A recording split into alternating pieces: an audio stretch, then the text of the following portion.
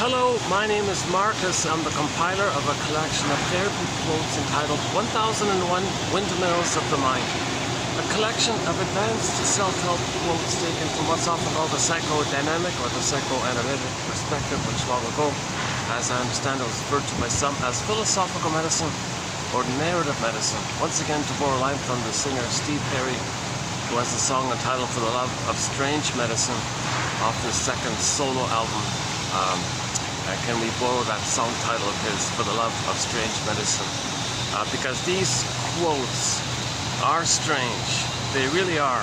And that's sort of been the theme for the past couple of videos, trying to emphasize why we may say these quotes are strange.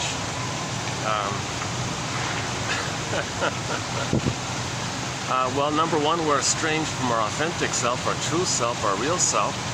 So that's part of it. That's why a quote that's helping you to find your estranged self might seem strange because you don't know your authentic self, but it's trying to help you find your authentic self.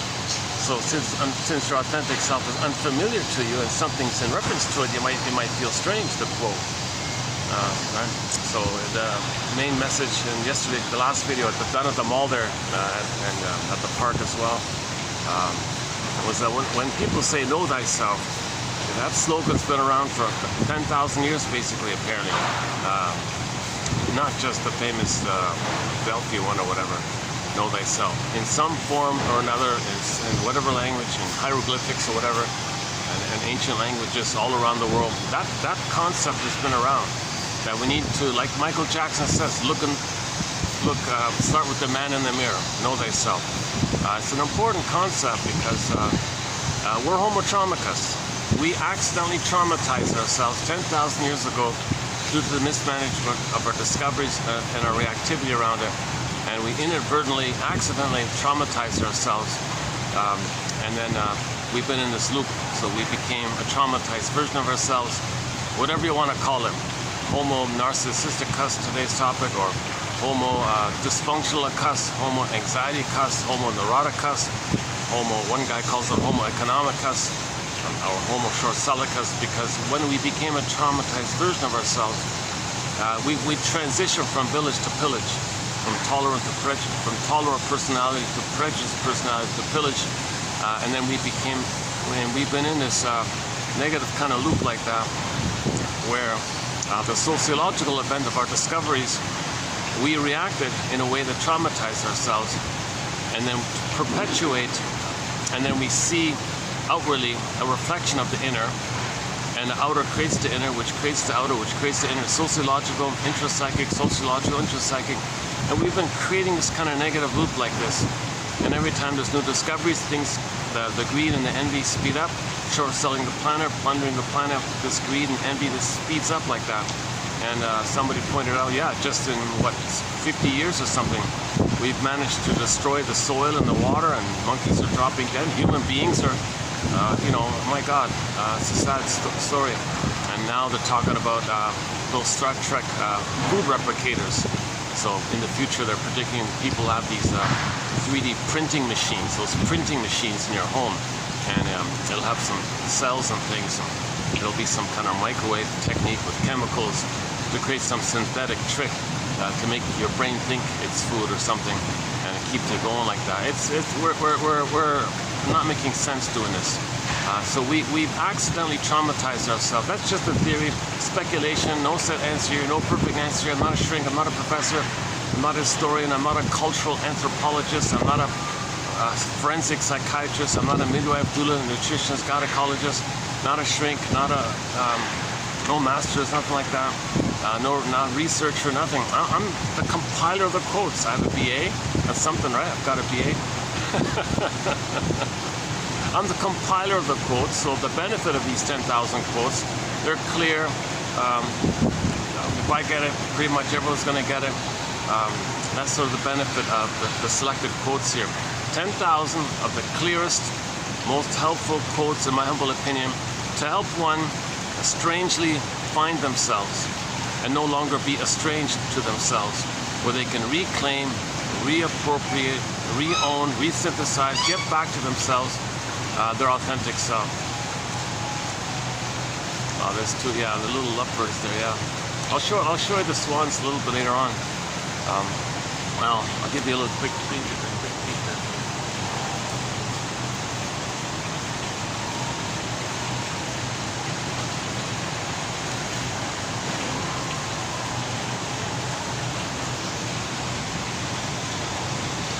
They got 3 swans at this nice little venue.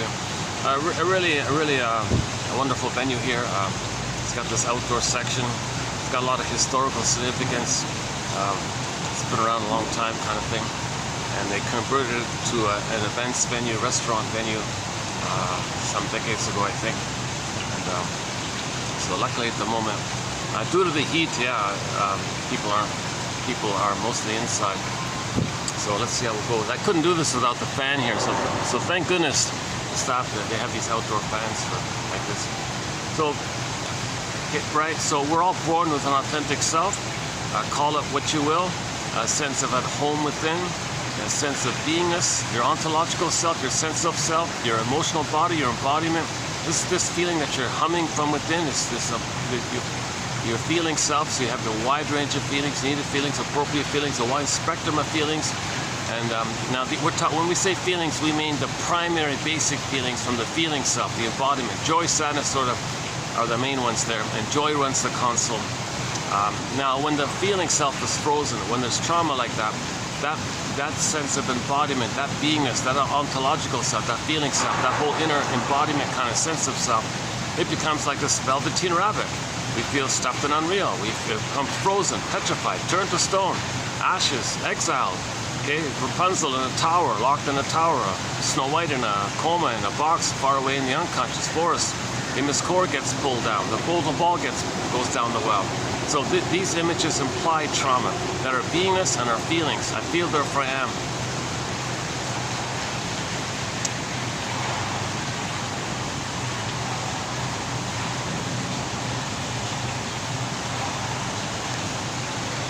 Not sure if I held the camera at the right angle. I'll show you the swans a little bit later on. I'm still kind of cooling off here. But yeah, okay, so I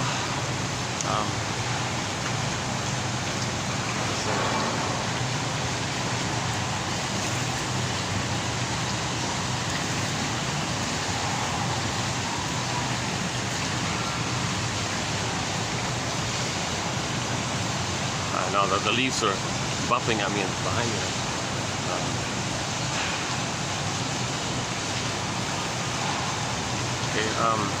So we're all born with this authentic, embodied sense of self called beingness. Beingness, your sense of beingness, your sense of self. This at home with this quality like that. And so we had it. We don't remember, but we had it. We're all born with it. We had it. We lost it. We want to get it back. That's the common issue for Homo traumicus. We had our beingness. We lost it. Want to get it back. Why did we lose it? Why do so many babies lose their beingness or your soul or your ontological self? Okay, why are there so many fairy tales that refer to this attachment trauma, relational trauma, interpersonal trauma, betrayal trauma, etc.? Why are so many babies being betrayed? Again, we accidentally traumatized ourselves 10,000 years ago from our discoveries. We got all these discoveries and inventions and things, and then we got the serotonin, the feel-good feeling. It was like a winning the lottery kind of thing. So one theory is that when you get serotonin by an external thing that makes you feel safe, it's gonna go away. It's gonna be gone in a few hours or something. You know, like eating ice cream or something. Feels good in the moment, but it's gonna go away, right? So that's over and above the baseline neural circuitry that the baby lays down by the memory of mother soothing them and making them feel safe, and then they get serotonin from the wiring like that. The discovery is like over and above it. I don't fully get the theory, but we're just guessing here for the time being, so we're brainstorming here. So when we discovered farming and agriculture and all this ability to grow food like that, and have farms like that, like whoa, we got all the serotonin because the mammalian part of the brain perceives. Get them in. Oh, you do this. Well, yeah, when they flap their wings, it only lasts for like barely a second. My delivery might not be too enthusiastic today. I feel like I'm a little not fully rested kind of thing, and I took as much caffeine as I can handle kind of thing. So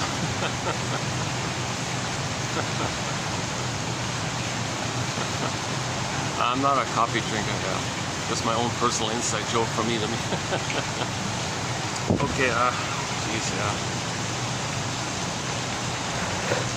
Okay, so let's get back on track here. So yeah, when we get something, and the mammalian part of the brain perceives that possession makes us feel safe, whatever it is, based on the mind of the person at that time. Okay, so the food, of course, will do it. So that's for everybody, I guess. So the mammalian part of the brain, oh, all this food, wow, we're safe. Oh, safe. So the mammalian part of the brain registers that the person is safe, and the natural response is the release of serotonin. This communication letting you know that you're safe, or because you're safe, you feel good. Because you feel safe, the chemistry is serotonin. So we got this like surplus of serotonin over and above the baseline circuitry that we had that's permanent by the memory of mother loving the baby. We got this huge bonus like that. So when that supply runs out kind of thing, when that like extra amount runs out, you're kind of, they say you kind of get used to it or habituate to it or something. I don't fully get that part, but it sort of makes sense partially. So when that runs out a day later, let's say, well, wait a minute, yesterday you were so safe, and now that serotonin is gone, and you kind of forget about the baseline serotonin because you're so focused on the contrast between yesterday's immense safety and today that safety's gone because the serotonin went in. So then you think, oh my God, now you think there's danger because by comparison you're less safe, so you think there's dangerous like that. Enter dopamine. Dopamine says, well, go get the safety. Go get the thing that gave you serotonin. So now we entered into pillage and plunder. Expand the farms, expand the land, gobble up the land, possess the land, own the land, gobble, gobble, gobble. Now we've been in this gobbling mode for the past 10,000 years. Because every time you gobble some land, okay, you get the serotonin release. But you're not addressing you're not addressing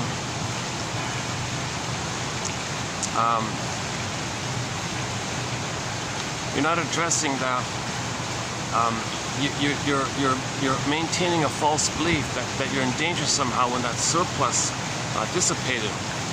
So you're interpreting it in a, like indigenous people said, no man, if you're in your harmony with nature, we lived happily in harmony with nature for whatever it is, 100,000 years, or whatever it is. Just appreciate that, and just cooperate with feel the rhythms of nature, and you'll have a long, healthy, happy life basically. And that's apparently it was like that. We had a tolerant personality, but somewhere along the line we discovered farming and agriculture, and I guess the excitement was too great. Now at that time, 10,000 years ago, people were saying, "Don't mess with this." Apparently, if that's the voice of the indigenous people, you hear an echo of today even. Those are indigenous people. Well, us, our cousins, we're all one family. So anyways, so when we got, when that serotonin dissipated, there was a feeling of, I'm scared, there's danger, I'm not safe anymore. Well, how'd you get that serotonin? Well, you discovered farm. Well, logical, we'll get more land, get more farm, expand the farm. So now you're gobbling up land like that. Now wait a minute, there's people all around like that, and this is something, so let's say you get more land or something, you feel good, and you get more land, feel good. And this keeps on going like that because you become dependent or addicted to this somehow, because you're ignoring, you're forgetting about the baseline serotonin of mother loving you. But wait a minute, here's the theory. Wait a minute, if we're gonna plunder now, and people are nice to each other with a tolerant personality because mothers love their babies in a normal state of affairs. How you gonna pillage and plunder if we have the tolerant personality? Here's where the negative loop begins. Somebody got the panicked idea. Wait a minute, if we remove the babies from the mother, they'll be severely traumatized by that. They'll feel very betrayed, they'll feel thingified, they'll create an image in their mind of their own rage and create a monster like that in their mind. So they'll think in immense survival modality, where in trauma they identify with the aggressor, and due to repetition compulsion and the timelessness of that memory, they're going to repeat what had happened to them. So they become the aggressor, project their innocence onto land out there, and then you create a slogan, well, if we find it, it's ours, kind of thing, called the doctrine of discovery, which is still kind of going on, sadly, very, very sadly. It's stupid. We're just unaware of ourselves. We're not looking in the mirror properly. We're not playing that song by Michael Jackson enough. That song should be #1 all around the world. Man in the Mirror, or something, or songs about that. I like that. Let me double check the lyrics of that one. Now, know thyself. It should be everywhere. There should be statues of that thinker guy, or make an updated version of that thinker statue. Make it a little more smoother, not so creepy looking. Make it a little more smoother, a little more friendlier, a little happier. Make it look like it's delightful to be curious to think. So we need a new thinker statue, and replace all these barbaric statues out there, savage, cruel, Archie Bunker type statues. Replace them with thinker statues. Like in the Many Loves of Dobie Gillis in the little park there. That was sort of the centerpiece of the set there in the park, the thinker statue. Just update that one with a smoother one, maybe a more, maybe with a little shine to it or something happier. Make it trendy or groovy or something. Make it fun or something that we want to think. Not be like Archie Bunker. We want to think. We want to look man in the mirror. And maybe the new thinker statues. He's listening on the playlist of songs. We can see the playlist of songs. So in the panic, here's the thing. Here's the point where we more or less became Homo sapien traumicus. From our normal state of Homo sapien sapien, where we had a tolerant personality in the village, we traumatized our babies deliberately. In some kind of panic, the intuition was, remove the baby from the mother. Whoa, never in all of history was that ever done. That's out of nature, it's abnormal, it's perverse, it's disturbed, it's confused. It's out of our instinct for the baby to be betrayed by the mother, to rip the baby away from the mother like that. This is really disturbed stuff, because that's called attachment trauma. Okay, emphasis here, attachment trauma. Babies need an attachment, not a traumatic attachment, not a perverse attachment, not a reactive, dissociative, anxious, avoidant. All these disorganized, unformulated, not these disturbed kind of attachments. Yes, the baby can attach in a disturbed way. So that's the idea. Let the baby attach to his own rage. Let the baby's rage and his needs become his mother, and he'll become that to have a mother. Attachment theory. Now he thinks he'll be loyal to that image. He's got to be loyal to his own greed, rage, and envy. And that's going to be his mother. So he's got to have a mother. He can't betray her. He's going to be loyal to his mother because he's got to have a mother. And he's going to wait for that mother, his own rage, to love him. But he's made his own feelings his mother, like something like that. It's called the imago theory. The baby creates an imago. It's a composition of the interaction between the baby and the mother. But there's a missing mother, right? So whoever ripped them away, some force did that. Some unknown, mysterious, quote-unquote alien, like strange. It's alien for... sometimes the image the baby creates isn't alien, because it's alien for the baby to be... It's out of his world. It's alien for him to be traumatized. That's when he becomes alienated from himself. That's why we need strange medicine. Oh, some people here... Hold on a second. Oh, some people want to... Check out the swan. Problem, I always feel bad I always feel a little badly sitting here. This is the only spot where I can get the fan, really. But it's right by the swans, and all these people want to see the swans.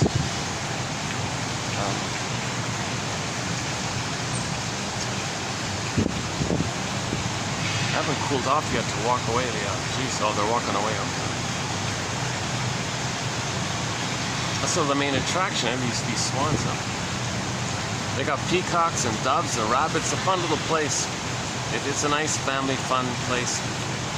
But not just for families. It's also a lot of business meetings and company events and sporting clubs. Once I saw a sports club was here, a wedding was here, a seniors club, a kids club. Once there was like a kids, I saw the clown with the kids party here, and then yeah, various. I saw a tech company was here once. All sorts of business dinners here. Yeah, if a business is going to treat their employees to a meal or have a dinner meeting or something, they do it here, right? There's this outdoor area for the kids to play in. There's not many places like this around here. This is real, little rare like this. I'm in a very popular, busy city, a lot of condos, so that's why I've been taking the SkyTrain lately to get to that little park in the last video. Yeah. I was going to go there today, but I'm not fully energized, and with all the noises all around, I thought, let me go to this place here because it's a little more soothing here, I guess. It's still very noisy. Sorry about the noises all around. I know it's I got all kind of noises. Like that's the SkyTrain behind the building there. The building's got a fan, and the water, of course. Oh, luckily it's a little better today. That main waterfall is off. Okay, good. It's a little better. It's usually worse than this in terms of volume. Yeah, so let's go back to 10,000 years ago. So this some psychology started 10,000 years ago, where when the baby was removed, the intuition was when the baby's removed, he lost his mother, no time, terrorized, an alien thing took place. Some strange, scary thing took place. And when he loses the mother, he thinks he's a goner, he's terrorized, he's not going to make it. Now they keep the baby alive, but psychologically, emotionally, he won't trust, he won't have his feelings, okay? His soul is frozen in exile. Yeah? And what he does with the image of the mother is, whatever invisible thing removed him, whoever did that, it doesn't mean, some force did it. Okay, so some invisible force, from the child's perspective, okay, he is in relation to this invisible force. Now, how does he feel by this? Okay, out of the feeling from this interaction, okay, he was enraged, and his need to kind of what they call the incorporation phase, introjection phase, internalization phase, okay, the identification phase, where the baby's meant to record in and wire in memories of the interaction with the mother, not just taking in food to survive. It's so-called oral phase. It's all like just one way like that. He's in the oral phase, so he'll end up with oral rage and greed, finally. Now, the way he feels, this invisible thing, his mother, is that. So this invisible, scary thing is going to be oral rage and greed. Now he creates an image in his mind as a devouring monster that wants to gobble him. It could be, this motif can take thousands of forms. Just draw a circle and just make it enraged, and it wants to gobble you. Everybody can draw their own unique version of it. The guy with the horns could be a sea monster, could be the Boar Queen and White Bear King Balaban. Okay, so the Witch Won't Eat Me character and Hansel and Gretel, okay, and so on and so forth. So the baby's going to have this kind of image. That's the theory about projection. The baby's going to be flooded with adrenaline and cortisol like that. To minimize it or to limit it, he creates that image to fool his own amygdala. Look, amygdala, stop sending me these stress hormones. I can't run, I can't fight. Well, look at the image here. That has all the needs, not me. I'll hallucinate a goddess, and I'll be safe like that. So there's these little tricks called splitting in his mind. Anyways, for attachment theory, he needs some kind of connection up to the mother. But there isn't a positive, loving mother there if he's removed or something and put away and someone else keeps him alive or something. I don't know. He's very betrayed by this. So his feelings in association with that experience mainly constitute his understanding of the mother. So he's going to identify with the aggressor. This image, his own rage, is the aggressor. His mother, aggressor. He's going to identify with that. It's going to be aggressive. Now he thinks with the slogan, Okay, well, my greed or your greed. If he doesn't gobble up, he's going to be gobbled up by his own image.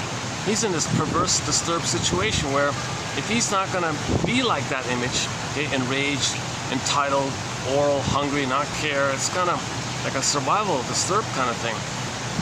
No, the mother's not so terrible like that, but he creates an image by his feelings and needs.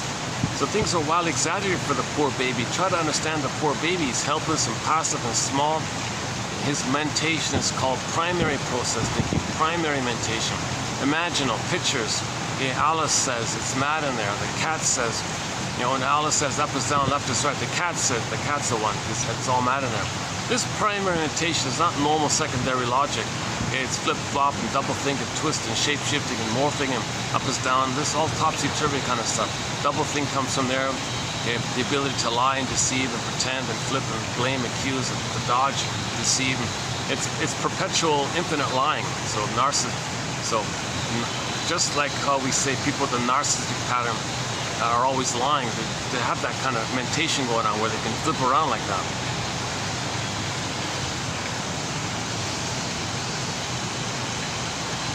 They're lying because they're always in survival mode. So we'll get to the narcissism quotes coming up here. Let's finish this sort of basic point here.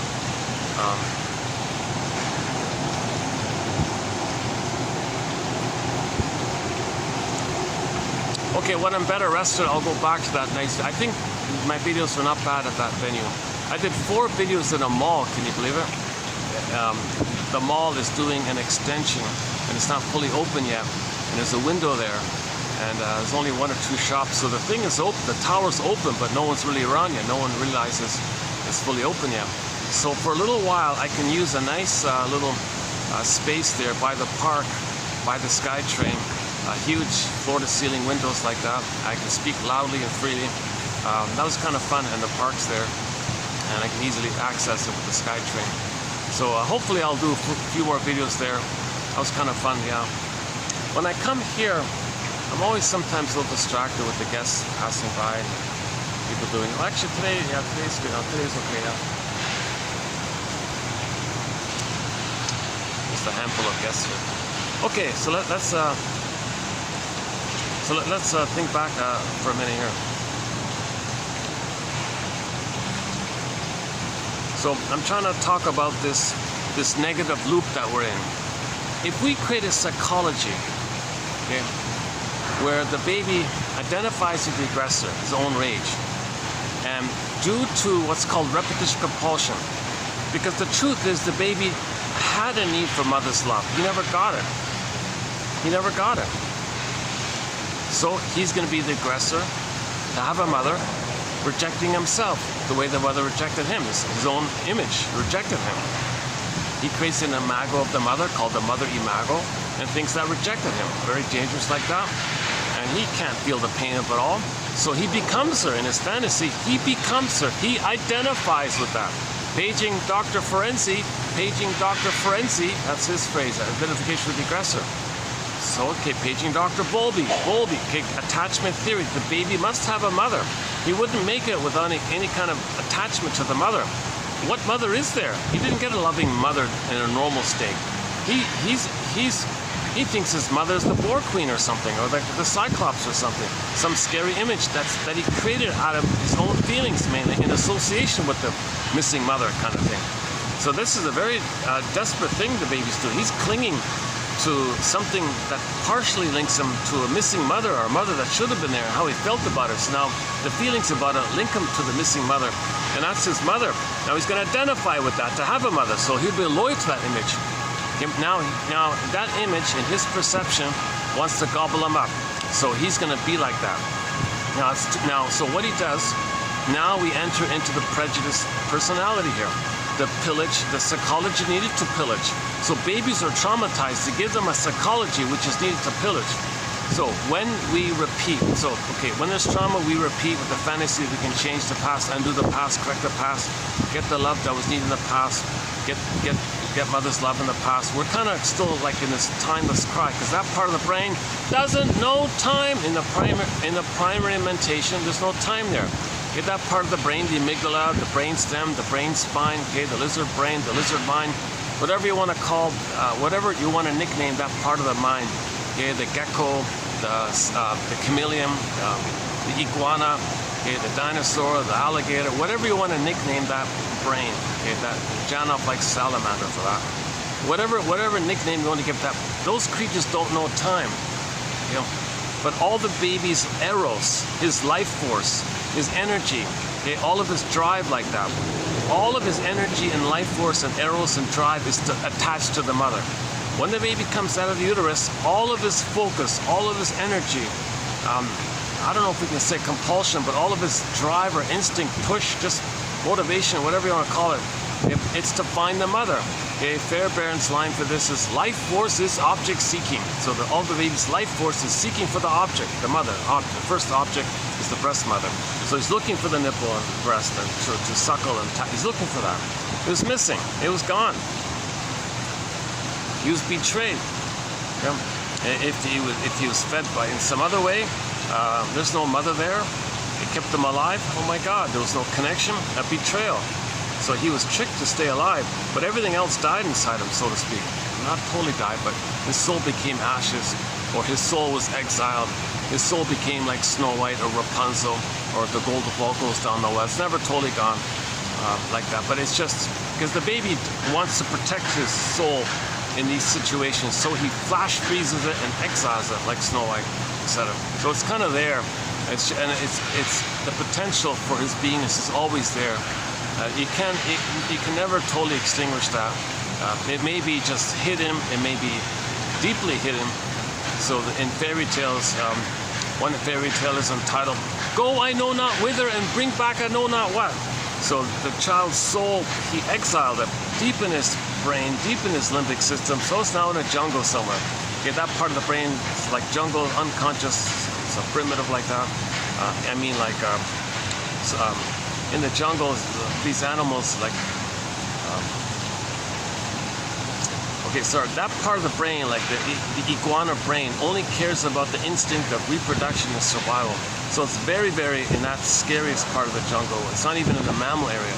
It can pass through the mammal area, and you can go to that repressed area. So it really gets pulled down. So it depends how severe the trauma is, I guess. Sometimes the soul turns to ashes, but remember the phoenix, the firebird, red bird rises. So we do heal. There is healing when we can later on know what happened, so we can feel what we couldn't have felt, because now as an adult we can kind of figure out and now understand and know what we couldn't have known, so we can feel what we couldn't have felt. That's the red bird rises, called abreaction, purification, cleansing, catharsis. Red bird rises. So healing does happen like that. And that's sort of one of the key scenes in Inside Out 2, where the orbs rushed up like that. So you ride the boat, the broccoli boat, called free association, say what comes to mind, speak the truth. Now you're trying to understand, okay, and know what you couldn't have known as a baby. Now you try to know it.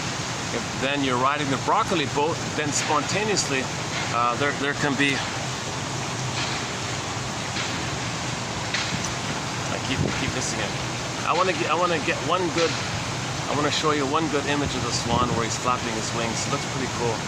These are two black swans, and they got a white one at the other end.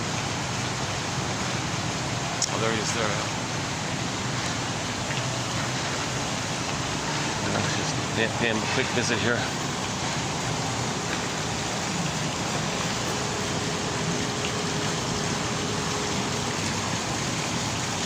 Okay, well he's sort of he's kind of the star. He's sort of like the restaurant star of the show. A lot of people come take his photos.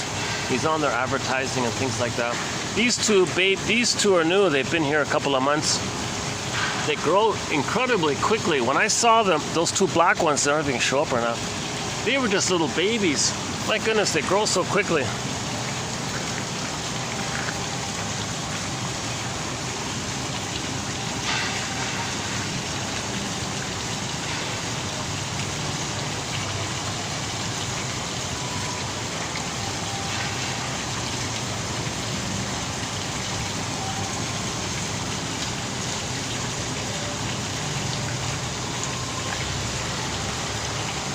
That swan used to come over and try to grab my camera.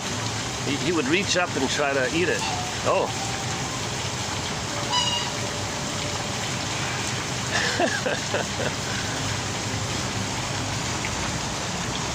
Well, they're grooming each other all the time. They're like cats and things. Or he's pecking at him. Get out of my way. I'm not sure what he was doing yet. Yeah, I gotta cool off now.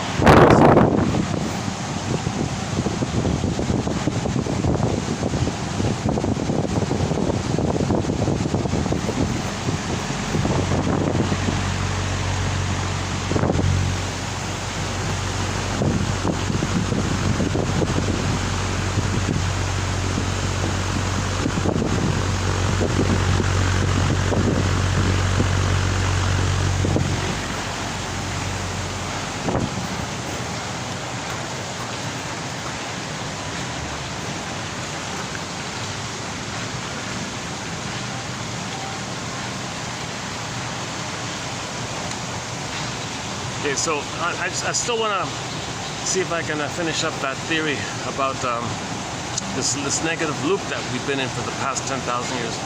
So when the baby is removed from the mother, he's going to identify with the aggressor, and due to repetition compulsion, repeat that experience where he was betrayed, mother shamed him, mother rejected him, mother abandoned him, and mother didn't meet his needs, mother used him, mother. Now, the byproduct is the baby thought maybe the mother rejected him. He felt pain. Was he being punished? He felt emotional poverty. Jesus, you know. So baby creates all these existential conclusions to make sense of the situation. So he thinks he's dehumanized, he's unloved and no good, and fill in the blank, and always guilt. In German, guilt and debt are the same word, so he feels this guilt and debt because of the pain. Because now, the baby wasn't born like that, obviously. He wasn't born like that. He was born to be loved and nursed and be who he was meant to be. But he tries to make sense of the situation, so he creates a false belief in an attempt to make sense, to manage the pain of it all. Back to Fairbairn, he calls it the moral defense. The baby's going to make some kind of like a little judge. They're making a moral decision here. I got to figure this out here. Well, mother must be seen as good for my survival, even if I got to make it up, even if it's a total lie. I gotta survive somehow. So mother must be seen as good, but due to the pain he's feeling, he thinks, am I being punished? Am I defective? Did I do something wrong? He thinks in those kind of terms and thinks he's born bad like that, defective or unwanted or something. So he says he's no good, in short.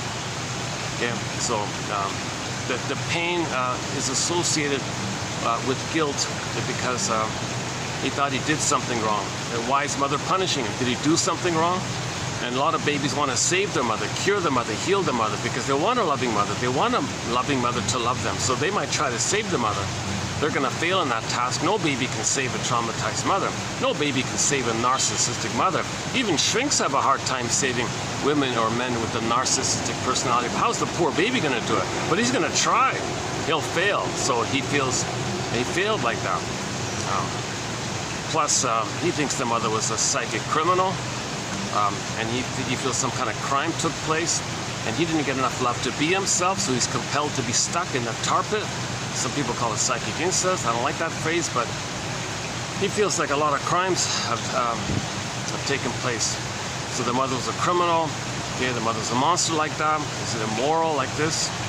Jesus Christ, right? So he concludes somehow to make some kind of sense of it all. He just said, okay, I guess I'm just born bad or no good, and mother is wonderful and all this. So he denies the truth of it all, basically. But he'll identify with the image he makes, nevertheless, the splitting mechanism. So in identification with the aggressor,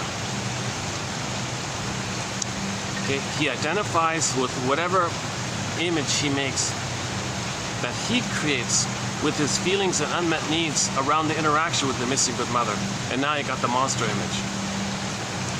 Now that monster image is going to connect him to the missing mother, and that's his sense of some kind of attachment to the mother. So he's going to identify with that image, to be loyal to it, to imitate it, to mimic it, to be it, to think it, and so on, to have that motherly connection like that. But his needs weren't properly met, but for the time being, he'll identify with the aggressor. And now what did the aggressor do? Mother rejected him, shamed him, didn't want him, felt badly about him, rejected him, gave him poverty, make him feel shame, make him feel unwanted, so on and so forth. So he identifies with the aggressor. Okay? Now in repetition compulsion, okay, he's supposed to cry for love again and be rejected again. But wait a minute, if he's going to be the rejecter, how does he cry for love if he's the rejecter? How is that going to work? Okay? That's why this was done, to compel the child to look out of him, to find a proxy, to stand for his soul. Okay? So the baby believed the mother robbed him of his home, his embodiment, his inner land, his psychic house, his soul castle, his at home within, okay, like home like that.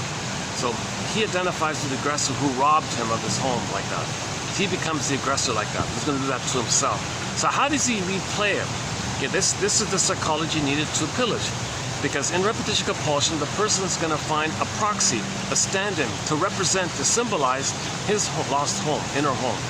So he looks out there, there's an outer land there. Oh, there's like a land there. That's like a homeland or something. That could be like a symbolic or representation to stand in, to represent, for him to project his missing inner homeness.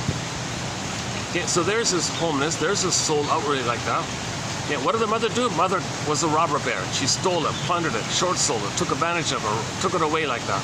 Okay, so he becomes that. Okay, and he's going to replay what had happened to him.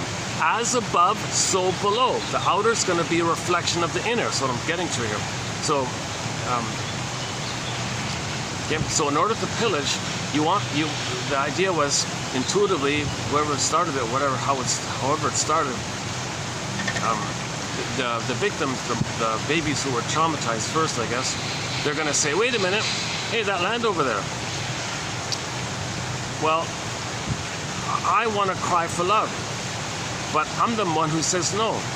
Okay, people over there on that land, let's say, I'm going to imagine that you're me as a baby. You're innocent, you're just living there peacefully, you want to be left alone, you want to be loved, or you don't want to be hurt, obviously. Well, I'm going to see you in my imagination as you as me, as a baby crying for love. Okay, I'm going to see you over there outside as a proxy of me. So again, proxy means when someone plays a role for you, has an identity of yours, feels for you, does something for you, etc. This is the proxy phenomena, scapegoating phenomena, emotional triangle phenomena, etc. It's like dispersing the energy, like the tension, like the triangle disperses it. So he looks outwardly like that. Oh, there's his soul. There's me as a baby, and I'm the mother, robber baron, emotional giver mother. I'm the stealer, and there's the innocent child, me, and I was stolen. I'm the stealer. I'm the short seller.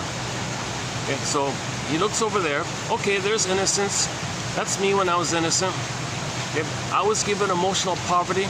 So in order to pillage, you create outer poverty. And the victims are going to hand over the resources because you as a baby handed over your resources to the mother, this imaginary thing. So the gifts that the child was given, the treasure, everybody's unique, and all that potential, all that gold, all that resource of the person, yeah. It felt like he kind of like had to give it over to the mother like that. So he becomes the mother who robs it like that. So outwardly is him, he robs it the way the mother robbed him. Now, that's just part A, insult to injury. Yeah. The victims on the other side of the lake, let's say, hey, what are you doing? Well, why are you plundering our home like this? Oh, mother plundered my home. Mother gave me poverty. And so I'm going to give you poverty to hand over the stuff because I had to hand over my soul to my mother and I've become the mother. I got to repeat it. So thank you for crying for love on my behalf. I'm the mother who shamed you the way my mother shamed me. Now, the truth is, I am angry at this arrangement, you see. So now I got to do in the primary mentation of Alice in Wonderland, I'm going to flip-flop, shape-shift and twist, morph this puts to this. Okay, you proxy, thank you for playing me as a baby. Now I want you to play my mother who did that to me, and I'm going to play myself expressing my hate and anger in my original attempt to control my mother. Now I'm going to control you. Okay, so this is the psychology, the perverse psychology needs to pillage and plunder. You find outwardly innocent. You were innocent. Okay, mother shamed you. You were innocent as a baby. This image, the imago image you created, you believe is your mother who shamed you. You identify with. You become that. My greed or your greed. If they're not, their slogan is, if I'm not going to be greedy, that image is going to gobble me up. This is the perverse thinking or theory like that. This is why it's strange. This unconscious fantasies. It's strange like this.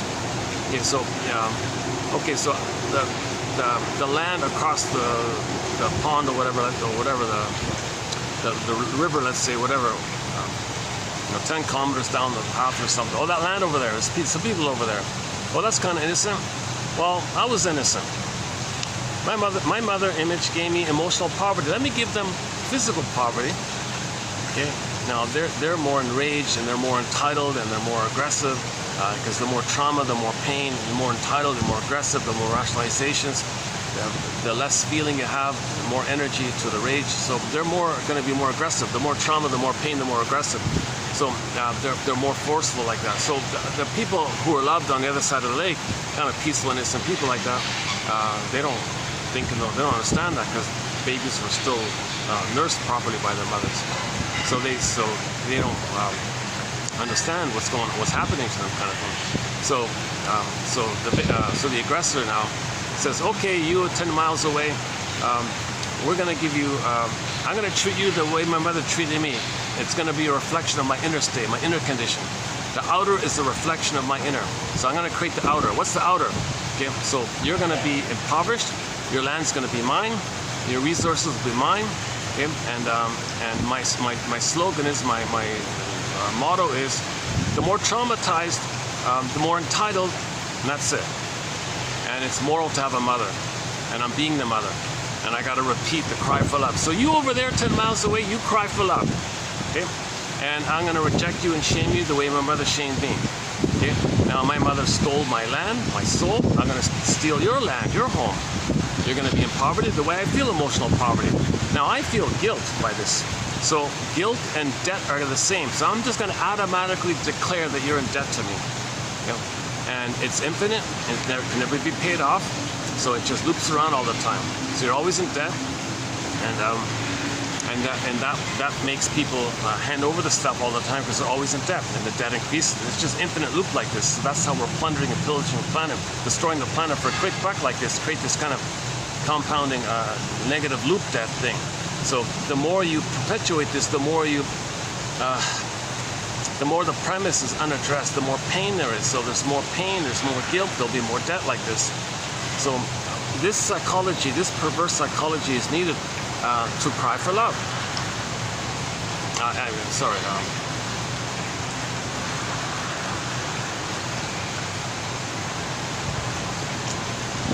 Okay, I hope part of that came across. I hope part of that came across the theory. Okay, again, 10 miles away, you see a land, you see people there, some resources, there might be some farmland, let's say. Okay, well, you replay the infinite loop in the crocodile brain, in the salamander brain. There's no time, but there's a memory. There's a memory. Memories are relational. Baby want to love, mother gobbled them up, basically. Mother, he creates an image of the mother as a gobbling entity, and he's got to become that, because that's his attachment to the mother. So, but at the same time, in repetition compulsion, he's got to cry for love, but wait a minute, he's the one who gobbles. He doesn't want to be gobbled, he's the gobbler. Wait a minute, how's that going to work? Well, again, triangle, scapegoating, proxy. Hey, you over there, 10 miles away, I'm going to gobble you. My mother gobbled me. Okay, so that's the psychology needed to pillage and plunder. Okay, see, one guy said, what's his name, Noel or Cole or something. In order to pillage, you need a pool of poorly paid workers. So you have all these pool of poorly paid workers. They're going to hand over the stuff. And that's the mechanism of plundering and gobbling like that. Rabbit is up to tricks. Joy Harjo on YouTube. Rabbit is up to tricks. She has this little image about the gobbling thing. Okay, so now we're in gobbling mode. Yeah. So it's a negative loop because every time you gobble, you're getting older and there's more pain, more guilt, more debt, more gobble. So we've been in this gobbling mode called greed or pillage for the past 10,000 years. Okay. Now what adds to the confusion to this, why it's so kind of layered, and shall I compare thee to an onion, why it's such a labyrinth? Because the baby who is victimized really is on some level authentically angry with the mother and would like to fight with the mother to try to change her, to control her. No, whoever you are who pulled me away, from my mother? Stop it. Don't do it. Mother, change your ways. Prevent that person from ripping me away from you. I want to be with you here. He's going to want to fight and control like this. So he's still angry about what had happened to him. So after he plunders the place 10 miles away, whatever, he then says, all right, you poor people, you innocent people who I damaged and made poor and stole your stuff, I'm going to now fantasize that you're that image I created, my mother, your gobbling mother, this threatening image of my mother. Okay? Now I'm going to play myself and try to control you because you're my mother. Now the poor victims are saying, hold the phone here. Oh my God, homo psychoticus. You people are schizophrenic. Now they don't function. They materially they understand reality, but they're operating out of a psychotic place like that. And one guy said, what's his name, Weber or something? I gotta find that quote. Some famous sociologist from long ago talked about how underneath it's kind of psychotic stuff, right? Basically Alice in Wonderland like that. So the victims 10 miles across, wait a minute, we're not you in the nursery, and nor are we your mother that did that to you. We're over here kind of thing. And we're all one family, by the way. Why are you acting like this? They can't see the present. When the baby's traumatized, his feelings are frozen exile. He's in a place of entitlement because all babies are one with the mother. So they're entitled in that solipsistic king-like, godlike status. So they think they're entitled all the time. This missing of the symbiosis. One guy calls it the narcissistic supply. He's got to spin it around. Where's the attachment? Disappointed. Where's the attachment? Disappointed. Where's the attachment? Disappointed. So that's the gobbling effect. So in the gobbling effect, it's narcissistic supply, disappointed. Narcissistic supply, it's the pain, gobble. Pain, it's just this loop like that. Again, Joy Harjo, indigenous singer, poet on YouTube, as a simple clip. I mentioned that already.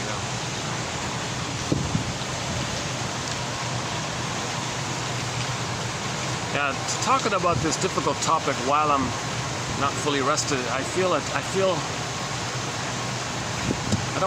less present. Like if I should tackle a difficult topic when I'm more present. Don't tackle a difficult.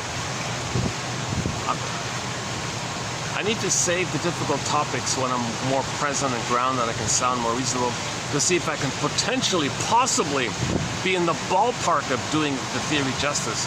But when I'm a little tired, it makes it more anxious like that. But maybe my unconscious is saying, well, you're less guarded. Maybe you'll speak for, I don't know. So once again, that part of the brain doesn't know time. There's a memory there. Baby cry for love. Okay, the short-selling, plundering mother. Okay, the unavailable mother. Okay, when the baby doesn't get his needs met for mother's attunement, mother's sweetness, mother's comfort, mother's reverie, mother's consideration, mother's soothing, mother's presence, mother's holding, mother's delight and acceptance and welcoming attitude and loving eyes and warm embrace and natural breastfeeding, skin-to-skin contact, okay, loving gaze, this warm cocoon like that. The baby needs like a cocoon with the mother, called the mother-infant dual unity, the extended personal womb, paradise, Shambhala, Shangri-La, Avalon, okay, any kind of paradisical image. Okay, the baby has paradise and heaven in the uterus. He needs that to continue for the first 4 to 5 months. Okay, now, traditionally, mothers do that. Mothers give their babies the paradise, and then at 4 to 5 months, they develop. But to develop, you got to get the egg. You can't get a psychological birth without a psychological egg. So babies are not even getting a lot of babies are not even getting the basic psychological egg when they're removed. So babies, that's the trauma. That's the premise. Attachment trauma. The baby didn't get a secure attachment. He didn't get that paradise of the mother. And that memory you repeat. You identify with the aggressor. Well, you can't play it directly, so you find proxies to play you, and you see them as you crying for love, and you're the mother says no to them, and then the proxy's now your mother whom you're angry at. It's all twisted like this. But you did try to cry for love. You just couldn't do it directly. You just found a proxy to do it, to distract you of the pain you feel when you see it externalized. If you see someone else expressing your pain or disappointment, and if you see it externalized, you want it externalized, you want the proxy to play to externalize it so you can project, i.e. see and attribute your pain and rejection onto them because it's externalized. It puts your attention out like that. It distracts you the pain within. Now, another complicated thing is when the baby imitates the mother, or the person imitates the mother, they feel schadenfreude, they feel glee and excited. They feel the little white flower, they feel the blissful feeling. All babies have a blissful oceanic feeling, a blissful oneness. One guy exaggerates it by calling it oceanic ecstasy. Some kind of wildly excited, blissful feeling babies have in the uterus when they're one with their all. They're in a solipsistic bubble. Babies don't know that they're a person in the mother who's a person, and there's a person to person, feeling self, a person in his own right, mother's a person in her own right, and we're all like a family, like two people. Baby doesn't get this kind of person to person stuff. He's in some kind of blissed out, spaceless, timeless, dispersed, kind of wild, like, I don't know, oceanic feeling they call it. Some kind of dispersed, he's all over the place, diffuse, timeless, floating, oceanic feeling, oceanic oneness. He's one with the whole blissful universe. Something like that. So, okay, so the name of the feeling for that, the psychology of that feeling is symbolized by the little white flower known as the narcissus flower. The little white flower, in which you can see an image of on the front cover of Alexander Lowen's book called Narcissism. Or just type in images on the search engine, type in narcissus flower. You'll see a little white flower.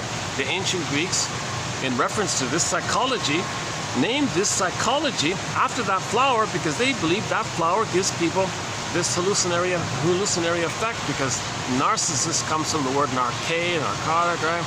And then I don't know the details, but they grind it up or whatever they do. I don't know.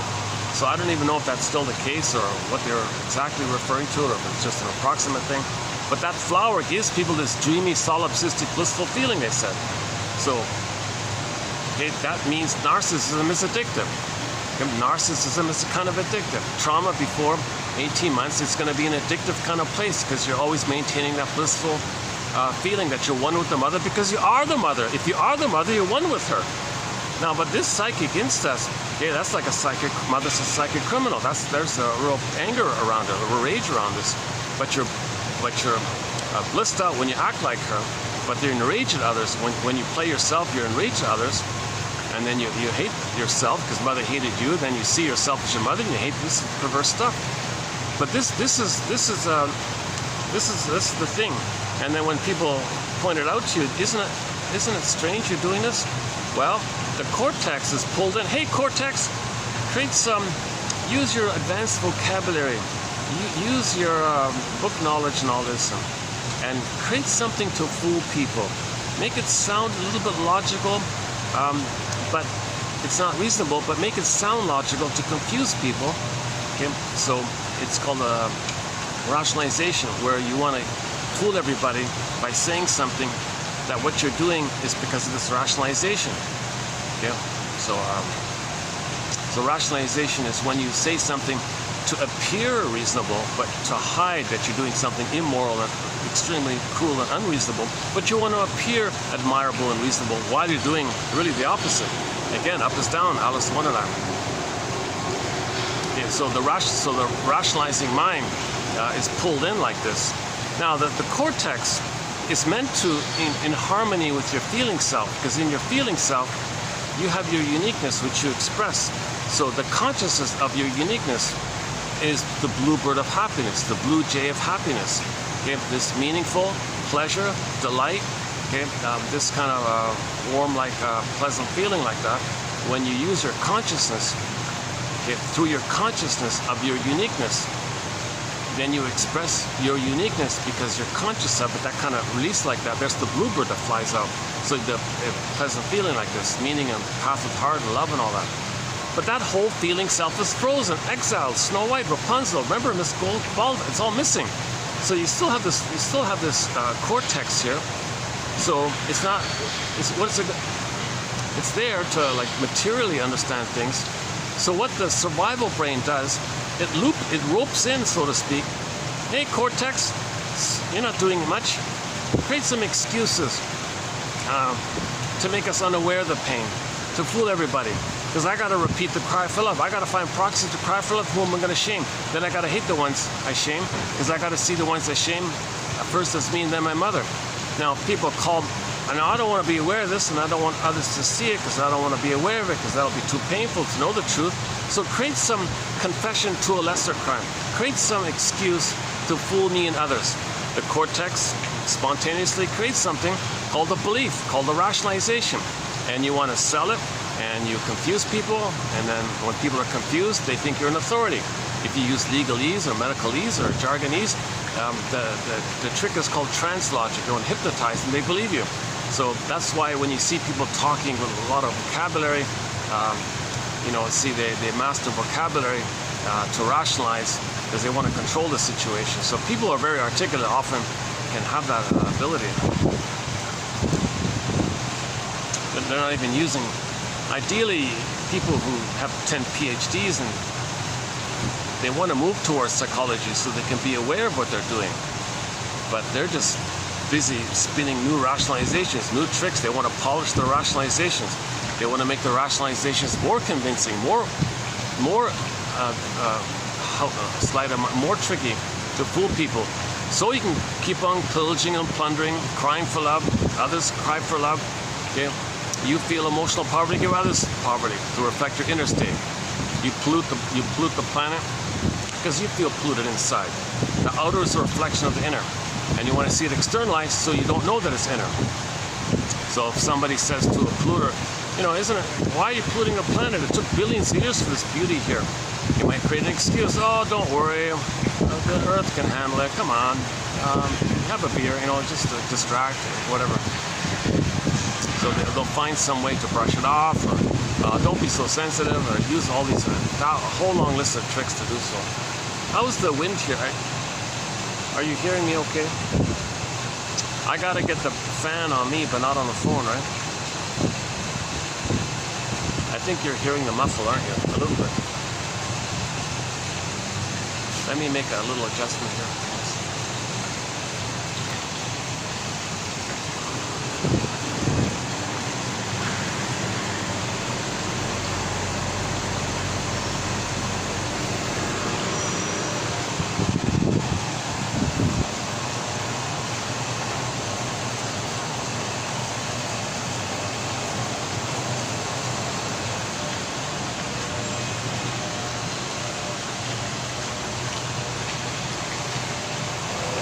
For the love of strange medicine. So let's just wrap up this point here then. Okay, so we created a prejudiced psychology. Okay? You need a prejudiced personality, okay, in order to pillage and plunder. Because what happens in the splitting, in another mechanism known as splitting, the memory of you being shamed and your mother being so dangerous, if that loop, you're also going to project it outwardly. So you can flip it, you can own it, you can flip it, you can twist it. So you can say at any moment that others are no good and dangerous, okay, to project that you felt no good and that your mother was dangerous, but who's your mother? It's your own rage at what happened. So then now you have prejudice. Look how bad and dangerous they are. Whoa, they're like aliens now. Like whatever image you create, you describe them like that. And how you felt by that, you describe them like that. So all these crude kind of like, all these extremely traumatized types, they have an amazing knack of describing innocent people in the most dehumanizing terms, calling this and calling that. I can't repeat it. And then at the same time they say they're so dangerous. That's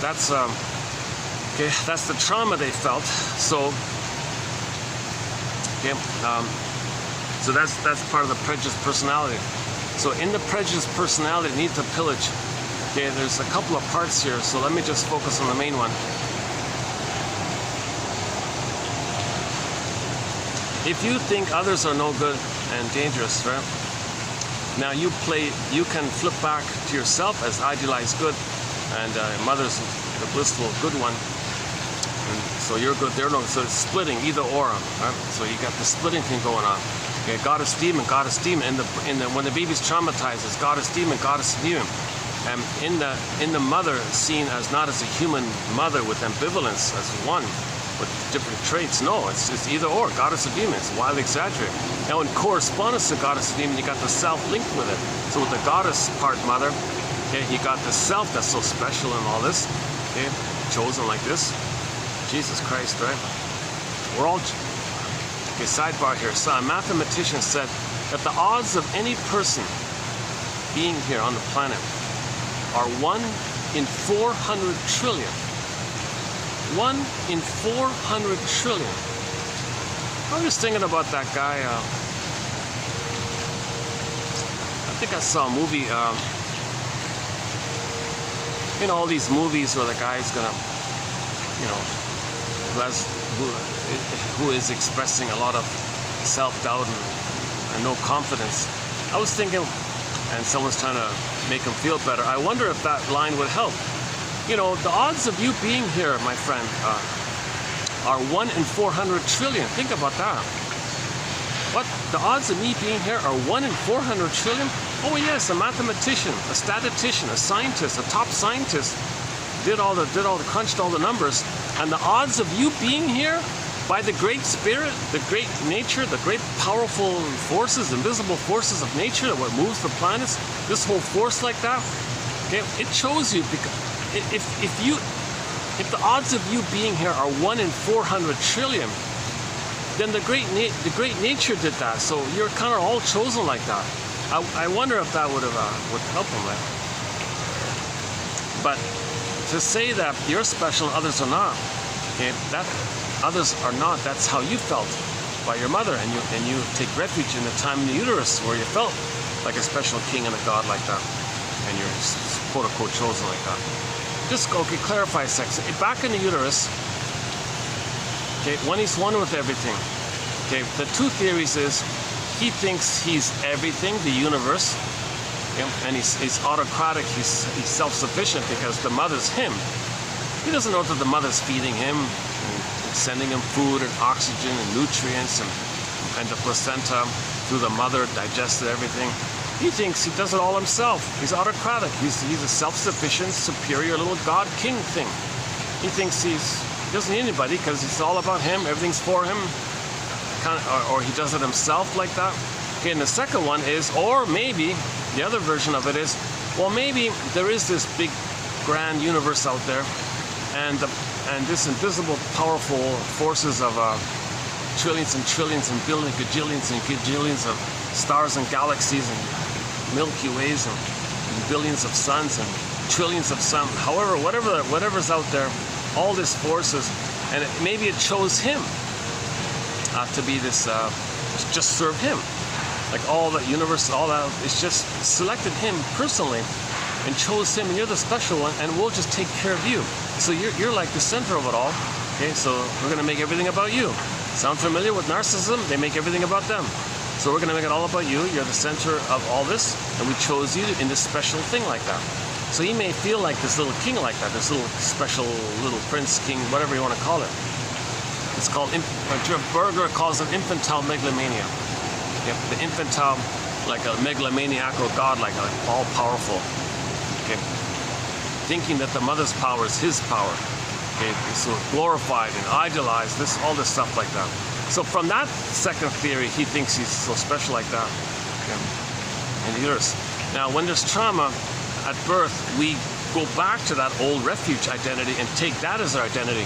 And then we say, oh yeah, I'm so special. And my humanness, no, others can have it. Forget it. So their soul, their human soul is devalued. And when it's devalued, it's repressed. And when it's repressed, to not feel the pain of it, you project it and say others are no good.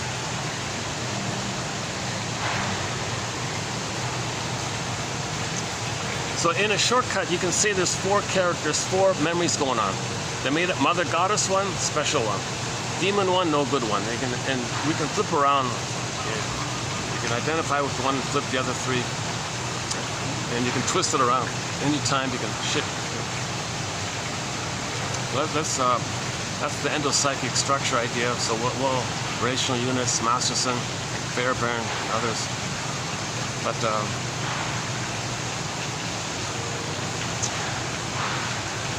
I think this is the spotted dove. I'm not fully sure. I'm still trying to figure out what this bird is called. Let's see if we can get him. He's on the ledge there.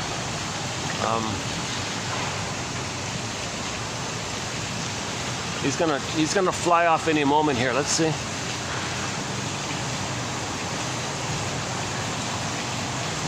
Just a baby.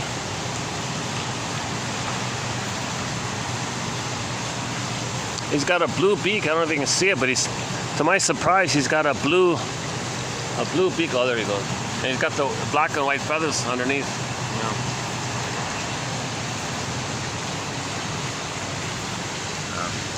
Let me do a perspiration management here.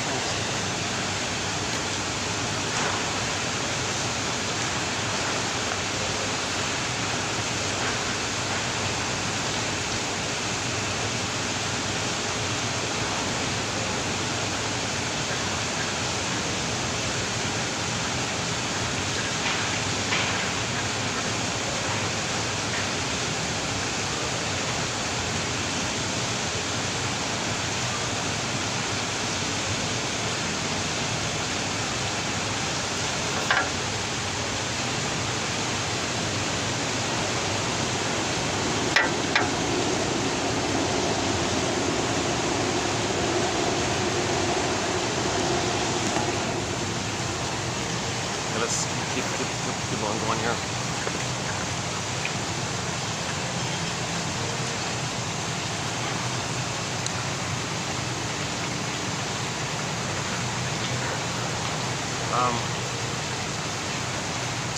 Oh, there's that cat. Oh my God. Hang on a second. This cat, he makes a very rare, oh, can't see. This big old cat,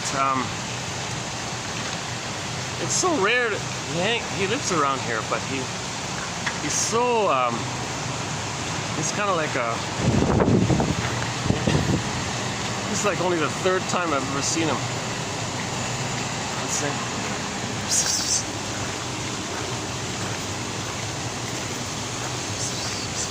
Is he gonna run away? Oh, he's quite timid. My goodness. I've never been able to. Yeah, he's different from the other cats.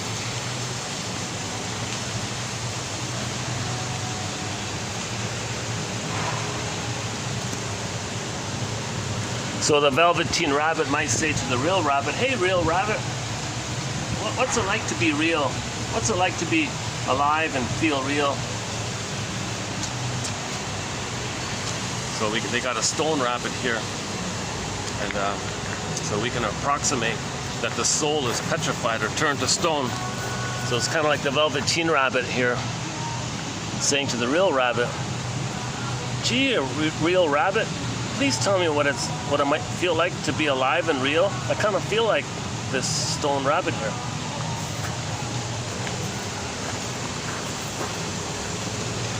So that's one way to describe attachment trauma, that we don't fully feel real and alive, that we feel kind of numb inside, like the statue image.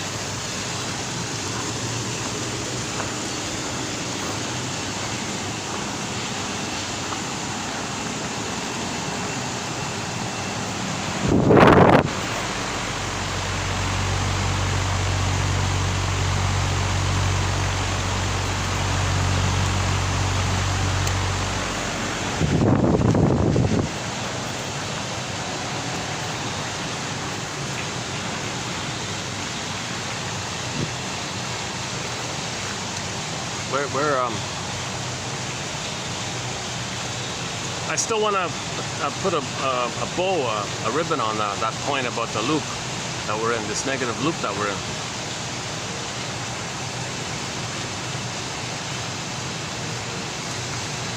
Okay, so repetition compulsion. The theory is there's this compulsion to get mother's love. There's no time, but the body remembers. It's implicitly known. There is a psychic, bodily pain, emotional pain. The body keeps a score. The body remembers. The mysterious link between the emotion or mind and our psyche to the body. Every body tells a story. It's known. It's implicit. It's procedural even, like riding a bike kind of thing. It's kind of known like that. Now, we can't think it. That's the scarecrow. Remember, the scarecrow has no brain. Something's known, he can't think it. He can't think it because he's got no brain, looking for a brain so he can think it. So that's an image of trauma. We can't really understand it as a baby. Now later on, we construct a brain. Okay, we build a brain, okay, so to speak. That's what these quotes are about, to gradually, bit by bit, weave a basket, build the ego, strengthen the ego, build that kind of mind that we can now know what we couldn't have known. So we're giving ourselves, or we're giving the scarecrow within a brain, so to speak. So by the way, so it finished, the Wizard of Oz went up in psychic trauma like that. So when there's trauma, the scarecrow, he can't know it. No cunning tale, he can't think it. There's a pain so utter, it swallows substance up, and the person goes in a swoon. Emily Dickinson, a great hope fell. You heard no noise. The wreckage. Okay, the rabbit turned into a stone over there. The wreckage was within. O cunning tale that let no witness in. No witness. We can't know it. Like, it happened, but we can't know it. The body remembers, but we can't know it. There's no witness. Now, with trauma like that, okay, the feeling self zoops away. Now, the Tin Man feels empty. Like the feeling self, the heart self, the feeling self. Yeah, your positive golden feelings, the basic primary feelings of being human like that. Yeah, those are kind of flown away or missing like that. Yes, you have the visceral response of the survival lizard brain behind flared up, but we're talking about the quote-unquote human side of being human. Okay, now the Tin Man and the scarecrow being like that, soul fragmentation, can't know it, the feelings can't feel it, and there's no link between the two even. So we can't even link knowledge of the event with the feeling of the event. We can't even link it, and neither of them are available to us. So it's really fragmented like that. Then the byproduct is we're going to feel disembodied. That's the Cowardly Lion. Okay, that's all a metaphor for trauma. Dorothy's a part of the system, part of the psyche, part of nature, part of innate drive for healing, to line things up, to line up. Mind, heart, body, get it lined up. Get it lined up. Skip along yellow brick road. That's the getting back to gold in your feelings. And then you can come back to Kansas, which is your home. So Oz is like the unconscious trauma, facing all your unconscious trauma. And when you face your unconscious trauma, you can go home, back to Kansas. Kansas, Oz, like that. Kind of like the Odyssey, same idea, right? So yeah, Kansas would be like Ithaca.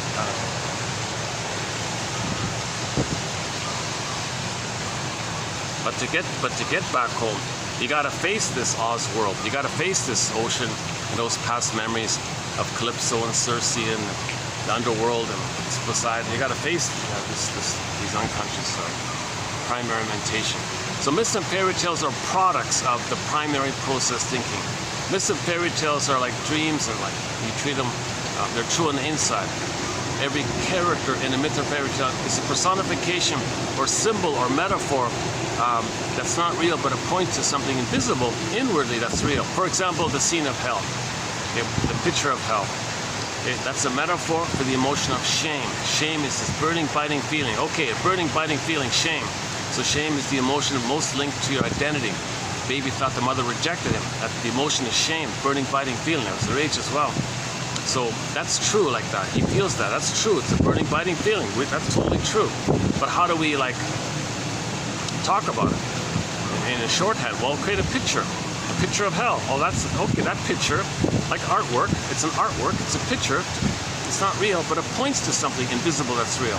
So when the storyteller would say, "Oh yeah, he had to face the underworld. He faced the hell," like okay, that means he's facing shame. Shame. We gotta admit this feeling, this burning, biting feeling. We gotta admit that we were betrayed by the mother. The mother failed us. She hurt us. She wasn't around. She was stuck with her pain. Couldn't see her present because the present was still the past for her. Yeah. When there's too much pain in the past, you can't see the present emotionally. Yes, materially you understand the present, but emotionally it's still in the past. So the mother who's traumatized herself just sees her present as an ongoing battle with her past. So the mother will use her own baby as a proxy for her as a baby, shame her own baby the way she had been shamed, because the mother identifies with the aggressor and then hates her own baby after she shames her own baby, because then she thinks the baby's her mother whom she's fighting with. So the mother's not emotionally available to meet the baby's needs because she's still stuck with so much pain in her past. Again, when there's so much pain in the past, we recreate that in the present because of the pain. The pain makes us repeat it because we're trying to get this resolved. We're trying to this unfinished business with the mother.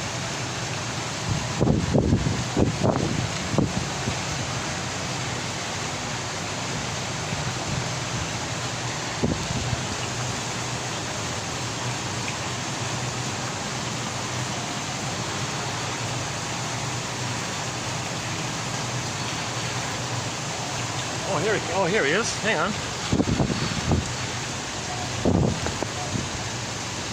Are we getting him? All right. Well, this is the closest. This is the closest I've seen the bird. You know, got the blue beak there. Eh?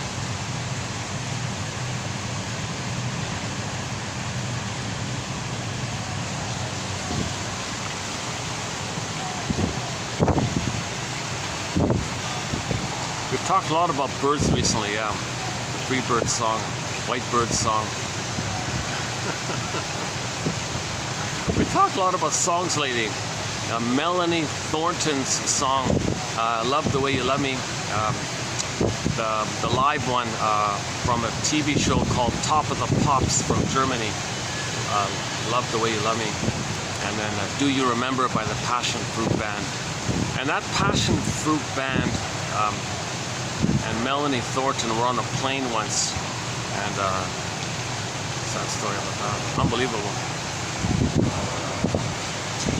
So a lot of people have question marks about that to this day, even, right? It didn't make sense that would happen.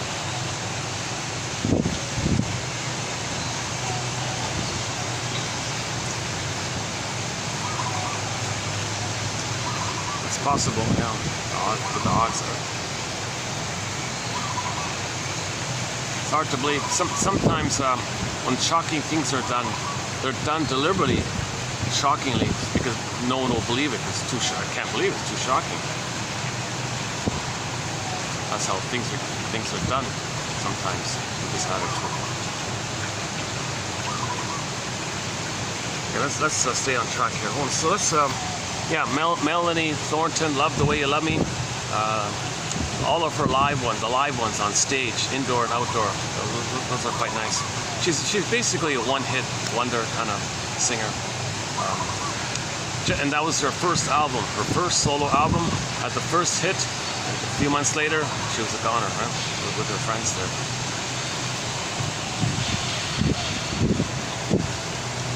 And that album of hers was entitled Ready to Fly or something. I don't know what's going on there. Maybe someone thought she was too good, too much potential. I don't know.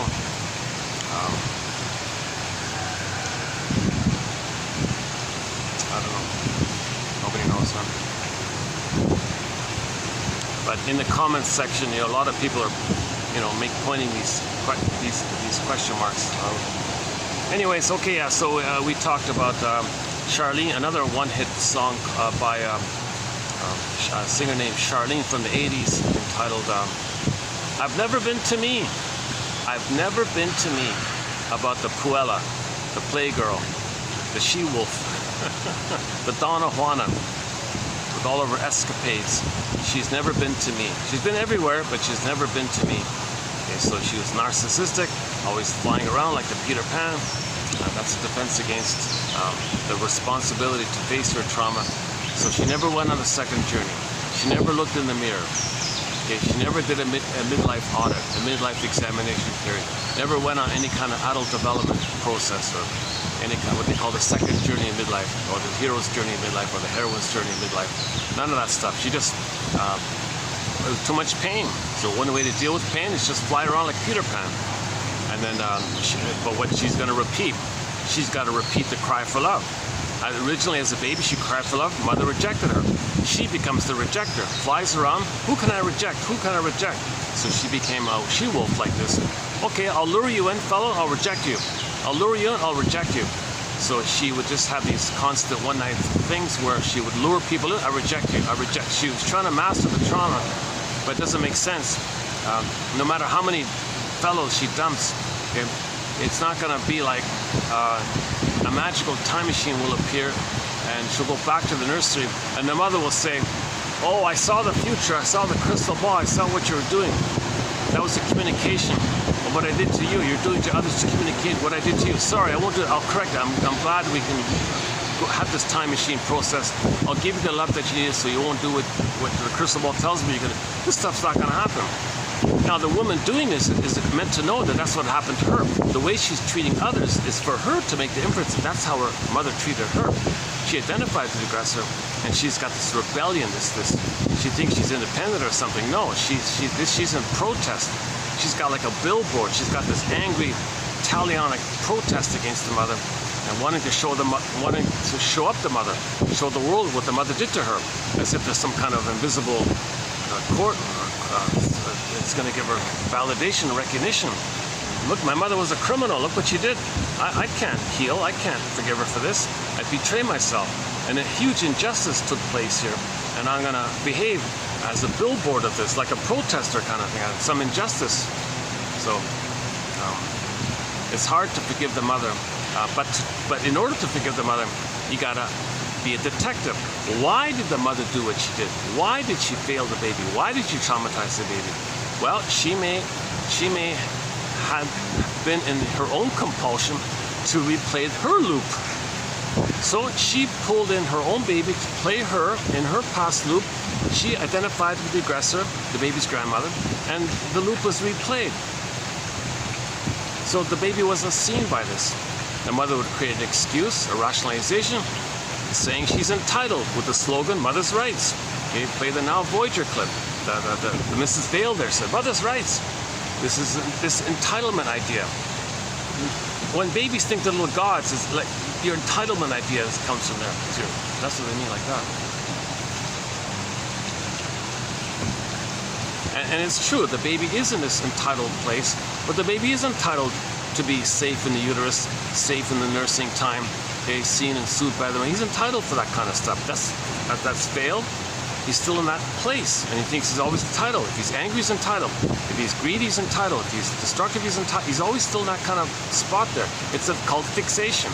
Stunted development, arrested development, developmental arrest in this fixated point at the entitlement place when there's trauma before the age of 18 months. This entitlement stuff mainly dissipates post 18 months, a critical kind of time like that.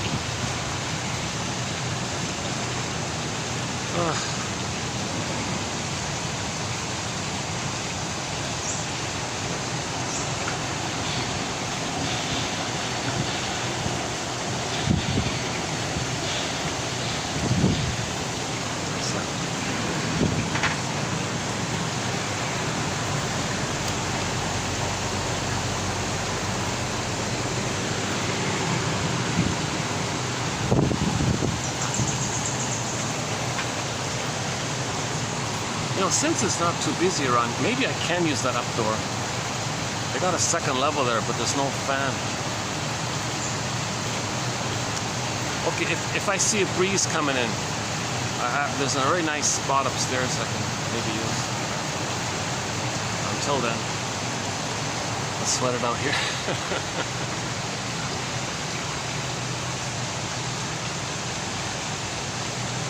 Oh, there's that cat behind the swans. Oh, that cat must be really. He's wounded. That cat. I realize that's only the third time I've seen him. And the cats. Usually the cats around you will hop on your lap. They'll jump on your shoulder. They're very friendly. But something must have happened to that particular one, I guess. Maybe the swan bit him or something. I don't know. Yeah, we don't know the story. Nice looking cat. Oh, he's older. Maybe it's just an age thing. Looks like kind of old now. Okay, enough about cats. I love cats, yeah. Sure, why not?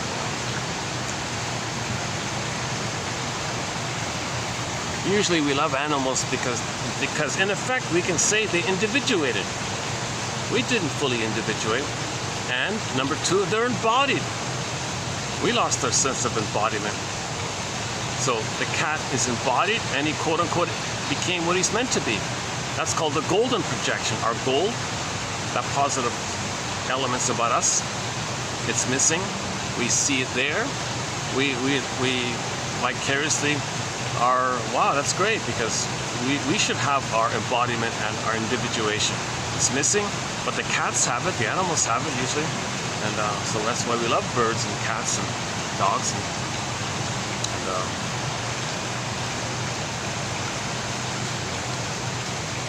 somebody might not even mind a gecko because the gecko became what it's meant to be. Now there's no warmth or anything, there's no feeling or anything, but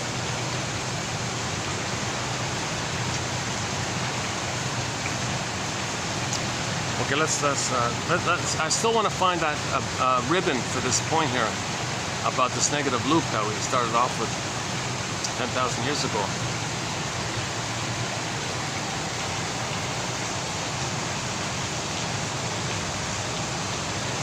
So the baby believes the mother is some kind of psychological psychopath, or a robber baron, a short seller, a plunderer, a pillager.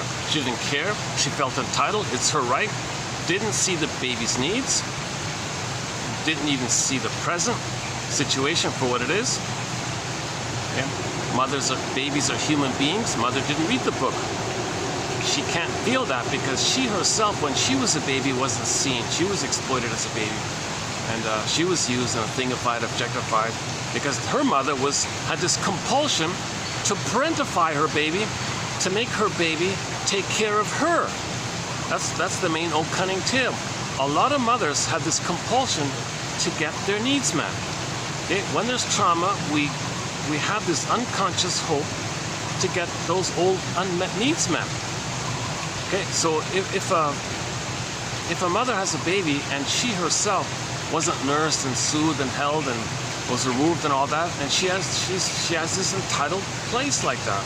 She can't be herself unless she was loved, so she thinks she can still try to get that love. So she has a baby and says, all right, baby, I'm not in any kind of place to meet your needs. I'm still trying to get my needs met. I made you to find me, baby. Okay, Anne Sexton, 1960, I made you to find me, the mother said. So baby, I'm going to brainwash you. How are you going to brainwash me, mother?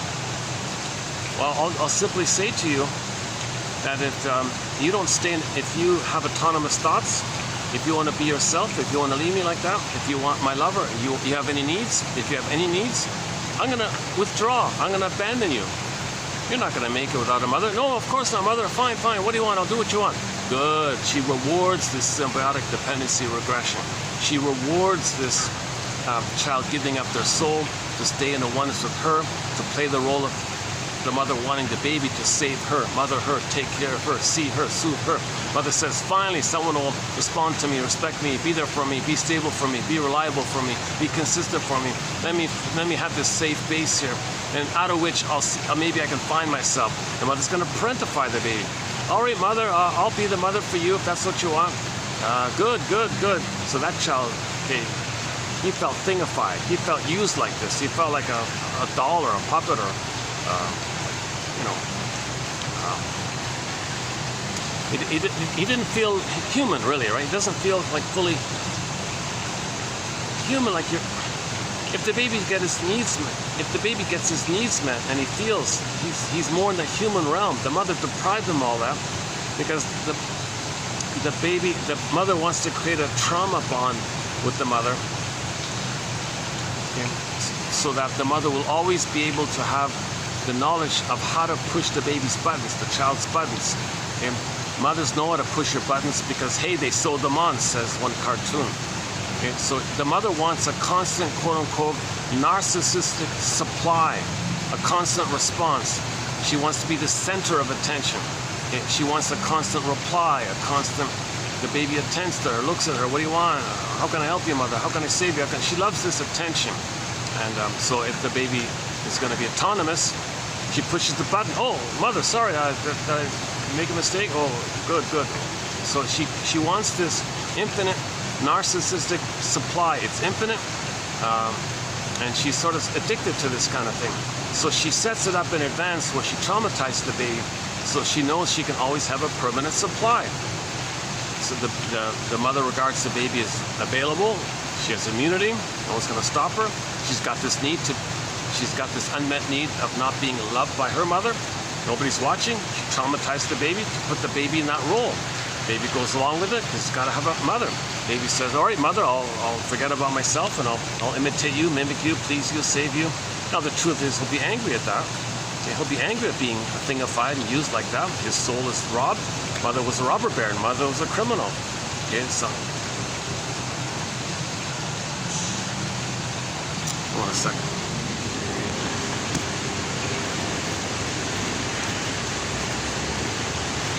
Let me do another perspiration management thing.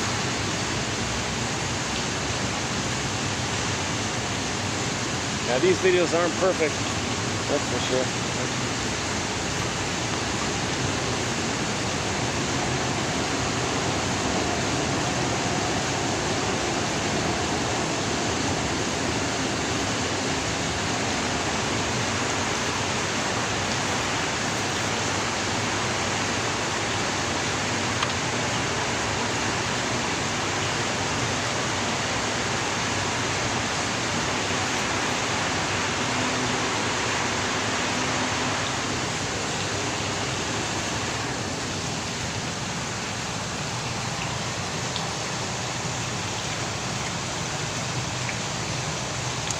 Okay, I'm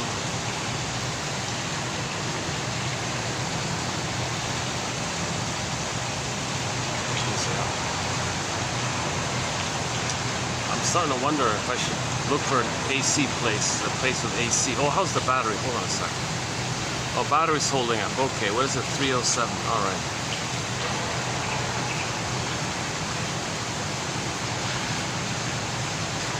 Okay, I'm still looking for this ribbon to close this point up on. So,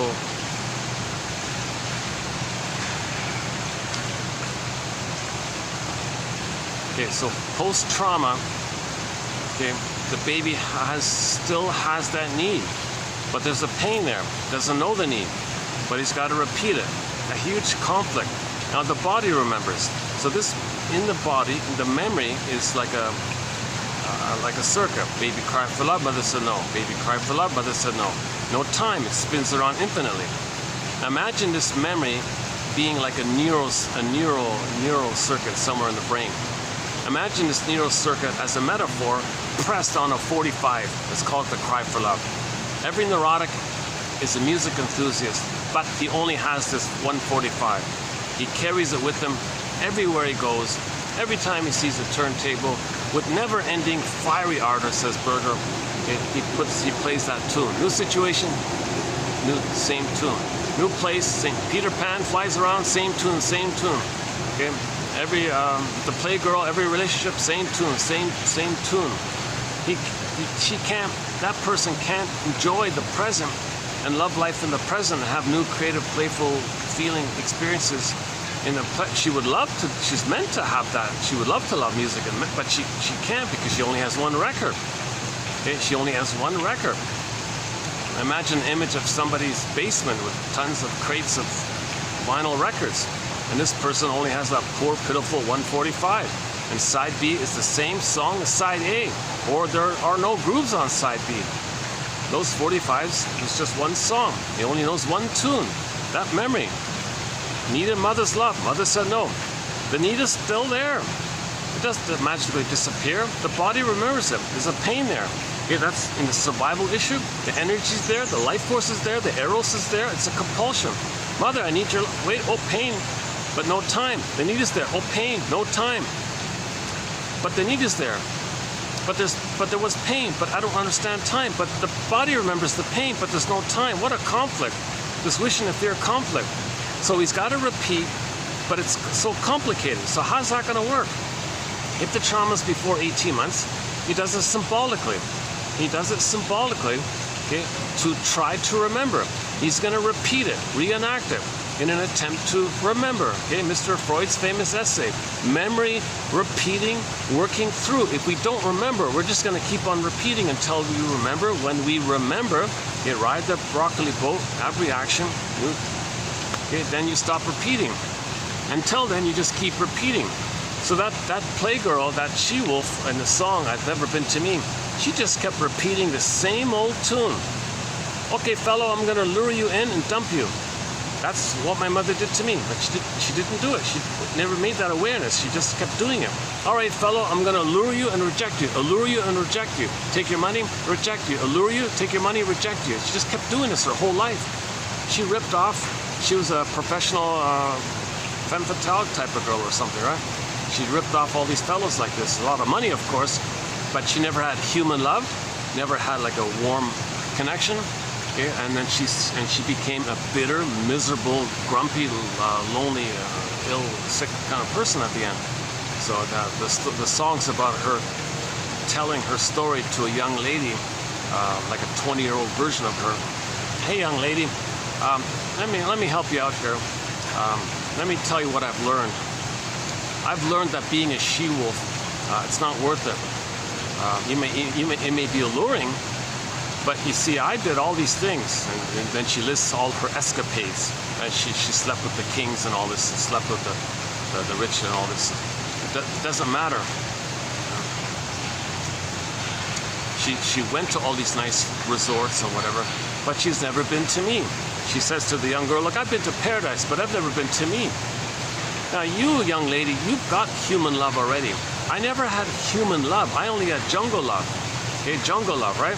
The song about the woman who does one-night thing affairs, and the fellows give her a gift in the morning, a crate of papaya. The fellow left her a crate of papaya at the door. She can have 1,000 crates of papaya. It's all survival stuff. Okay, when the feeling self is missing, you go back to the lizard brain. The lizard brain only cares about survival and reproduction. So that's what she means by the jungle love. There's no like human love like that. It's just the jungle love like that. There's no like human connection of sharing and mutual personhood growing, and the discovery of mutual self-discovery, helping each other to grow and heal together, like a mutual kind of beautiful kind of healing journey like that. We're all homotromicus, but we can heal each other in a relationship. Relationship as a spiritual, psychological healing path. It's my goodness, right? You can make I statements together. You know how to make I statements. You can you can validate each other's feelings, and each can self-reparent and help reparent the other and the other.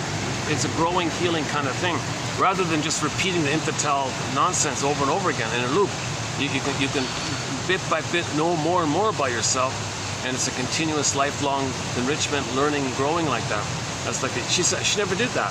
She just played the lizard thing around and around again. So she said to the young lady, "Oh, I don't have the. I put it away already. I posted it. Oh, hang on. It's okay. Go ahead."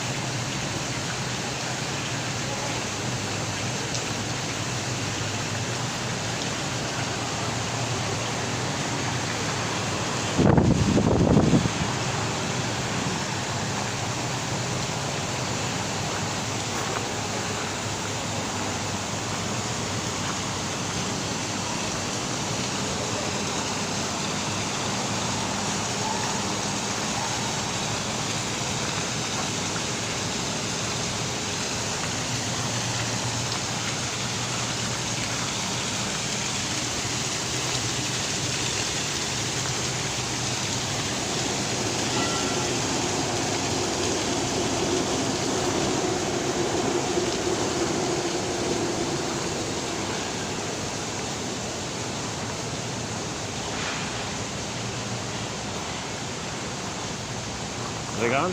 Okay, they left.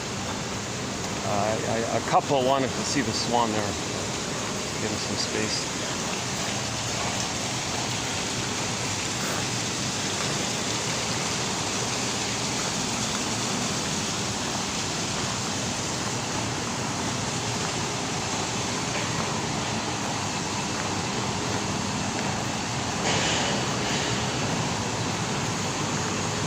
Give me a minute to cool off a sec here. My goodness.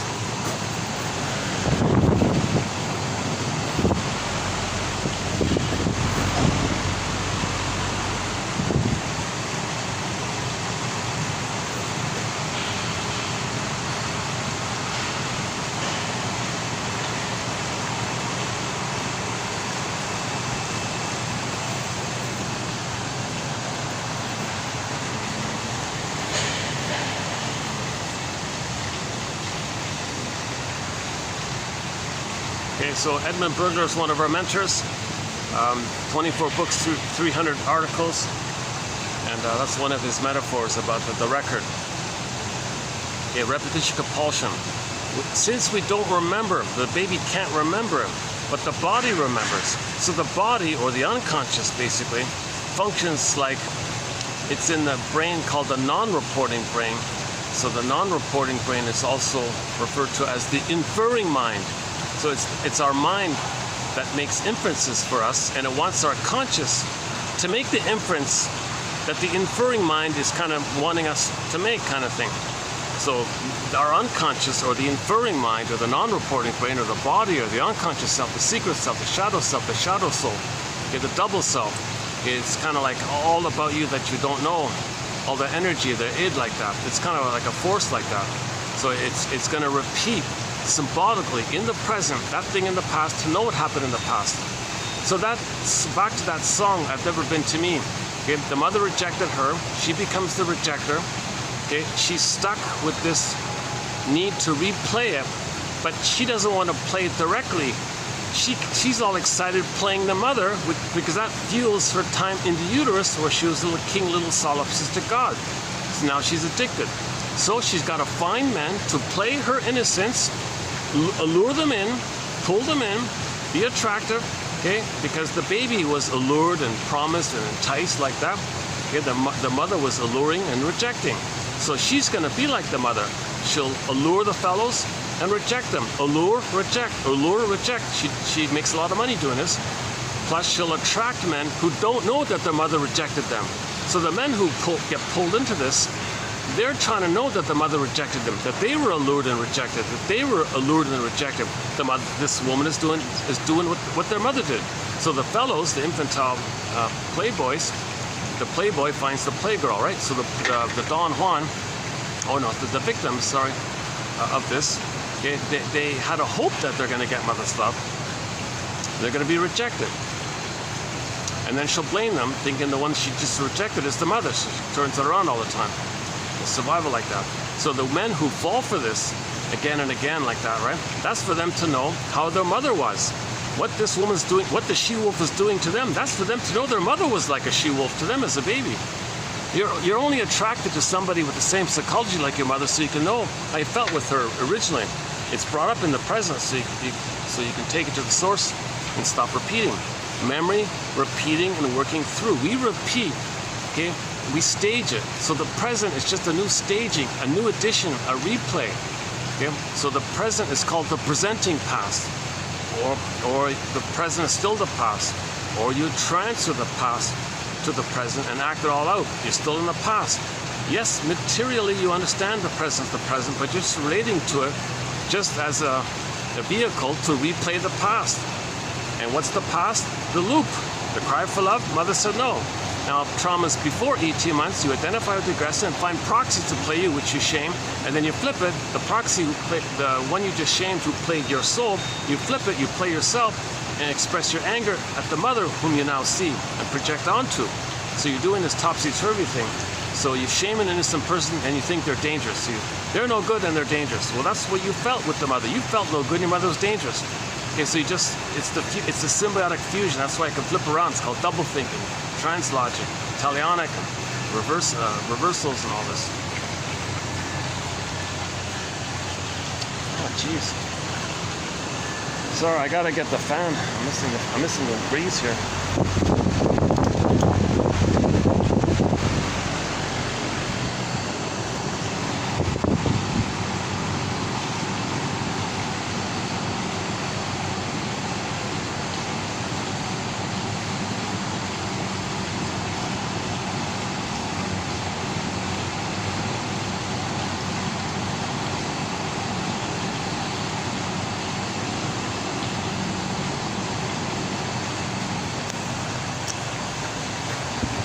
Well, I'm definitely aware of my own physiology. If I'm not fully rested, I sweat more. If I'm a little better rested, I can handle the heat more easily, right?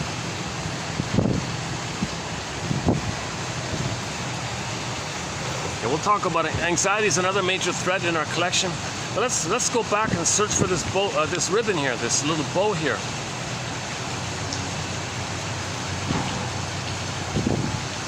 Okay, so we're talking about the record at the moment, right?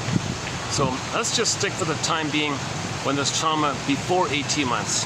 Okay, all of the personality patterns that spring about, okay, when trauma takes place, when the attachment trauma takes place before 18 months, we're just calling distinct personality patterns, because the commonality of them all is that they identify with the aggressor and treat others badly the way their mother treated them. So they're shaming themselves because they're the mother who shamed themselves, but to not feel the pain of it, they need a proxy to play them. And when they see others as the externalization of their soul like that, it distracts them of them shaming themselves the way their mother shamed them. If they see others display and exhibit, it distracts them that it's within. Then they project their woundedness onto others and then feel some kind of relief like that. It's called Schadenfreude. And they're addicted in the trauma bond. So they get some relief, they get Schadenfreude and the little white flower, and they're kind of really stuck like that.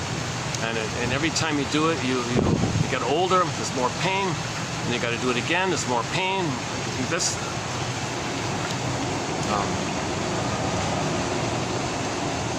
of course, the more times you do it, the more pain. It has a snowballing effect. You see? Okay. Oh, here's one of the swans here. Hey there, little guy. Oh, wow. That's one of the babies. My goodness. Look how quickly. I'm just amazed at how quickly this. I was here. These guys arrived about maybe 2 months ago, I guess. Maybe it's 2 months now. They were just little babies. Look at them. Look at them now. They're now teenagers, eh? He might. He might try to grab the phone. I gotta watch out here. Oh. Hey there.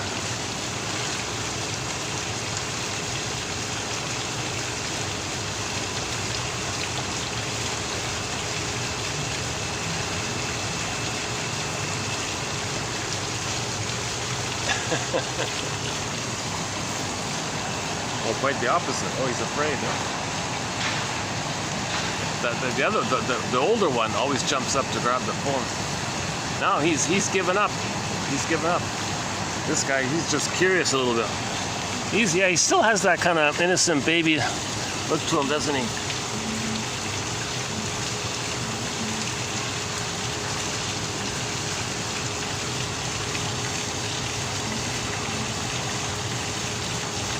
Smile. You're on YouTube. You're not on candid camera. Oh yeah, we talked about candid camera the other day. Yeah, funny show. Yeah.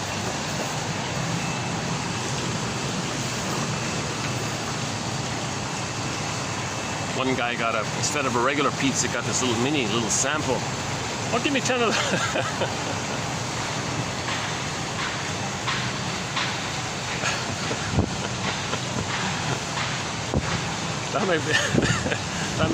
That might be my reaction. What? Is that the size now of the pizzas? Well, give me 10.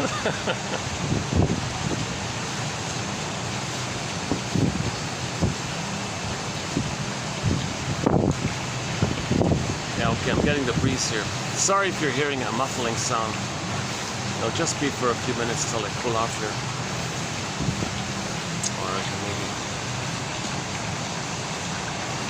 Okay, let's look for this. Back to the ribbon. Where's this ribbon? My goodness.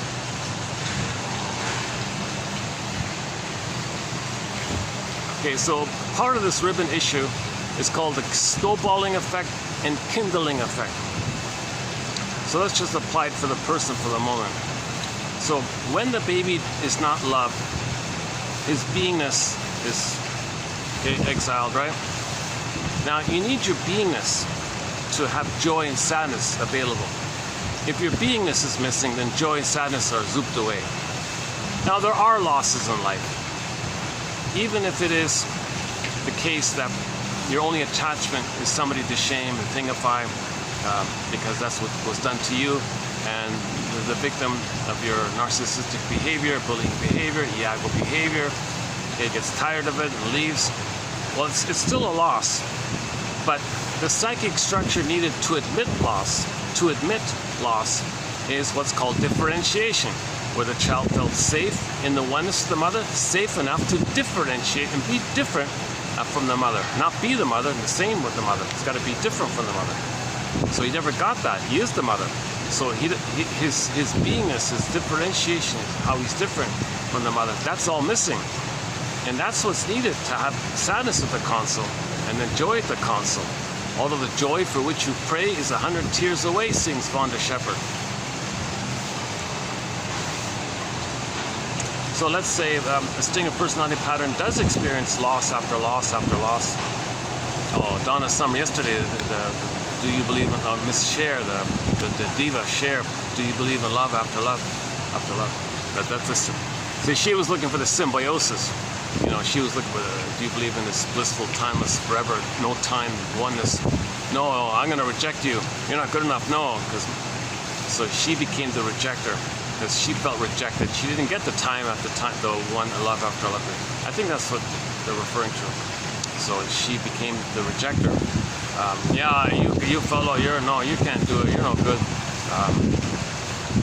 So she's looking for the constant craving, this permanent narcissistic supply where she's in a fusion with somebody, hoping that that experience can take her back to the nursery where she gets the proper fusion, the proper experience of being safe in the cocoon in the mother, first 4 to 5 months, where she can hatch out.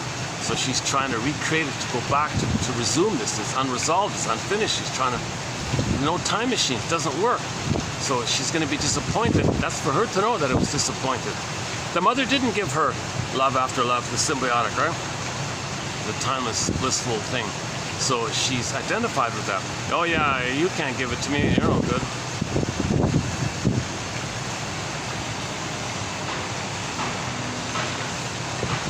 Yeah, in the mall there, we talked about the Cher song, the Donna Summer song, the Charlene song, and one or two others, I think.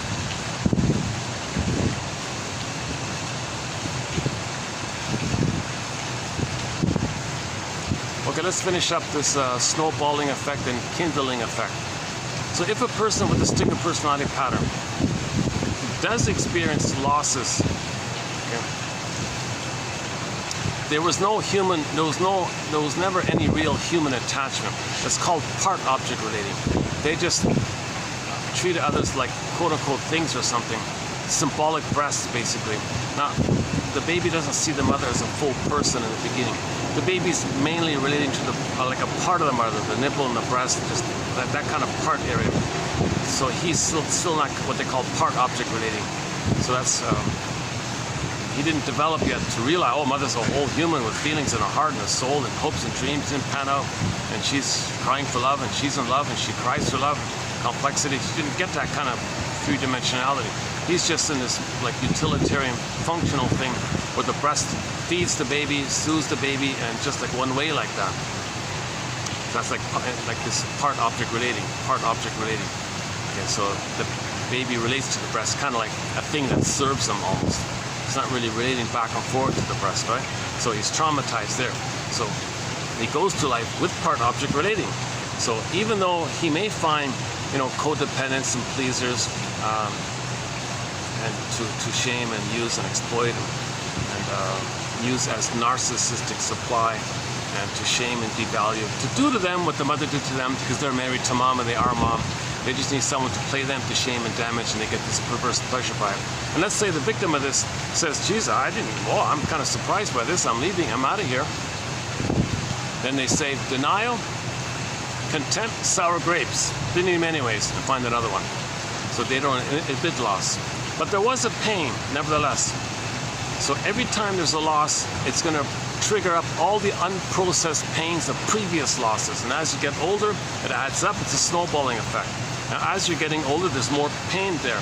Now you want to minimize the chance of being triggered. Now that's the kindling effect. So as you're getting older, more pain, okay, and you're blowing off steam, more pain. So you think the person becomes like you feel like you're on eggshells because they want to micromanage and microcontrol every little thing, because if one little thing doesn't go their way, that's like considered a loss. That missed supply it was like a loss. I didn't get it. Oh my God, it brought up all that snowball effect. Okay, so that's they usually become curmudgeons, bitter, stingy, like the woman in the song "I've Never Been to Me" by Charlene. She said, "I'm bitter, I'm mean, I'm miserable, I'm lonely." young lady, let me help you out here. Don't do what I did," kind of thing. And she said, "Oh, you're just a boring old she-wolf. I'm not going to listen to you." "No, listen to me. Won't you share a little time for somebody who's lived a million lies?" "Oh, okay. What do you mean you lived a million lies?" "My whole life was a lie. It was all defensive. It was all an excuse. I rationalized it away. I didn't face myself. I've never been to me. You have the chance to be to you. You have the chance to be to you. And you already have human love," because the young lady was married with a kid like that. She was going to dump it, be like a playgirl like her. So she was trying to save that marriage kind of thing. Look, you think leaving your husband and your child's you're gonna leave your inner conflicts? Oh no, your inner conflicts, your neural circuit in your brain will faithfully follow you everywhere you go. It'll follow you. And you want narcissistic supply? You're gonna do what I did? It's not gonna work. You're never gonna have human love. You're gonna live in this. You're gonna live like time's gonna pass by very quickly, and you're gonna where did the time pass? Because you were in this timeless spinning and of like being in this blissful experience like that. And you're not going to be to yourself. We're born to be to ourselves. We had it, we lost it, we're meant to get it back. So she never got it back. You, young lady, you don't got to lose it. You already got human love. Just see a counselor, talk to somebody. Just be patient a little bit. Figure it out like that. Stay in the human realm like that, unless he's really, over the top or something. But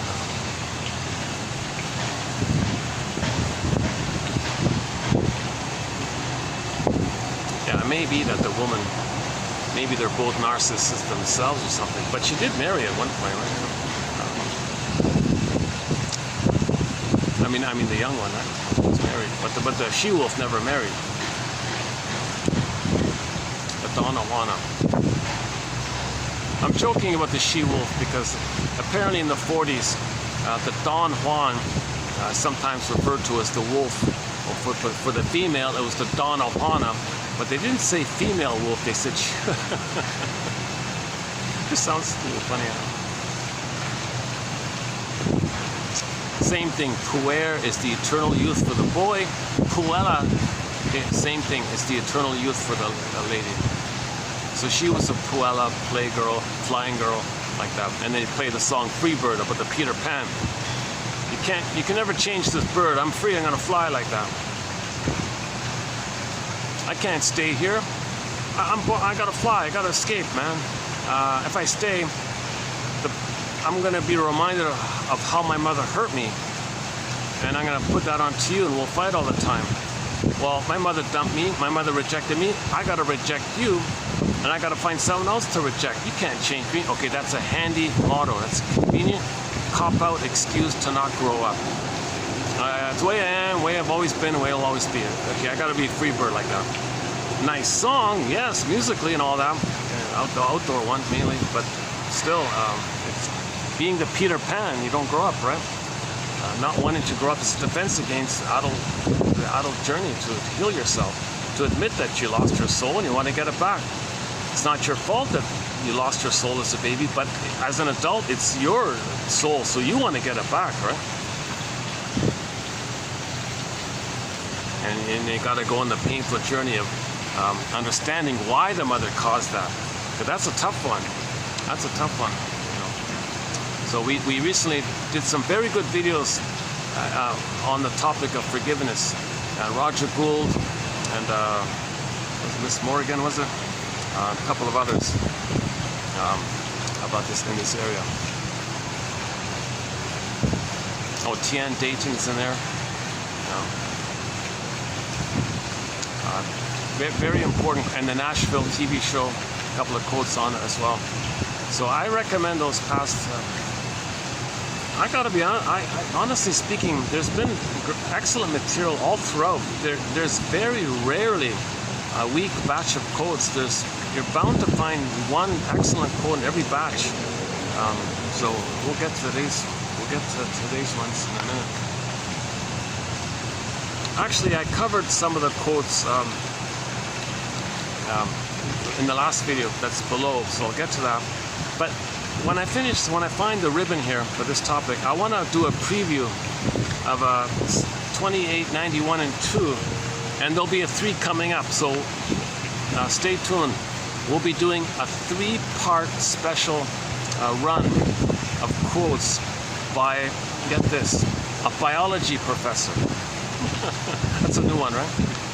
This might be the first time we're posting quotes from a biology professor.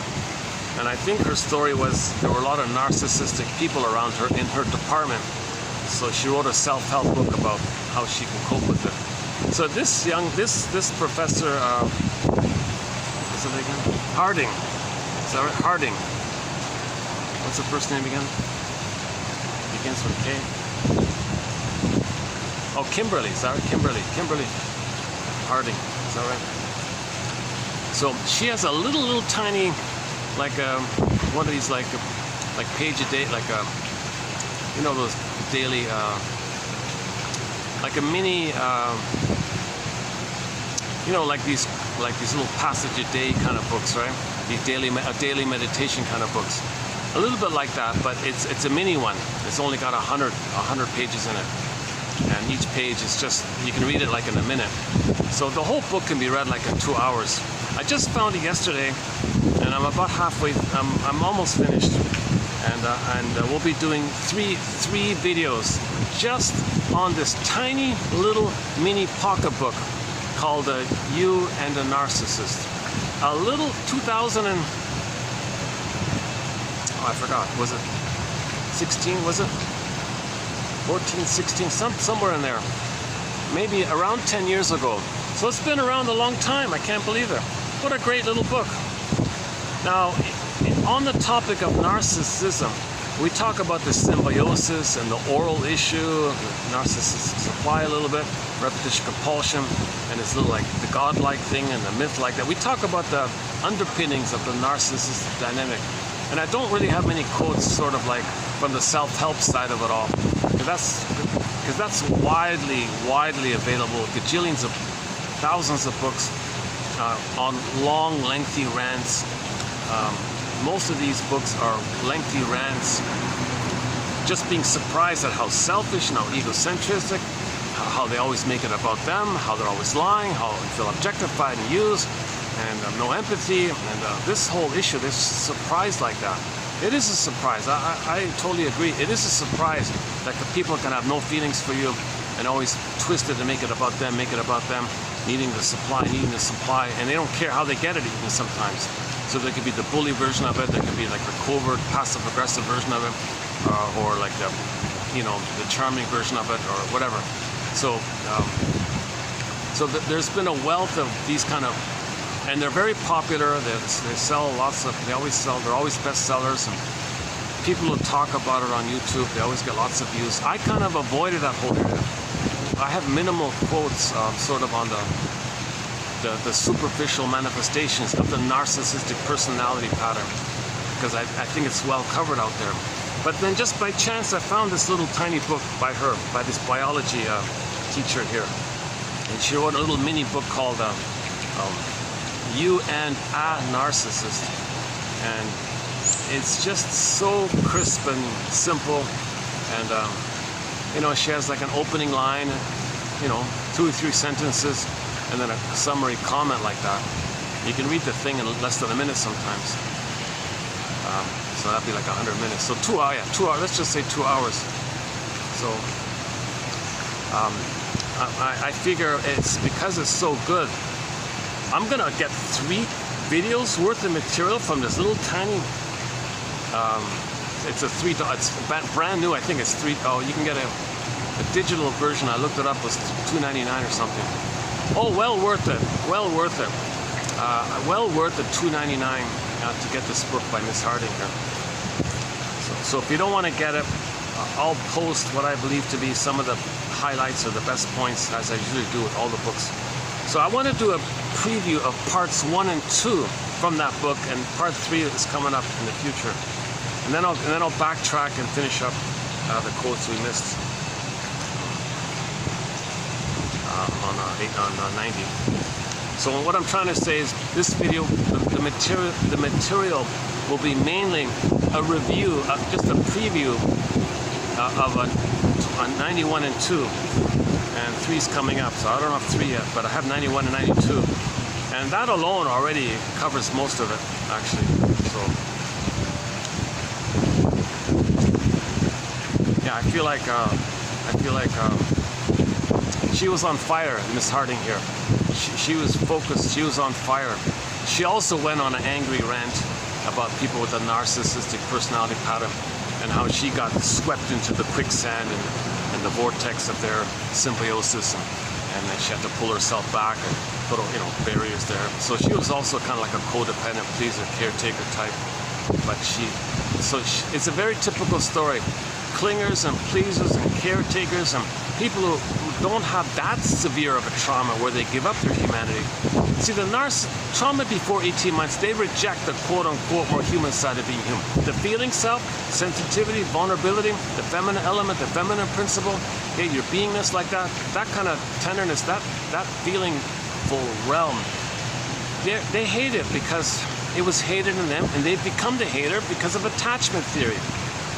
Attachment theory. The baby must attach to the mother. He cannot make it on his own without a mother. But if the mother is the one who hates his feelings, he's got to hate feelings. Okay, so, hold on a second. Now we can get a bit of a glimpse. He's back. Hey, welcome back. Yeah, we're talking about. Well, you're probably saying, come on, give me some nibbles. What do you say? Throw me some breadcrumbs, right? Or you're just saying hi, maybe? There's his buddy. Buddy's coming over. A little drama here. He's checking it out. Hey, what's going on here?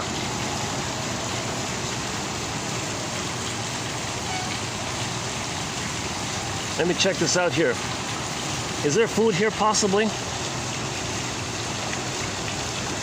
Oh, he's nibbling the fence. He's more. This one's a little more active, huh?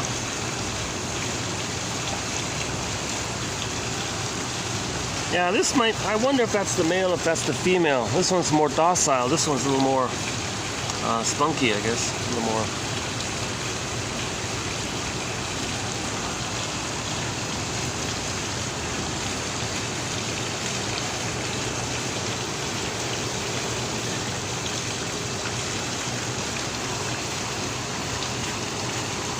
I see. He's trying to eat the leaves through the mesh there.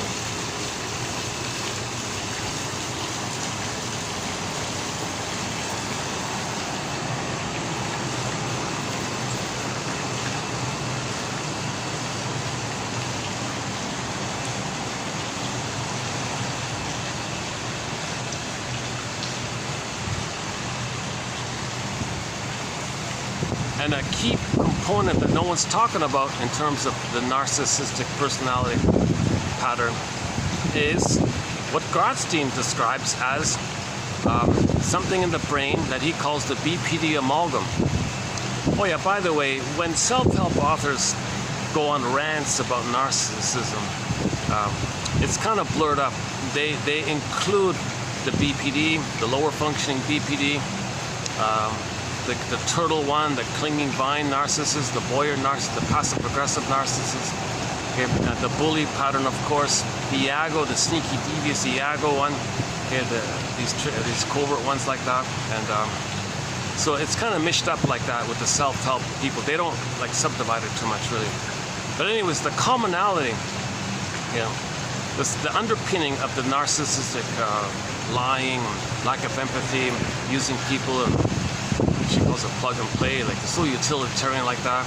If useful, fine. If not, forget you forever. Like they have this very either-or mentality. Useful for me, do you give me supply? Great. You're just useful to give me supply, to see me, admire me, fear me, whatever. You don't give that, I don't care. They have a strong negative reaction like that because they're still the colicky baby crying for the nipple. Where's the nipple? Where's the? They couldn't latch on. So this narcissistic behavior is kind of like repeating this. So they give me the supply, give me the response. Look at me. It's all about me. Got to make it all about. It's like the baby looking for the nipple. It's all about the baby finding the nipple. It's all about the baby finding the mother. Well, it's like that. So they're still kind of like that. And if they get it, that's their supply. If they don't, they're enraged. Like the baby was screaming enraged, colicky. That's why they're so enraged. Because the baby thinks he's going to be a goner if he doesn't attach. That's why he's so enraged like that. Rage means you don't get your needs met. Okay? Anger is an expression of unmet needs, says Mr. Rosenberg. His famous book called NBC. Okay, so part of the underpinnings of the narcissistic pattern is the unmet symbiosis. This continues entitlement, reaching for the supply. That's code for the nipple, basically, the attachment, the breast mother, the soothing, okay, the rhythm of safety, the mother's attunement, mother's oneness, mother's reverie, mother's consideration, mother's positive regard, loving gaze, all that maternal experience. Okay, it just starts off with the nipple to the breast, to the eyes and body, and so on. So their narcissistic supply is reaching for it. They only care about that. Now again, the baby is dealing in part object with aid. That's why Miss Harding says, yeah, they always treat people like things like that in a way. Like they don't care about your feeling because the baby didn't reach a place of empathy for others. They're in survival mode. Okay, so back to the survival mode. The reason they lie and they're duplicitous because they're always in survival mode. They can't admit anything other than their status. They can't admit anything other than what's going on.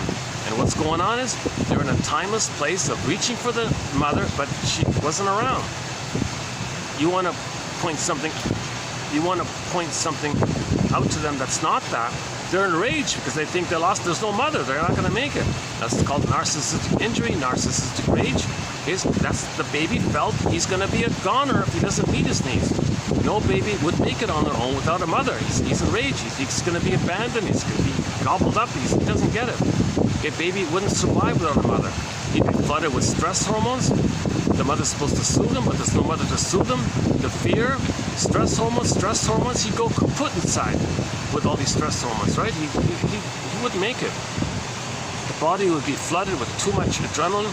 He'd space out, he'd fly out, and he'd fly out, and he'd fly out. He'd be a goner. He'd leave his body or something. He couldn't do it. If he didn't get some soothing before that time, Jesus Christ, the baby would be a goner. No baby could make it without a mother. That's why he's so enraged all the time. If a person with a narcissistic pattern, etc., they don't get their quote-unquote supply like that, response or admiration or look at them, look at me, make it about them, make it about them. If it's not about them, if they're not the center of the universe, if they're not the center of it all, if you ignore them, if you slight them or something, wow, they're so enraged, right? Because they're going to be abandoned. Their rage is they're terrified. The way the baby's screaming, okay, the baby's in peril like that. So when the narcissistic rage is, that's the baby being in peril. It's not going to make it. Okay, so the baby's in this constant kind of survival issue. Now, lying and duplicity and using people, okay, this is all part of the survival kind of thing. Now, to fool themselves and others about all this, they create constant flip-flopping lies to get away from something, to make them unaware of what's going on. So they need some kind of handy, convenient excuse to fool themselves and others. So that's called rationalization. Recently covered go to 2875 to 80. We did a 6-video run on rationalization. So they're master rationalizers. They're very intuitive to come up with lies. They can spontaneously, intuitively, like an artist. Whoa, where'd that come from? They can spontaneously create a beautiful lie, and they'll believe it. And everyone is very impressed. They're like, it's like an artist or something. They're just trying to survive. Okay, so Grotstein, so let's finish this point then, and I'll go back to search for the ribbon. Okay, Grotstein talks about that when the baby's traumatized, something is going on in the brain where there's some kind of intermingling between the hemispheres or something. He calls it psychotically neurotic and neurotically psychotic. This kind of back and forth interconnection, poof, creates a new thing called the amalgam. This is in the brain that allows the person later on to play. Now you see my feelings here? No, it's over there. My truth is here? It's over there. Hollow mirrors, house of mirrors, catch me if you can. Now you see me, now you don't. Flip, flop, twist, shape, shift, morph, this turns into that, this disguises into that. Double think, trans logic, double talk, double speak, double flip. It can do like that. So that means later on when you point something out to a person, like some kind of contradiction. Well, 2 minutes ago you said that, and now you said that. Don't you see the contradiction? They gotta forget, pretend to forget, lie, blame you, confuse you. They gotta escape. So they won't admit it. They can't identify. They gotta survive at every moment. So in that moment, they lied to survive. 2 minutes later, they lied to survive. So somebody calls you out on it. They'll rhetoric, propaganda, logic fallacy, PR trick, advertising trick. Okay, these kind of manipulative, lying type of things. So they're always lying, in other words, because they're always in survival mode. They can't tell the truth because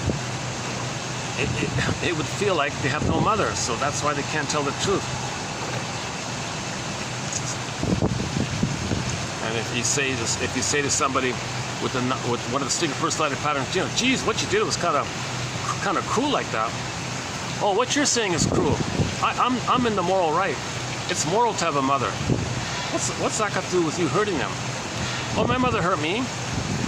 What right did she have? What right do you have to complain about my mother? She's my mother. She'll twist and they'll find some way to flip around and twist, and you get tired. That's what they want. They want to confuse you, make you tired. You become passive. You give up. And usually when people feel tired, passive, they give up. They escape. Or out of fatigue, they're in a trance. Oh, I guess you're right. I guess I'm confused. That's right, I'm right. So they always turn around, make it about them. So this is something in the mind called the BPD Amalgam by Grotstein. Excellent author. We've got a lot of good quotes by Grotstein. Masterson, Grotstein, Ogden, Althea, Horner, Solani, Rinsley, Guntrip, Melanie Klein, Margaret Mahler. The list goes on. Arthur Janoff as well. And now we'll be posting a biology professor. Kimberly Harding. She did a great little job. My goodness. I think this will be a classic. I don't know why it's not a #1 classic. It's one of the best little self-help books I've seen. It's a little tiny pocket book, a little tiny mini self-help book that can be read in less than 2 hours. Gives you so clear insights about the narcissistic personality disorder pattern. That should be everywhere. I think her book should be like. I would include that little book of hers in any kind of a bundle that all high school graduates should get when they graduate high school. They need a bundle in advance to refer to at midlife when they reach midlife. And in that bundle, I would include Kimberly Harding's little mini book called You and a Narcissist. I would also include the comic Psychoanalysis, Dark Horse Publishing. I would also include 1001 Windmills of the Mind. Absolutely, 10,000 of the best quotes here. A huge source. It's a massive thing. 10,000 quotes. My God. I would include Masterson's book, The Search for the Real Self, Karen Horney's book called Our Inner Conflicts, and a few other resources. There should be this little bundle that everybody gets as part of the spiritual, like emotional healing like that.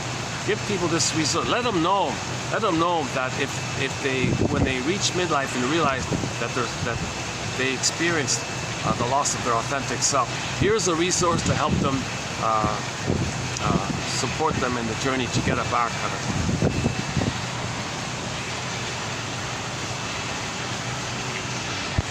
Now let's go back to the ribbon. I'm still looking for some tiny little bow there to package it up.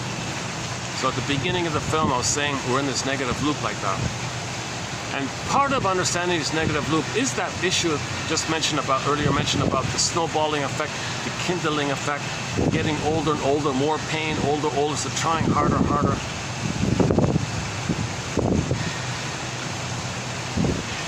So grabbing more, envious more, a greater need for supply, becoming stingier and stingier.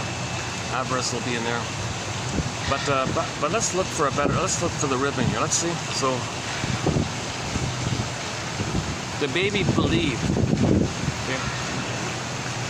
Okay. So the intuition was when we discovered farming, agriculture, and all that, we got this abundance of food like that. That gave us extra serotonin. Okay. A few hours later, it kind of goes away. Wait a minute. I'm scared now. I'm dangerous. Where's that serotonin? Well, chase for the land that gave you the serotonin. Well, you already have a certain amount that gave you the serotonin. Well, then you get more then to get the serotonin, then get more to get serotonin, and grab more. Now we're hoarding, like grabbing and hoarding like this, you know. And that's an attempt to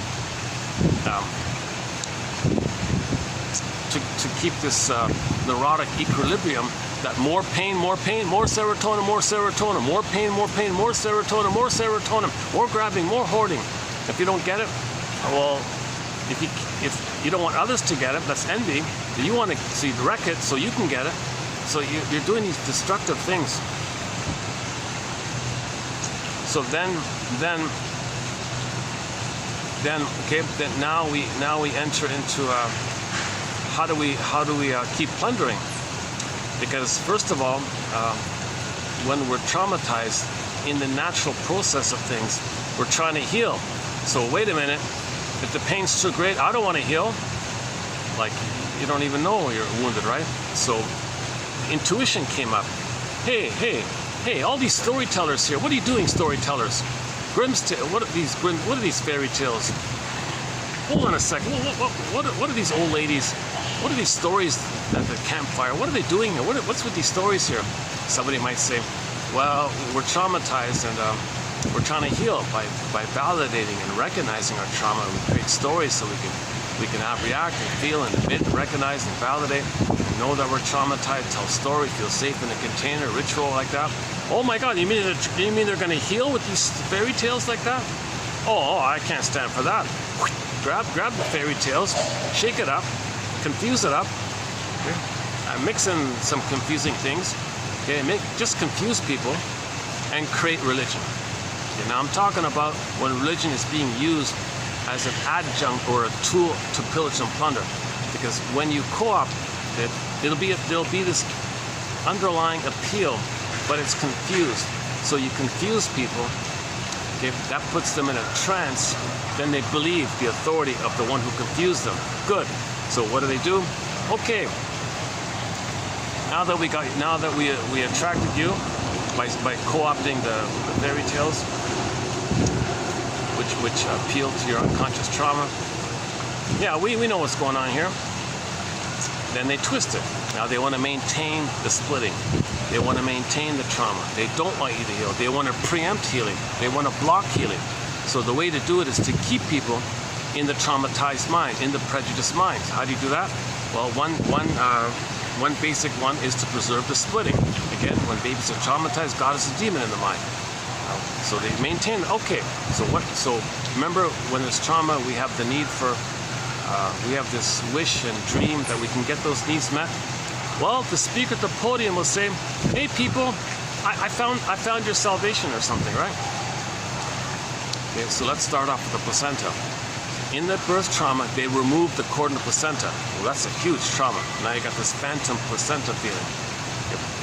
It's a trauma, so you're still looking for it. So the speaker at the podium says, "Hey everybody, I found your salvation. I found your placenta. It's in the sky." Imagine a line to the sky that knows, and then you describe the placenta, how it feeds you and nourishes you, and gives you oxygen of life and breath of. You describe the power of the oxygen. You describe the power of the placenta for the baby, but don't use the word phantom placenta. Don't use umbilical cord. Just say, imagine this invisible orb in the sky, and it loves you, it sees you, it knows you, and all this stuff. So you're poetic, you're hypnotic, you're suggestive, you're a little. If you're a little poetic and you're good with words, people think you're an authority, and if you're good with words, you can control the situation like that. And if you're poetic, you can confuse people, you can entice people. So you want people to imagine. You want people to imagine that they're reunited with their placenta. Now, if you can imagine that, you may be able. The trick is you may be able to trigger a blissful feeling of oneness that you had with your mother in the uterus, and you go, "Whoa! Remember that oceanic ecstasy, right?" So if you imply, "Oh, it's there for you. It knows you, unconditional. It's reliable. It's safe. Never unconditional. There, loves you, always sees you. Love after love, abundant, unconditional." You just go on and on. Do you believe in love after? Oh, there it is. I found your love after love, Donna Summer. No, to share. What is share? You just describe something that's stable, unconditional, permanent, blissful, beautiful, goddess, the most beautiful, the most beautiful, the most golden of the most golden of the most golden, most beautiful goddess. You describe something like that. People go, oh wow, really, really? I can get that kind of thing. I've been waiting for it all my life. I have had this constant craving all my life. And you speak at the podium, found it? Yes, I found it. Oh wow, it's there? Really? Yes, I'm the speaker for it. I got the, trust me, they'll BS you, right? So they want to pillage. So they want to keep you infantile. So to keep you infantile, imagine you're a placenta and you're one with it. The point is, in the poetic descriptions of the placenta, you may trigger in the person the blissful feeling that they once upon a time had in the uterus but forgot. But you're an adult and you talk about it, you may blip it up like that. Go, whoa, you felt it? I'm a believer. Oh, you're a believer. Great. Oh, that's amazing. Oh, this is incredible. Well, what you're feeling is what you felt in the uterus. You know, so people, they're not telling you that. They want to fool you. So they say, okay, good. So, you know, you don't gotta heal or understand anything. Just come here, and I'll give you this this fantasy thing, and we'll get the little blip for you. We give you your daily hit like that, and you put money in the basket, and you gotta pay us for it. That's really to fool you, right? Because you gotta. That really confuses people. Yeah. So that's just part A. That's just a setup to keep people in either or thinking. Because if you think the goddess like that, the speaker of the podium doesn't tell you the reality that you thought your mother was a monster and all that. And your attachment is really to the monster, more to the goddess. In trauma, you're more linked to the rejecting mother because there's no loving mother there. That's why you have the goddess to compensate. So you're more related to the rejecting mother, which is too scary to admit. So then the storytellers would say, oh yeah, and make these stories about God. Take the fairy tales. So you co-opt the fairy tales, and fairy tales always have good fairy, bad witch, or good, good god, bad god. It's just splitting either or like that. Goddess, demon, heaven, hell, heaven. They maintain this splitting. So once you are loyal, once you're addicted to the one side, you're going to reject the other side because the baby cannot bring it together. The baby cannot admit that the mother's hurting him. He wants to keep it separate. It's called splitting like that. He can't know that the mother's hurting him. The baby needs heaven. The speaker at the podium says, I found your heaven. So that maintains the split. The speaker at the podium is not trying to help you heal the splits, resolve the splits, bring the two together to get a new whole one. Okay, that's the message of Inside Out 2. Okay, I think there's a very good healing image in Inside Out 2. The film of the year for 2024 is Inside Out, or depending on which year one may be hearing this, the film, in that case, the film of the year for 2024 was Inside Out. And you see a key image. You see a key image. Okay? At the beginning, the baby can't handle confusion, either or. So Joy popped away all the negative feelings, kept the good ones. So we saw the popping machine. That's called splitting and repression. Okay, so that's either or. Keep the good, reject the bad. Keep the good. Baby can't handle confusion. Baby can't say, gee, mother's having a bad day. That's okay, I'll forgive her.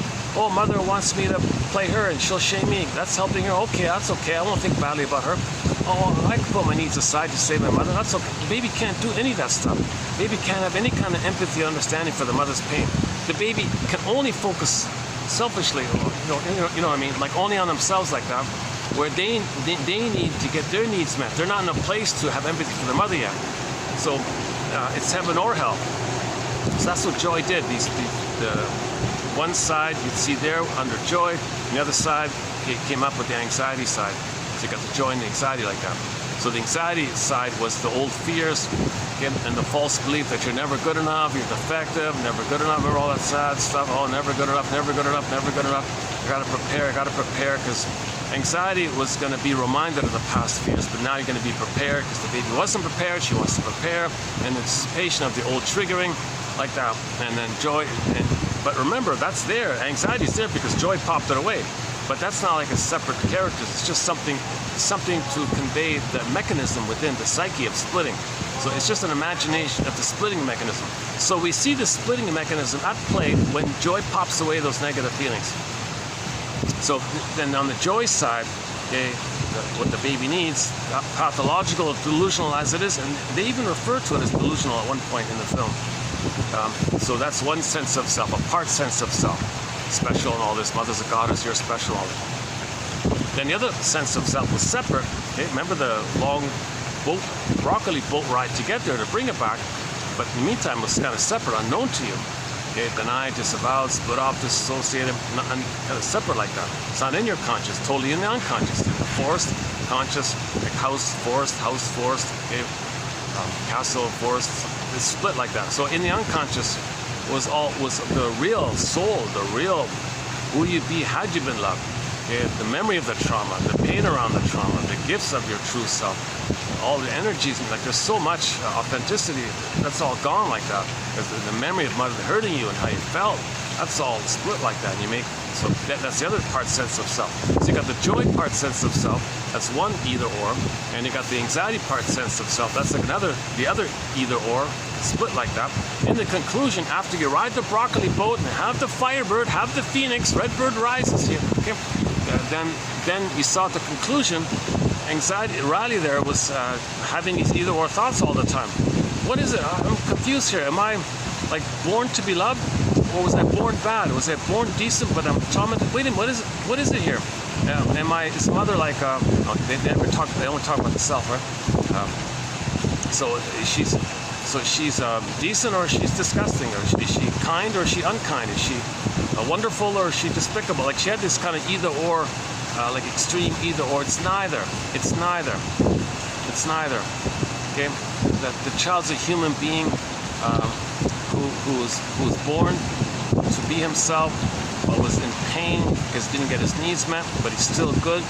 The mother being impaired doesn't tell the whole story. The Great Spirit gave him, okay, remember, 1 out of 400 trillion. The Great Spirit created him in a way, life's longing for itself like that. So he's more than the memory of the impaired mother, what the impaired mother just did. So he's more than that. He's more than that, right? You're more than your trauma, obviously, right? Okay, so now he's getting a kind of a inclusive sense of self, that he's both good, and because he's in pain, he might make mistakes and do bad things. He's good, but he does bad things because he's in pain. Can he hold that kind of confusion and create a new sense of self that's inclusive, a kind of a both and? Now this is in correspondence to seeing the mother as a both and. The mother was loving, but the mother was in pain and cried for love. And when the mother cried for love, she did it by shaming her own baby to say in her pain, in her cry, that she was shamed. When she shames her own baby, that's her way to cry and complain that the mother hurt her when she hurts the baby. So when you see the mother crying for love, it's disturbed that she hurts her own baby in her attempt to cry for love. But what the mother's doing is saying, hey, look world, look at what my mother did to me. I'm in pain, I'm crying. No one's listening to me. Let me show it to you. I'll do it with my behavior. You see my baby here? That'll be me. I'll show you what my mother did to me. I'll do to my own baby what my mother did to me. That's her kind of confused way to cry for love. So everything's love or a cry for love. So when you get to that kind of place where the mother is loving and couldn't love, would have if she could have. She was impaired. She was emotionally immature. She was stuck in the past. She was repeating her past, trying to get out of her pain. She was in pain. Okay? She's the victim of she's the victim of the pillage and the plunder. She would have, she could have, she couldn't. Nevertheless, she tried her best. Okay? So Rosanna Deerchild's line is, the more I learned of my mother's story, the more of a person she became to me. Bruce Springsteen, Independence Day, Toronto. I think I gotta make a fan adjustment here.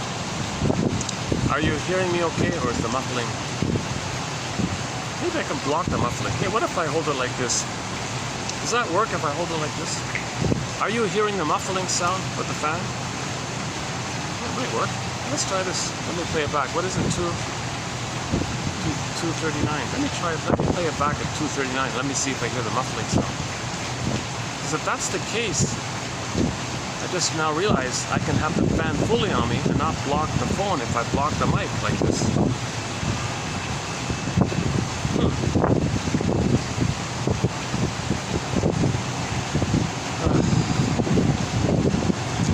not really fully refreshed today. I'm a little not fully rested today. So I'll be making more mistakes than I usually do. But however my delivery is, refreshed or unrefreshed, however it is, I hope something can stimulate one saying to themselves, let me use that idea as a springboard, as a prompt to free associate. What does this suggest to me? What does this remind me of? I must have a very good reason for why I feel something about this quote. Go on. Yeah, what's the hardest thing about that? What's the most puzzling thing about that? What's the saddest thing about that? What's the angriest thing about that? Just free associate, validate, free associate.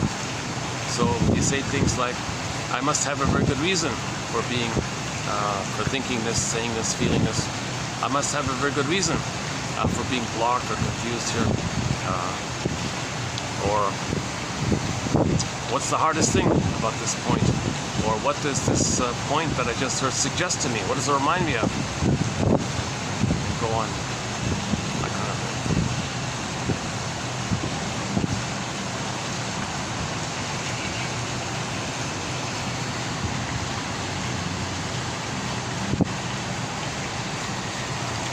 Oh, once in a rare blue moon, it's kind of quiet. Yeah. Okay. Just a couple of guests there, yeah. Once in the rare blue moon, it's kind of quiet. Sometimes it's packed. Sometimes I arrive, the thing's fully booked, it's all closed. Sometimes it's quiet like this, yeah. That's great, eh? Especially when I'm feeling kind of like this. I need it to be a little bit like this, yeah. If I were at the mall feeling like this, all the loud noises might annoy me.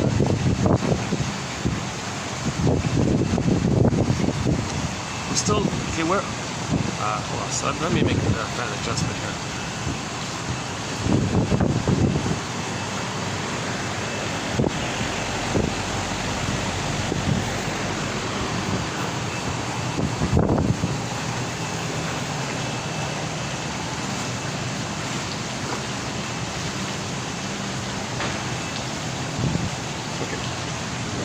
Just give me half a minute here. Let me do a perspiration management.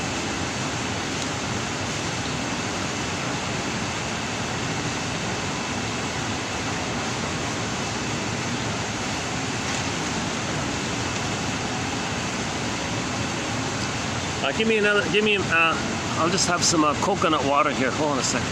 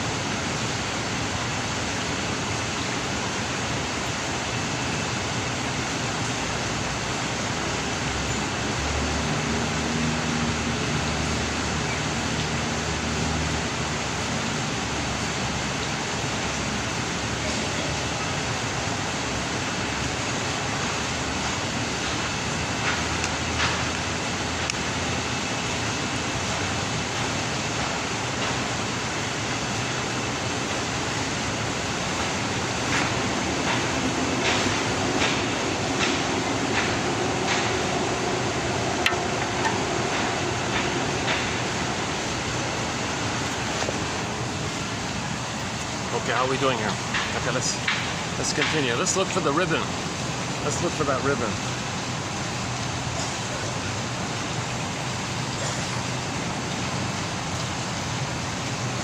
We're repeating what had happened to us, but we don't remember. We keep repeating in an attempt to remember. So what are we repeating? The outer behavior of short selling the planet for a quick buck, basically. Okay, that's to reflect what had happened to us, to reflect our inner memories, that the mother short-sold us. The mother short-sold the baby, so she got some benefit. She used the baby for narcissistic supply. That's like a benefit for her. In the process, the baby felt impoverished, he felt guilty, he identified with her, give other people debt and poverty. So we're reflecting the inner state. Now to perpetuate this, now this is the survival mind, right? So to get out of this timeless, oh yeah, it's timeless. So, okay, maybe that's the best way. That trauma is in the part of the brain that doesn't know time. So we just keep on doing them. But the earth is kind of finite, right? Like there is limits, obviously.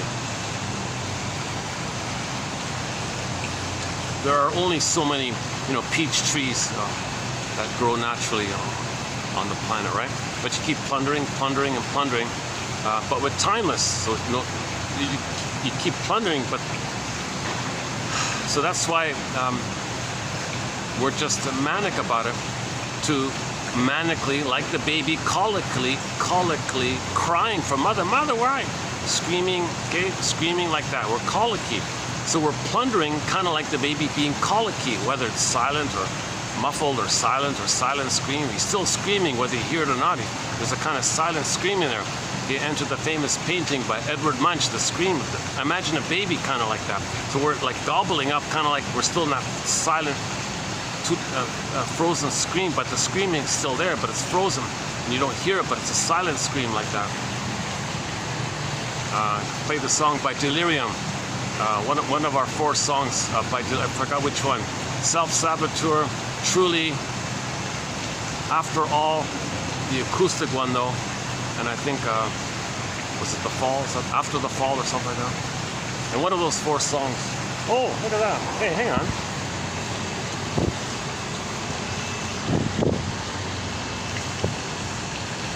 I got a visitor here.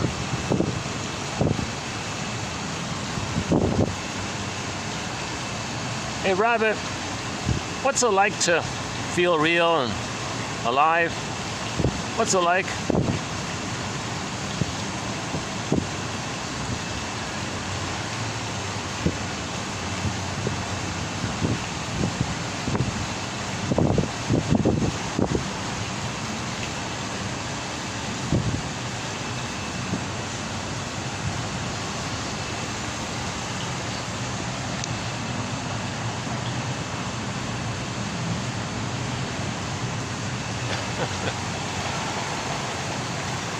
Now they're slowly approaching me more. The birds, yeah, the cat, the bird, and the rabbit, that's the closest they've come to me. So they're slowly getting to know me. He's safe, Let's get a little closer, back up. Next time we'll go a little closer, back up.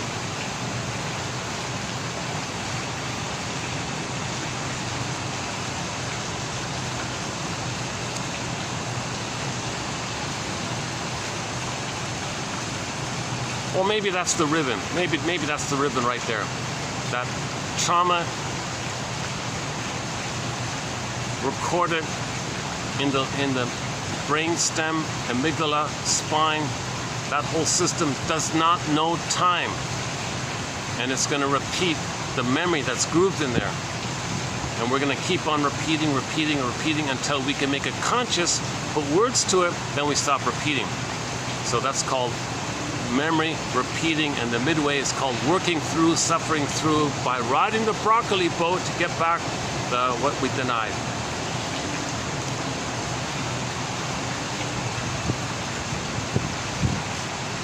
So preventative medicine is huge. No more removing the baby from the mother. Leave the cord, leave the placenta, barring the extreme exceptional emergency. Hand the baby to the bosom. Let them latch on. Leave the smells, leave the hormones. Skin to skin. Heat lamp, candles, room is warm. Don't wash the baby. No scale. Don't separate the baby. Leave the continuity. Leave the cord. The only time you can prematurely remove the cord from the baby is when the cord turns white and it flattens out like a pancake. That's because before that, the cord is reddish and purplish and bluish like that. The blood is flowing, oxygen, nutrients, it's flowing to the baby. It's his connection to the placenta, which connected him to the mother like that. It's a whole system like that. Once he's removed from that, okay, now you make him he calcify his soul. He thinks he's terrorized like that, has a frightening image in his mind, thinks he's got to be this greedy one to replay what had happened. So how do we remember this kind of thing? Well, inference. This perspective called psychoanalysis, whatever, it's all inference. So if we're repeating something, is this my unconscious? Is this me, like my body, memory, me, making me do this, wanting me to be conscious and put words? That's called free association. To know what I couldn't have known so that I could feel what I couldn't have felt, called the abreaction, the phoenix. So you got to make these inferences. Okay, like Ellen in the comic psychoanalysis mentioned earlier. Ellen, the mother hated Ellen, poor Ellen, right? So she had a harsh inner critic. Mother's hate was internalized. So how the mother treats the baby, it gets wired in. Human connections lead to neural connections. Now that's a part of Ellen, and she's always hating herself, called the inner critic.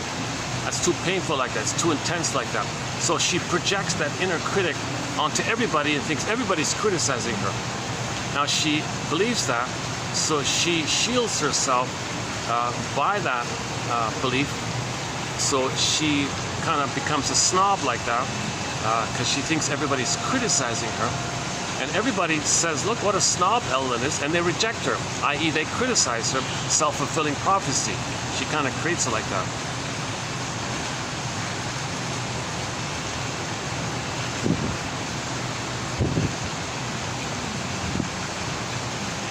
Where was I? Before Ellen, what was it?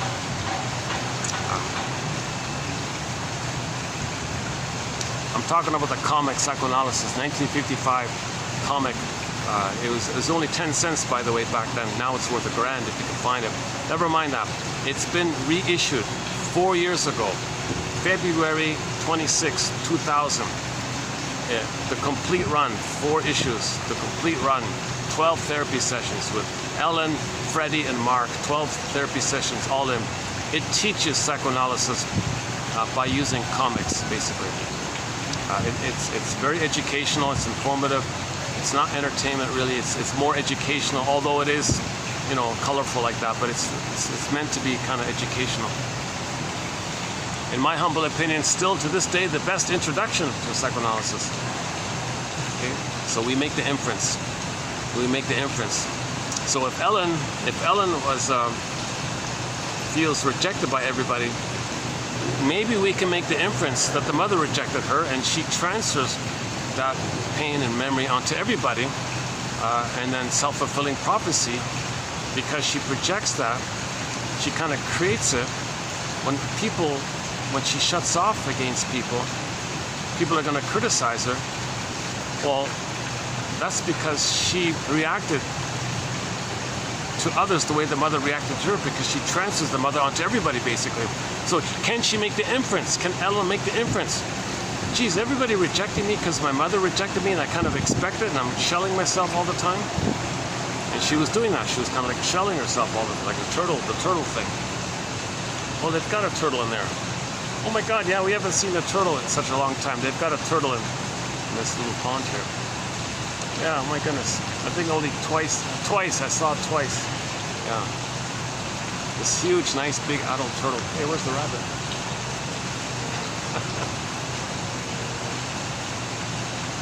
Yeah, white rabbit, yeah.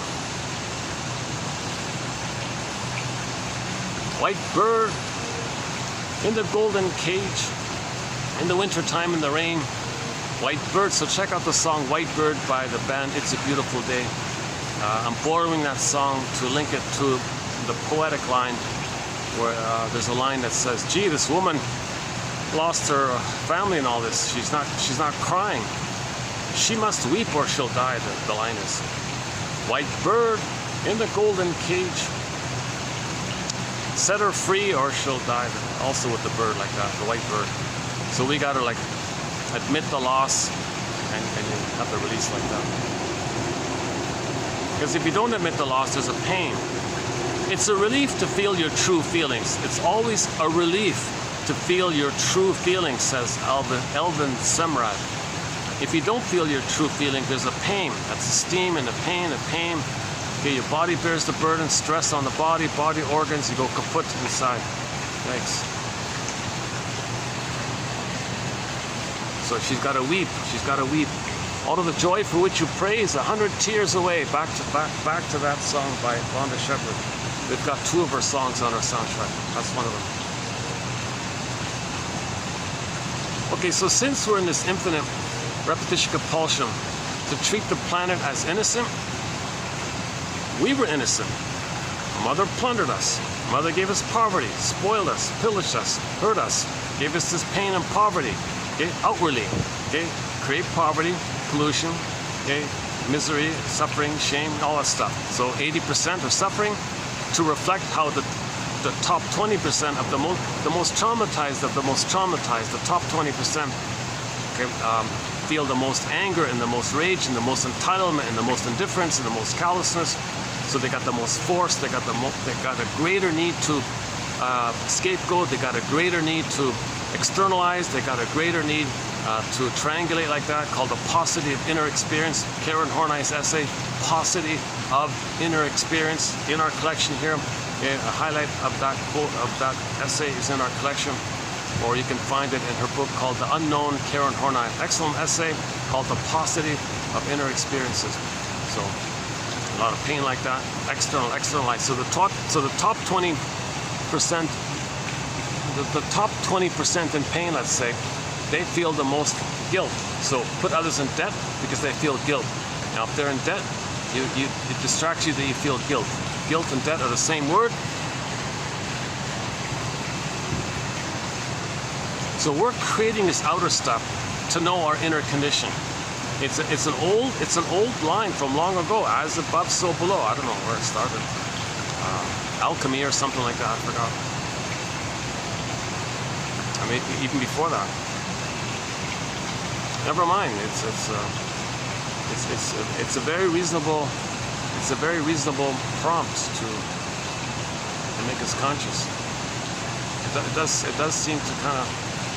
Sadly, it does seem to kind of. It's possible. It's certainly a possibility.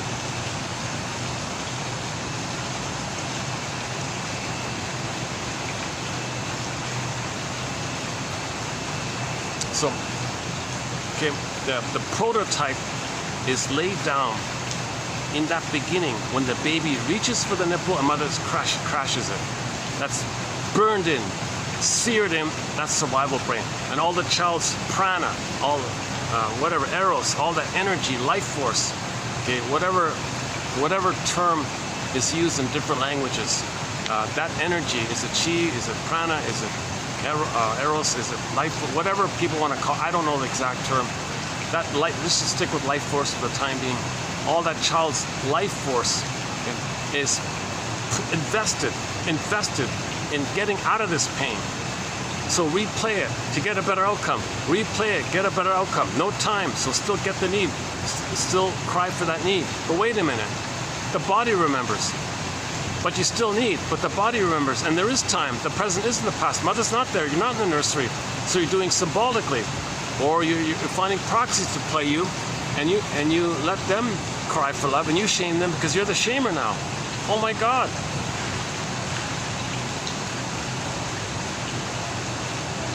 So the basic 101 of it all is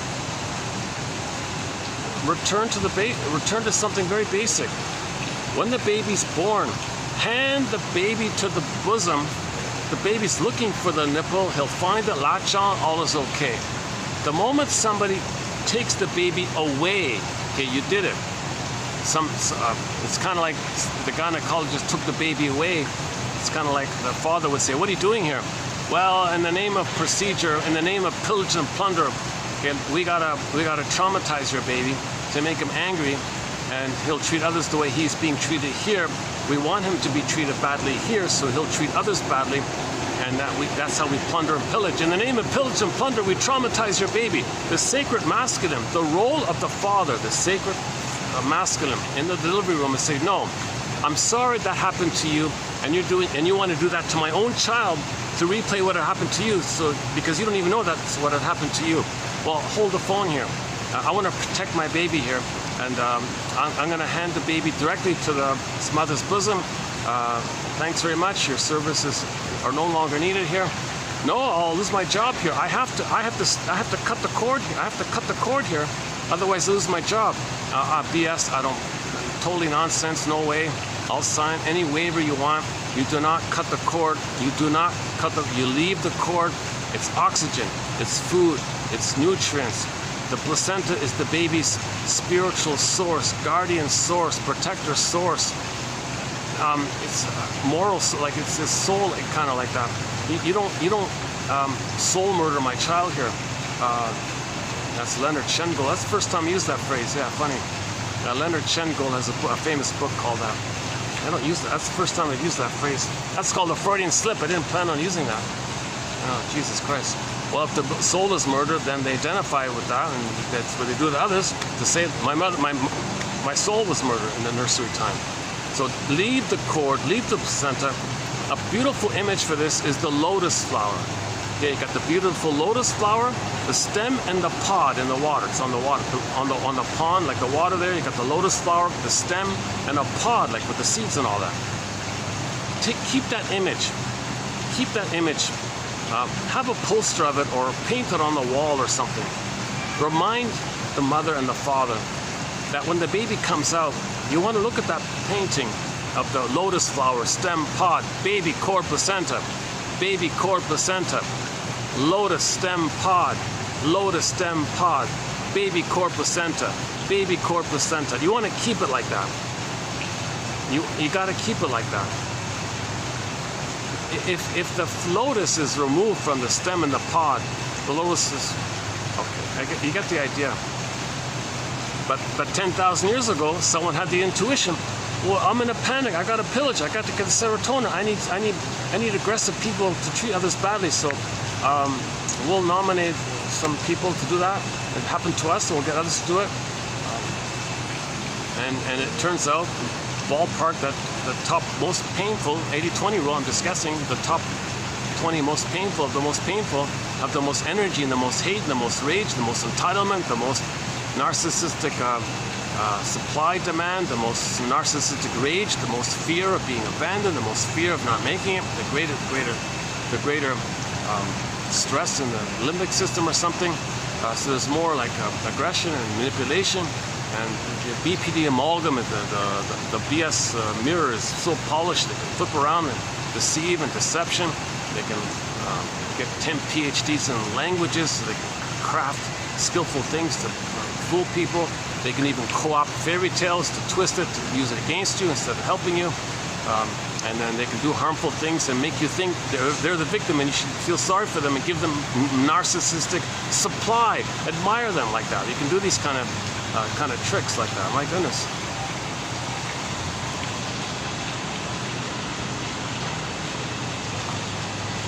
So let me do another perspiration.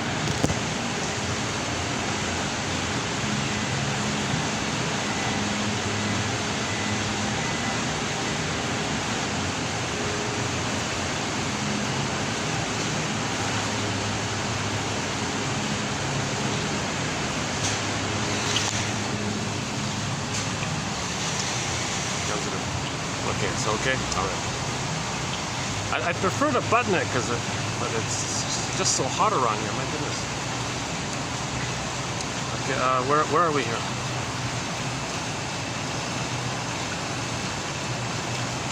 Yeah, okay, so it's called a lotus birth. Okay, Le Boyer, gentle birth, Klaus and Kenelm, about the time sensitivity moment. At the moment of birth, the mother produces bonding hormones, attachment hormones, oxytocin, love bonding hormones. You're going to wash it all away, put the baby away. Those hormones dissipate in the mother. She's depressed now. Baby comes back. It interrupts the mother The mother's deactivating her attachment system. She's kind of mourning. She's sad. The baby intrudes that. Back off, baby. Reject it. And that's what they want. They want the mother to shove off the baby. So they remove the baby. She's sad. Just like maybe you're close friends with somebody, and suddenly they don't call you for a long time. You might first be angry at them, right? Like you might be, come on, you didn't call in years like that. You're happy, but before you're happy, you're really angry at grief also includes anger. So that might be that kind of anger, like a little bit, and then later on it's okay. But the point is, many times when the babies finally return to the mother, damage is done. The mother cannot establish the blissful oneness. The hormones are gone.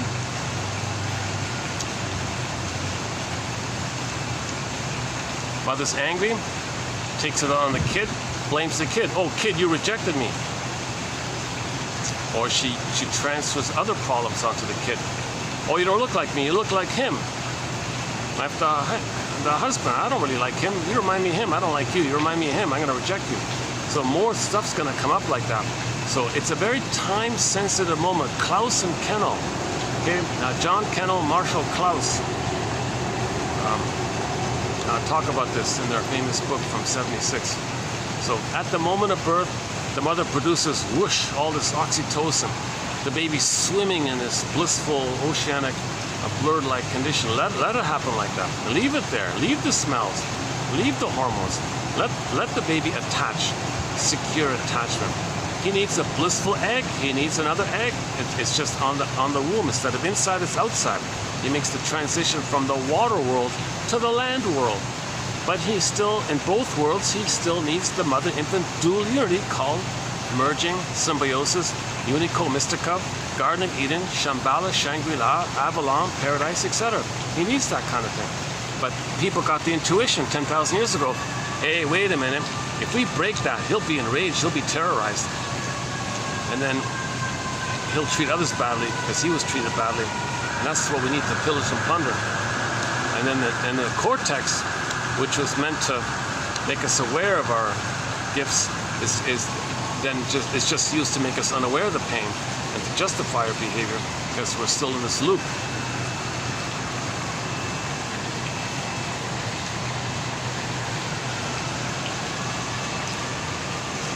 Okay, I'm not sure if I'm going to find any kind of better kind of bow.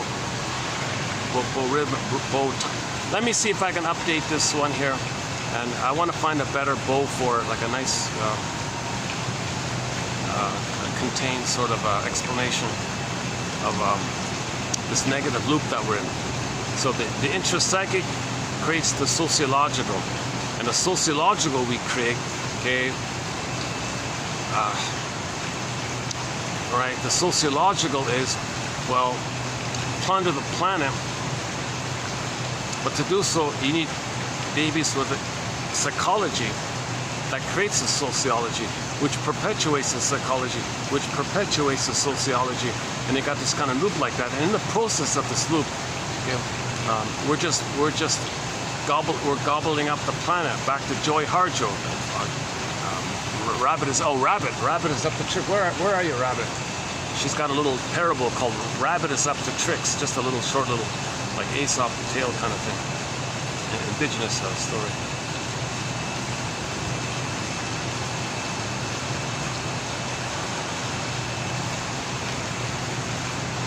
H-A-R-J-O, I think, Harjo. Joy, first name, Joy, first name Joy, oh yeah. Sorry. That was a while ago.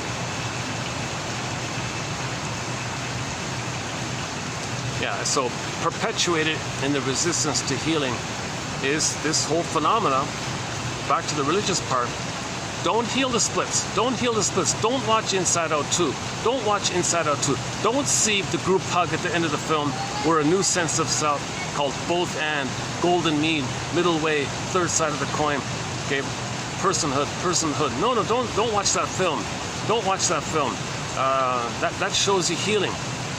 Come here, we'll let you imagine the good breast in the sky that you're nursing, you'll feel good, and we'll maintain the splits, Okay, that means you're not feeling, You're not healing, you're not feeling, that means there's going to be pain. So religion is like the pain pump is like pumping up the pain, priming up the pain pump, and you keep people all tension like this of pain. And then when there's going to be a round of plundering and pillaging, okay, all you people in pain, you want to blow off some steam, right? Well, over there is your soul.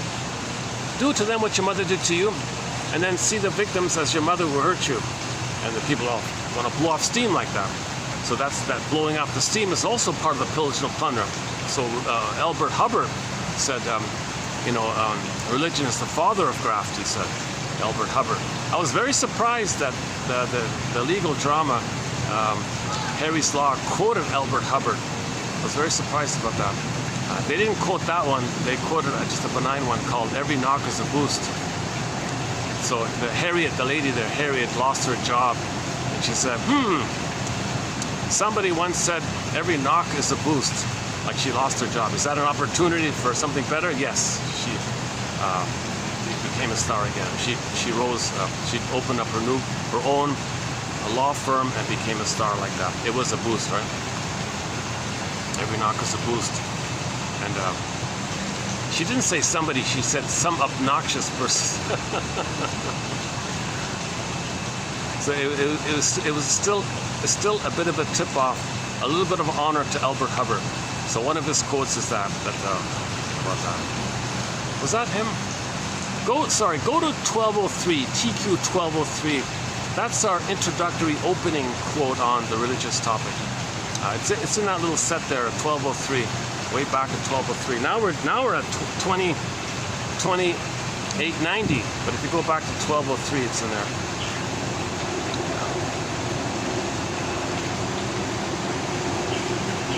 4 years, 3 continents, 10,000 quotes for less than the price of a cup of coffee. A lasso of truth. These quotes are kind of like a lasso of truth. A lantern. Night vision. See, you pull up the rampions, the Rapunzels. Make conscious what was unconscious. A nest. A catcher's mitt to catch the ball. Psychoanalysis looks for an egg and a basket that's missing. Weave the basket. Build the ego. Know what you... Set it up so you can now try to know what you couldn't have known. Then you can feel what you couldn't have felt. But to get the phoenix, it's in an egg. You need a basket. First weave the basket or the nest. Then the egg might appear. And in one fairy tale, the firebird hops out of the egg. The protagonist hops on the back of the firebird, rides the firebird up. That's kind of like the emotional knowing, the phoenix. So it's kind of like, not only does the firebird fly up, in some versions the guy's riding it, so you're really feeling it like that. Yeah, you're getting back your feelings. So that rabbit can be alive like that one earlier.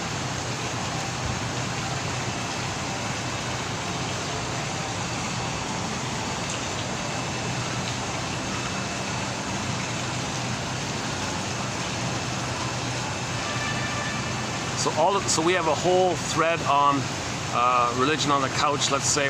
It's jam-packed with psychology. Religion is loaded. Oh my God, it's just a bulging suitcase of psychology. It's just filled with it. You can learn so much about trauma if you just open that suitcase a little bit. Oh my God. There's so much there. So again, only in the context of when religion is an adjunct or a tool of the pillage do we talk about religion. We're not talking about victims of the plunder system that are already in pain and need some way to, okay, we're not talking about that.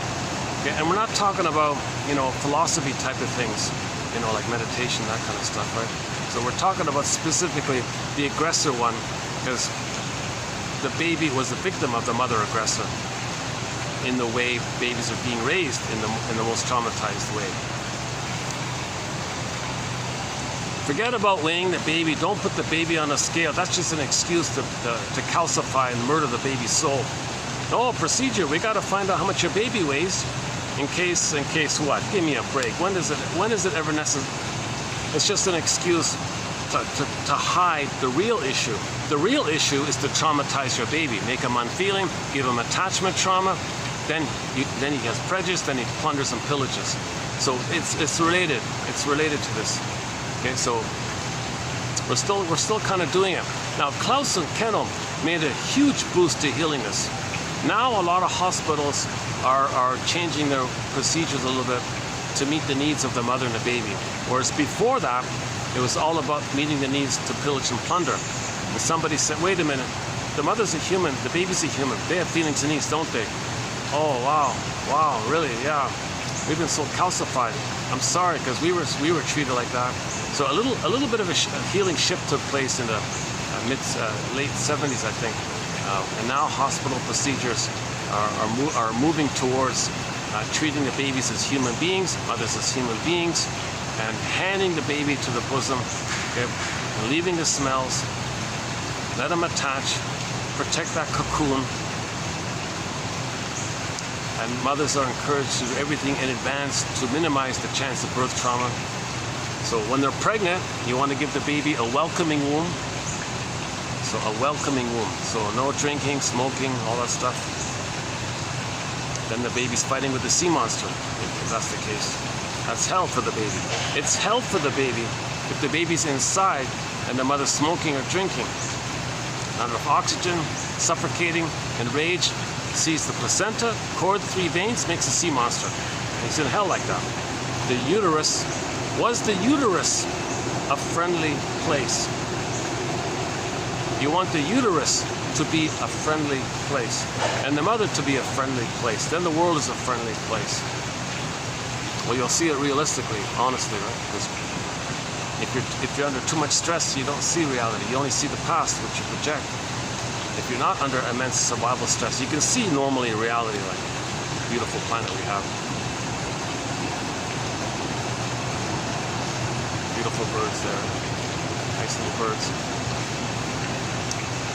Shy, stray cat.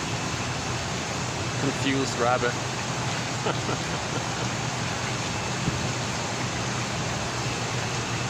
Now, hold on a second. Let me do another perspiration run here.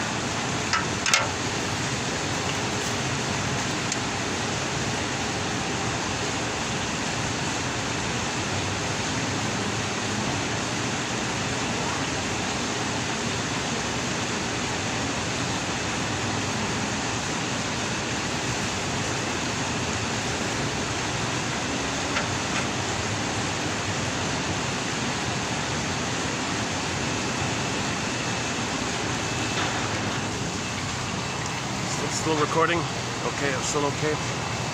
Let's see, what time is it? 4:47, battery's holding up. Only got about an hour, right? Yeah, I've got about an hour here, right?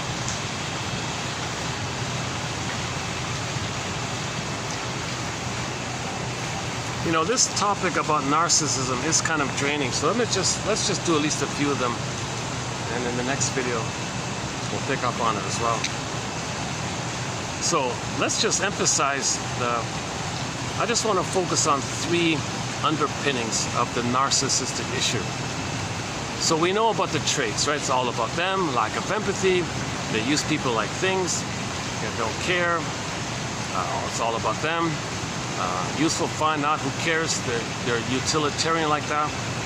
Lucy Holmes says people with a narcissistic personality issue regard everybody as symbolic breasts to be sucked dry and then thrown away. They're very utilitarian, they're grabbing like that. So they suck the supply and don't need it anyways. Useful, fine, not who cares, get them. So useful, great, okay, that's the supply. They're entitled, they're little gods, and when it's no supply, discard, they throw you away like that. Now in the process, they're always entitled, and in the process, they're always lying. Okay. So they're not really in a human-to-human kind of way. You know, it's a defense mechanism. If the baby wasn't treated like a human being, you see, they can't treat others like a human being.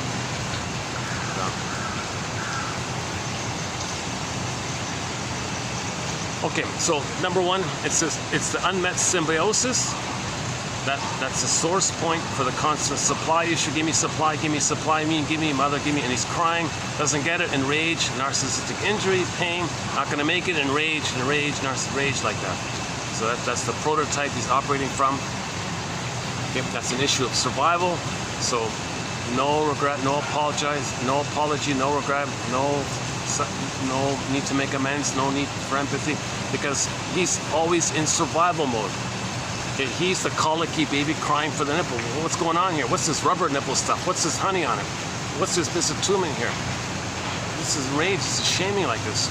Yes, the food tricks him to keep him physically alive, but we're talking about the emotional interaction that he needs with its human connections, lead to neural connections. Okay, a rubber nipple is not a human connection. There's no nerves in the rubber nipple. Baby rejects it. Mother says, "I'll stop complaining." Very shaming trick. She dips honey, dips the rubber nipple on honey. Here, baby, here's the honey. He's just overwhelmed with the concentrated sugar. Okay, because of the sugar issue, the brain thinks there's a lot of food, so he gets serotonin. It's not a wiring thing. It's not. It doesn't lay down neural circuitry. It's just like a drug thing now. It's not a. Human connections lead to neural connections. The baby lays down memories based on a relationship. That's why attachment trauma. It's attachment, baby mother. That's why attachment trauma is also known as interpersonal trauma, relational trauma. To emphasize, it's human connections lead to neural connections. A rubber nipple in a plastic bottle with some powdered stuff, that's not a human connection. He physically stays alive, but his soul is frozen like that. He's enraged by this betrayal. Yeah, back to that. His soul is crushed, however you want to call it. So they crush other people's soul because they're the mother who crushes souls, that kind of thing. And they're just repeating it because they don't remember. So they're trying to remember by saying, "Gee, am I doing these negative things towards others? Is that for me to know that my mother did that negative thing towards me and I became her and I'm repeating it for me to know what had happened to me?" That's the idea. So we got to try to remember, have the feeling about it, and we stop repeating. We got to get the emotional knowing, not just the cognitive insight. It's a both and. Cognitive knowing and emotional knowing. It's a both and. Then you stop repeating. But to get the emotional knowing, you got to feel safe with somebody. Somebody validates you, and you free associate. You feel safe. You free associate. You feel safe. You free associate. Then there might be like some kind of a feeling comes up. The firebird comes up. If you don't feel safe with the other person, if they're going to shame you and invalidate with your humanness, it's not going to work, obviously. If the helper is narcissistic, no way. Therapy can never take place if the helper has the narcissistic type, obviously. He's just there for the supply. You never feel safe by that because you're being used and thingified. You don't even, oh my God, that's pretty obvious. But a lot of people with the narcissistic personality pattern hang up a therapy shingle just for the supply. They get money, they get the supply, the focus of attention, and they shame and dump, and they get the food, and they dump the waste, they get the food, because the baby's supposed to nurse and send his waste up the cord, right? So the baby's waste elimination goes up the two veins that spiral around the center food vein up, and the food one goes down. So the client pays money, that's the center vein, and the therapist sends out his toxic waste, his hate to the client. He absorbs it. So the client is like the placenta who gives food and digests the shrink's waste. It's not going to work like that. He's parentifying the client. He's turning the client into a metaphorical placenta and breast, basically. So obviously, the client's not going to be healed like this. Now, if he's drawn to this and he's going to be fooled by this, that's for him to know that he was fooled by his mother. If he's drawn to somebody who's going to fool him. So we recreate in the present to know the past so we can stop repeating it. Okay, so symbiosis, unmet symbiosis. Narcissist looks into the pool of water, he sees himself, there's one like that, stunned like this, wow, blissed out like this. That's the oneness phenomenon. It's all about him, everything's for him, little king, little god, all about him. He's the center of it all, it's just him in there. Okay, and actually this lady here, this biology, her take on echo is they never hear the voice of another person. They only hear their echo. So they don't even really hear the true human voice of them. That's her way of putting it. But the analytic way is that the beingness is echo, and echo turns to a statue.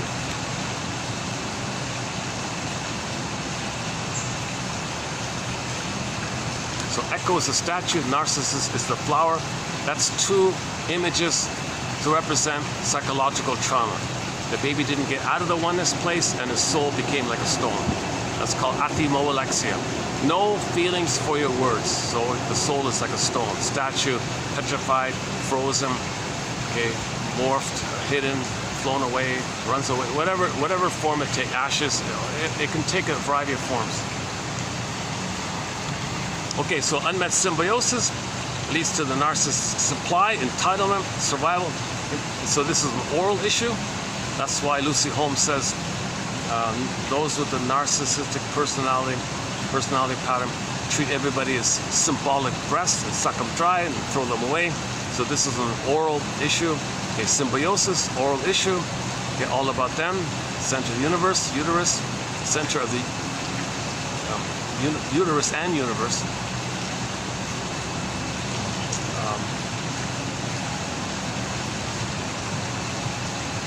Of course, there's no empathy for others because they never reached enough love to have an identity for themselves, to have feelings.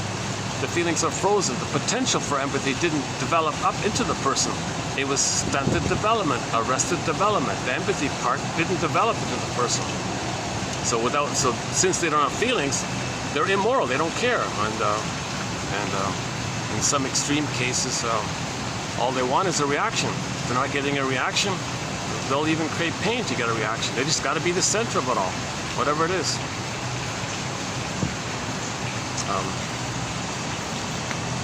So we posted a few quotes recently on the narcissistic issue by two young ladies. Well, that's 3 in a row here, yeah. So the first two young ladies, they were not shrinks, they were not professors, but they wrote about their mothers, their narcissistic mothers. So those were good quotes by Morrigan and the other one. Do I even have it here?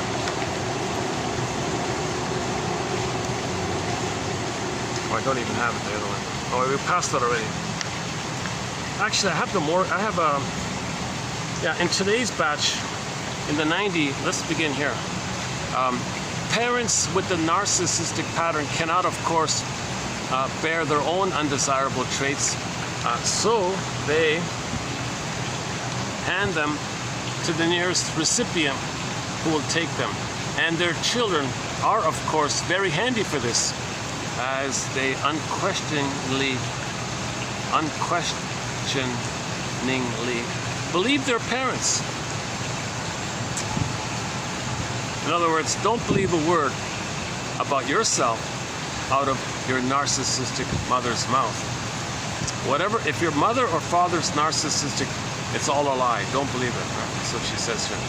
By being raised by a mother with a narcissistic pattern, you were raised with somebody with the emotional maturity of a traumatized baby or toddler. No wonder it was so awful. It's equivalent to being raised by a toddler. So imagine a baby being raised by a traumatized toddler. Same idea. A toddler a very traumatized toddler. Or better yet, imagine a baby being raised by an adult baby who is traumatized in the uterus. Something like that. Okay. Okay, let's begin with Miss Harding here.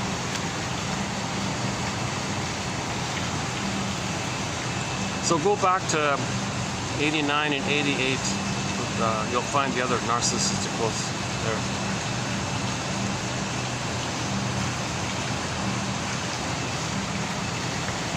Okay.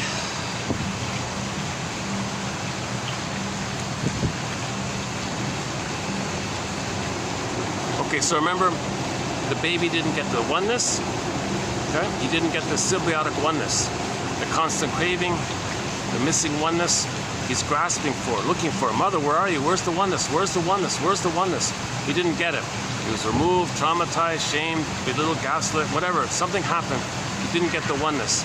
From this source point, he needs the narcissistic supply, others to respond, others to look, others to see, others to admire, others to think, others to look at him, make him the center, not let him feel alone. If somebody's there, respond to him, respond to him. He hates to be slighted.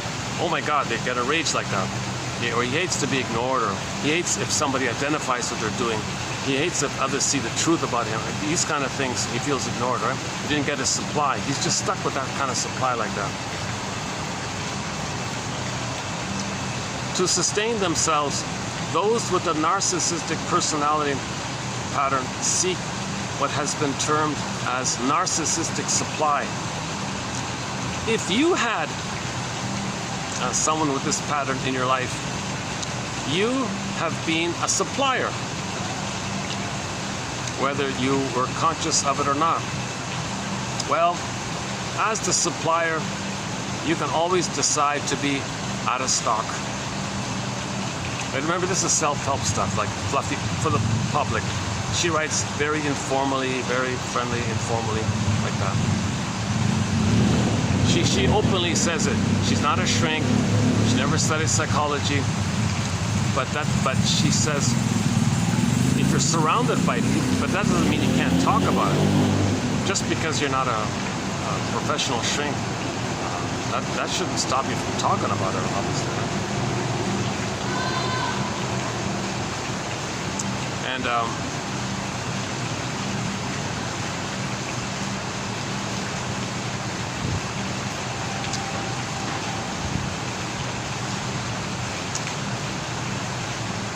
okay, those with the narcissistic pattern are emotional cyclops. Okay, that's my spin on it. She said emotional vampires. What did she say? Emotional. Oh, T-Rexes or something. I just changed it to cyclops. The cyclops,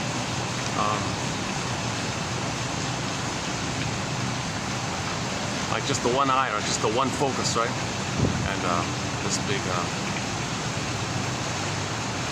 primitive kind of survival kind of place. My guess about the cyclops, I'm just guessing here, maybe it is the baby's perception of the breast, and the one eye is the nipple.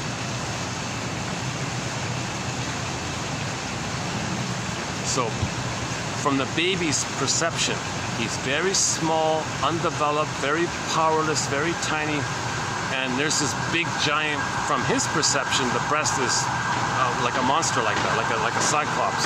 He sees the one eye, the nipple. I'm just guessing that's what it is. Has to be updated, that one.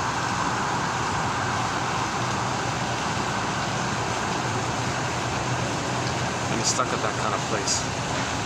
Okay. Next one here. It is very difficult to change things which we are consciously aware of. For example, somebody who is an emotional eater. If you use food as a food tranquilizer, as an over-the-counter tranquilizer, you're not physically hungry, but you're using cookies to soothe you. So it means your mother didn't comfort you and soothe you, so you're using cookies as for the trick of the sugar to get the serotonin. You know it's you're conscious that it's dysfunctional, but look how hard it is to change it, even if you're conscious of it. So changing something of which we are not consciously aware of is almost next to impossible. So if your friend has narcissism and they don't even know it, how are you going to change that? You can't even change something about yourself that you are aware of. That's the basic point, right? But clingers and pleasers do that. They think they can heal the narcissist. They don't even heal their own issue, but they think they can heal the narcissist. Okay, those with the narcissistic pattern are not consciously aware of their narcissism. They lack the introspection. Plus for them, so many of their behaviors work to their benefit. No motivation to change. Why? If they're addicted and they're getting money, why should they change, they think? They can play Peter Pan and enjoy the ride and say to themselves, we're here for a good time. If not a long time, whatever it is. Play the Trooper song. Too many people fall for the idea that they can somehow change a person with a narcissistic pattern, or at least stop the narcissistic abuse. We spin this fantasy to make ourselves feel better. That's called sweet lemons. They're not hurting me, they're sweet. So we deceive ourselves with the sweet lemons mechanism. Because the clingers say, I'm not okay, you're okay. Stingers say, I'm okay, you're not okay. The stingers need a clinger to play their wounded, vulnerable, human, trusting soul to damage, hate, to belittle. They need someone to play the proxy for their soul. They're the mother who shamed their own soul. They want to replay it because they're loyal to the mother. So they need someone to stand in for their soul, whom they're going to shame, and then they're going to flip it and see the one they just shamed as the mother who hurt them, who they're going to hate. So they need someone to play this scapegoating place. And clingers say, well, I'll fix it. Oh, give me a break. But they'll try. She said she also tried. A lot of clingers and pleasers are stuck in this confusion about this. They think they can save it because the baby will try everything in his power to make his mother be a loving mother. So he's still coming from that kind of place. Singers love this arrangement. They're thrilled at this arrangement in a sadistic way, in a perverted sadistic way. They've given up on the human side of being human, the quote-unquote more human side of being human. They want someone else to play that which they're going to shame. Meanwhile, they want to play infantile God and be addicted to that kind of place and make it all about them. And still be that crying baby looking for the nipple and be the mother who rejected them. Okay. I didn't say that last part right. All right, next one. The narcissist participates in this fantasy as well, gladly pushing all responsibility for their behavior onto us. Oh yeah, so the stinger has no responsibility or ethics about how he's got to heal himself. Oh, clinger, pleaser, you're responsible for my disappointments. It's your job to make me happy. I'm entitled to be loved. You're my missing breast mother. You're the breast. You're supposed to provide the breast that I need. I'm entitled. I'm not responsible. I'm not like an adult like that. I'm still a baby crying for the breast. So clinger, you play the breast.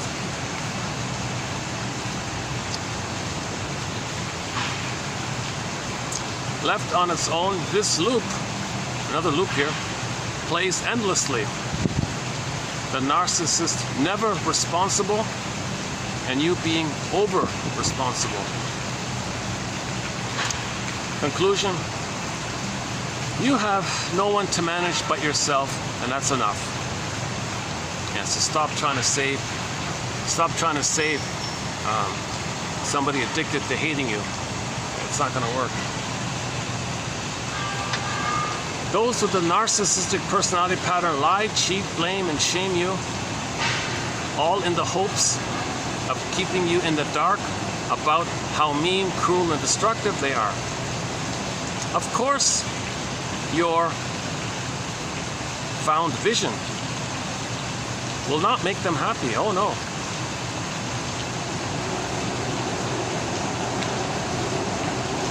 They love confusing people, hurting people. Okay, they love that power, that supply. If you're aware of it and you don't fall for it kind of thing, they're enraged. They're not getting their supply.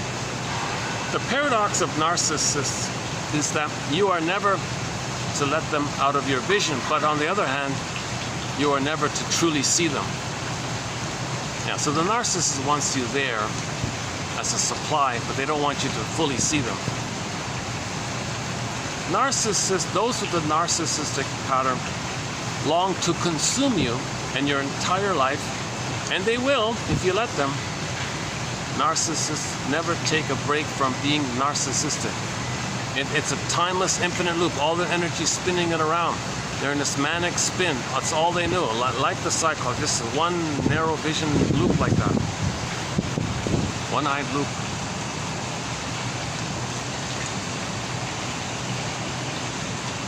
Some equate living with the narcissist to the boiling frog analogy. Pre-TSD. like PTSD, but the P, you make it a pre, like before traumatic stress syndrome. As the name implies, it is the anticipatory rise in stress hormones and activation of the stress response prior to an event. Having a narcissist in your life places you in a constant state of pre-PTSD. Boiling frog.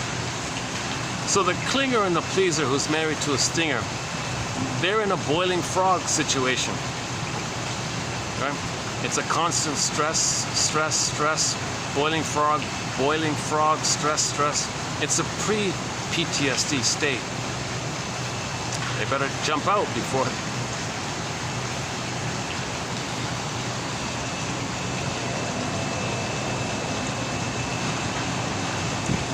Stepping into a treadmill of insanity, quicksand. But the problem is not your niceness.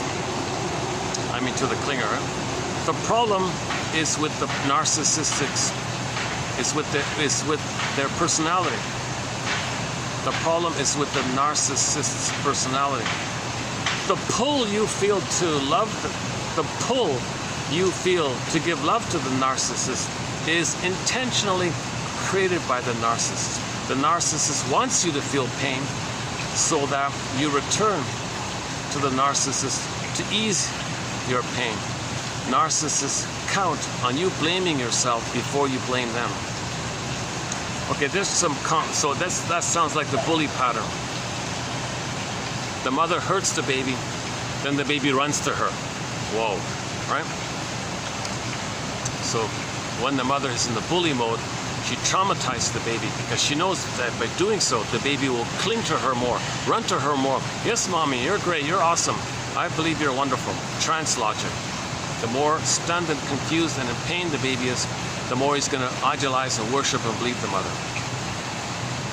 Back to these things. Okay. Hold on a second.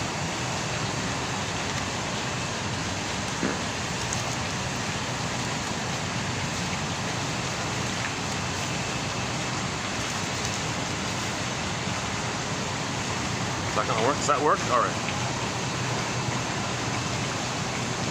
Oh, they had a tickling episode on Candid Camera. Can you tickle? That was a silly one. Can you tickle your say? That was a dumb one. You know.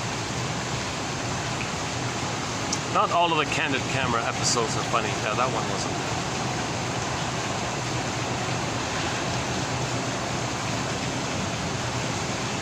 Yeah. So in other words, a clinger who says, "I'm not okay, you're okay," who's married to a stinger. Okay. Now, all of the stingers have narcissism embedded in it. So any of the stingers, they say, "I'm okay, you're not okay." Well, that's a boiling frog situation for the clinger. A pre-PTSD state. Pre-TSD, she calls it. If you want to if anybody's a clinger or a pleaser, and they want a real boost to get out of this nonsense of trying to save a stinger, I highly recommend her little book here. She's very clear, and she's kind of a little creative in her little ideas like that. She's very good. The next one by Miss Harding here. One trick of narcissists, when you catch them in a lie, is to try to turn the tables on you. They insist that since you believe the initial lie, that you must support it. So they're master manipulators of blame, of hurting someone and making that victim feel like he's wrong and he's right, that stuff.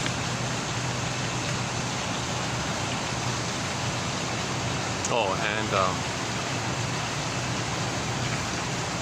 and the entitlement will be there. The entitlement is very strong.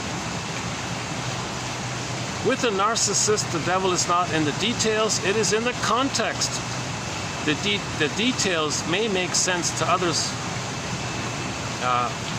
and appear quote-unquote fine on the surface.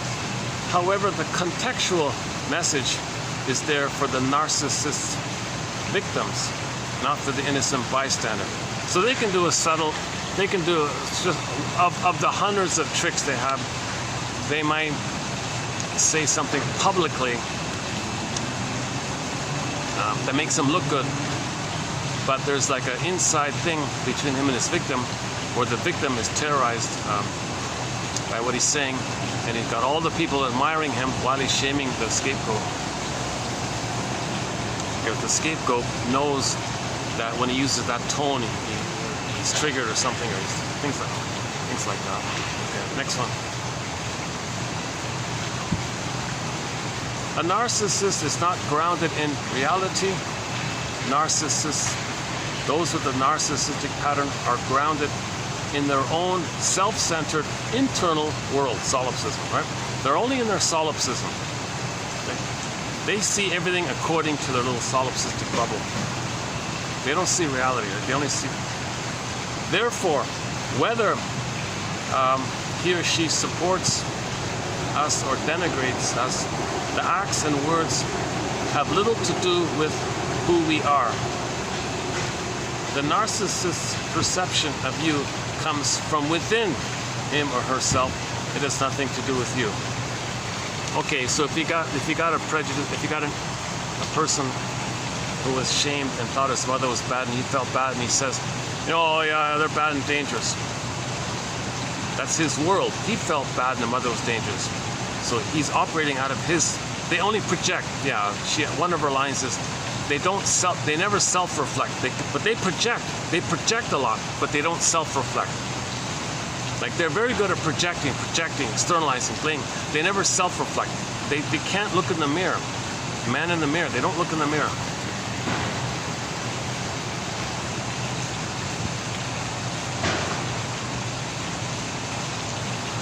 When a narcissist speaks, it is propaganda in the making.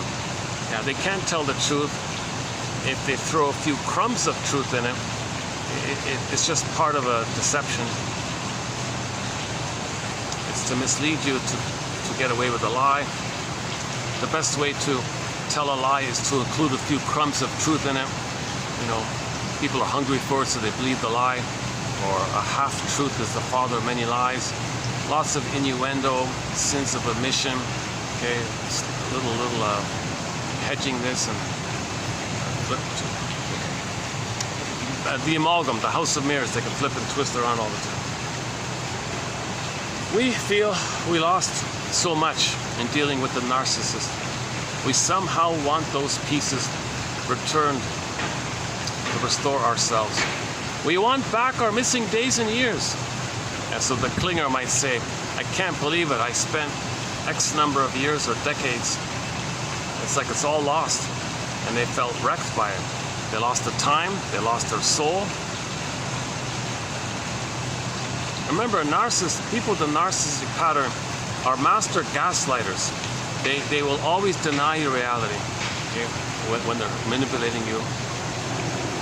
So your soul is fragmented, all the time lost. You wish you could have it all back. Oh, if the clinger is in pain or something, his first instinct is not to protect you. It's the opposite. If the other's in pain, he'll pour salt on the wound instead. There's a sadistic underpinning to narcissism. Most, or all, maybe, I don't know. Generally speaking, yeah. Schadenfreude is a key trait of the Stinger personality. Yeah. If you identify with the aggressor, that's going to be Schadenfreude. Narcissists have a prescribed script for their lives. If you dare deviate from this script, you are often written out of the production. Conclusion, I am the central character of my own life script. Yeah, so if you're supply for them, fine, you'll be included. If you're no longer a supply to them, they only want supply, so they don't see your needs and feelings like that, right?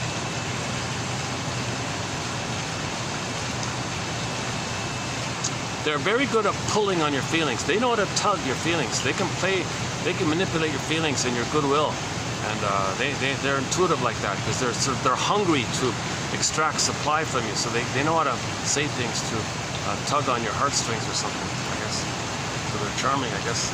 quote unquote. Narcissists, yeah, here's a good one, I think. Oh yeah, here's an interesting one by her. Those with the narcissistic pattern must always be considered special.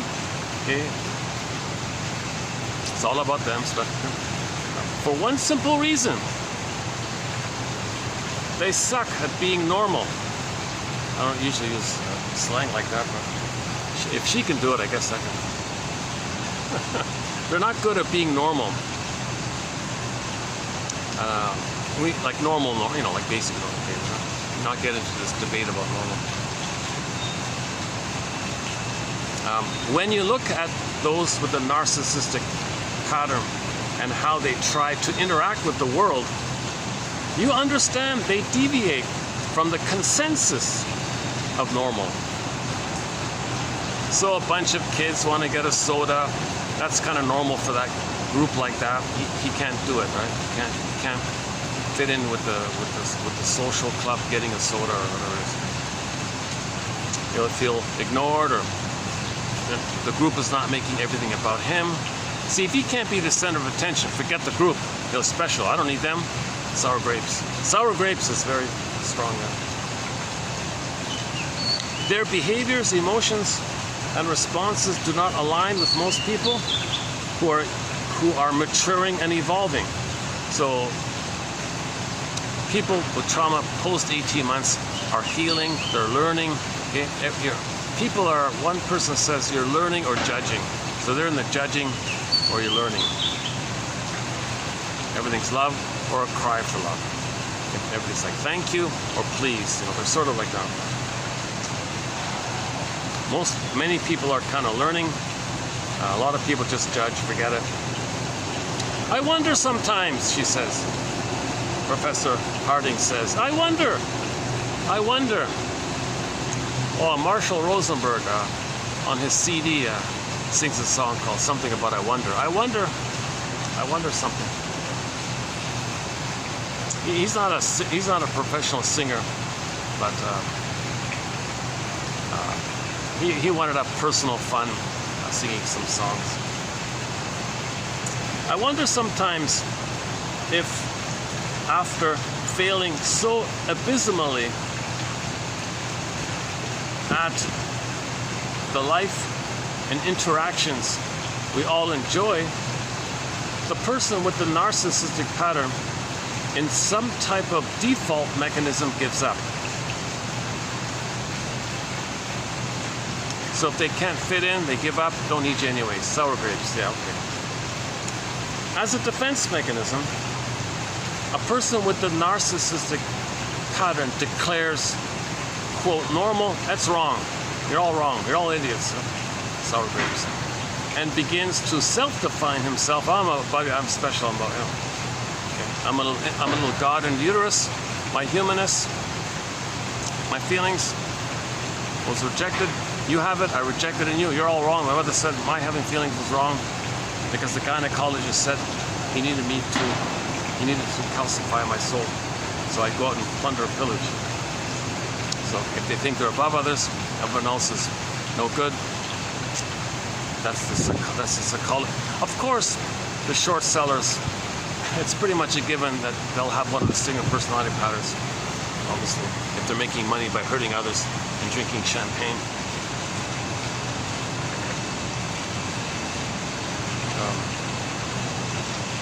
Where are we here? Sorry, let me stretch for a minute. Oh. I gotta bring a pillow or something. These chairs aren't the most comfortable. They're not bad, but after 3 hours it gets, yeah. Okay, let's just try this.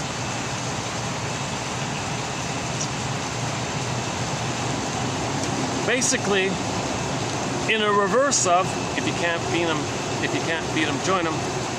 A person with the narcissistic pattern decides, quote, if you can't join them, act superior to them. In so many ways, those with the narcissistic pattern cannot join normal. They simply do not have the skill set to do so. When I observe them and see how they try to act normal, it is painfully obvious that it is all an act. At some point, I think they just give up trying to participate. They have no authentic way to engage with normal, so they are left creating special.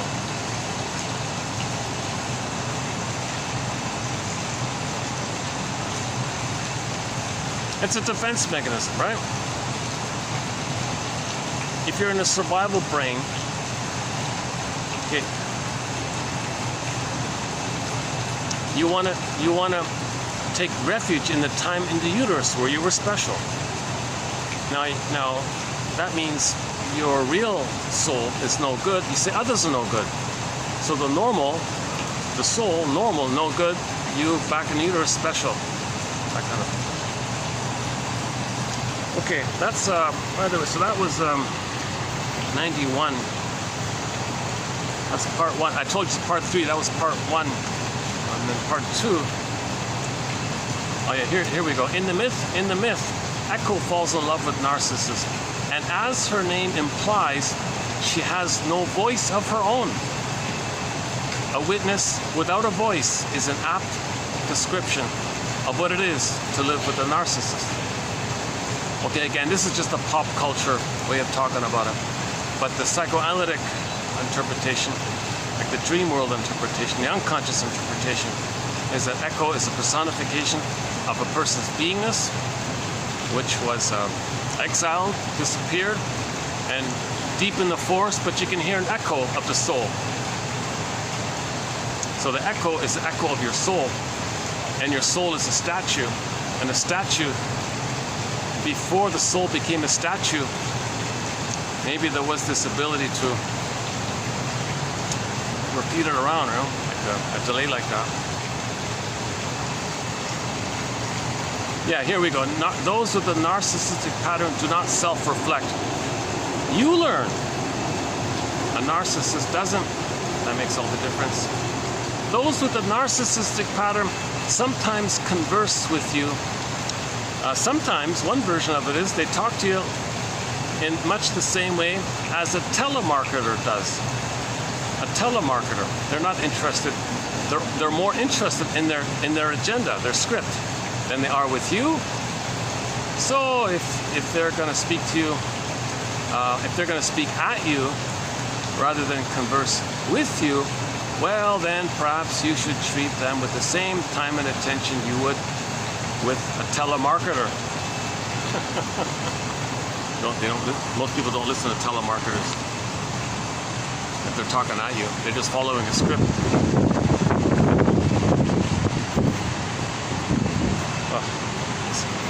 Let me get a breeze here. Is that okay? Is the lighting okay like this? Is it better like this? Okay, let's just do this. Okay, let's just do this.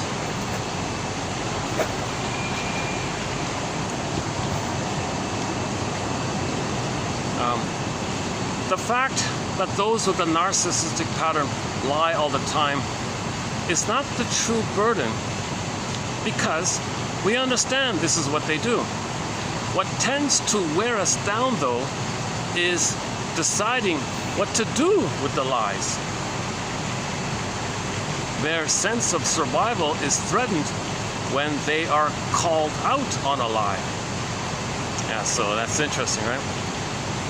You know they're lying, but if you don't play along, they might get enraged at you, right?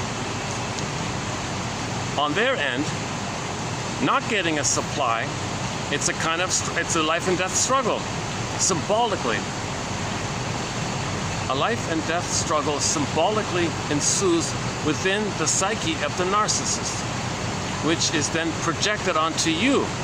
Okay, so if they're triggered, if you don't give them supply, okay, that's like the mother not feeding them.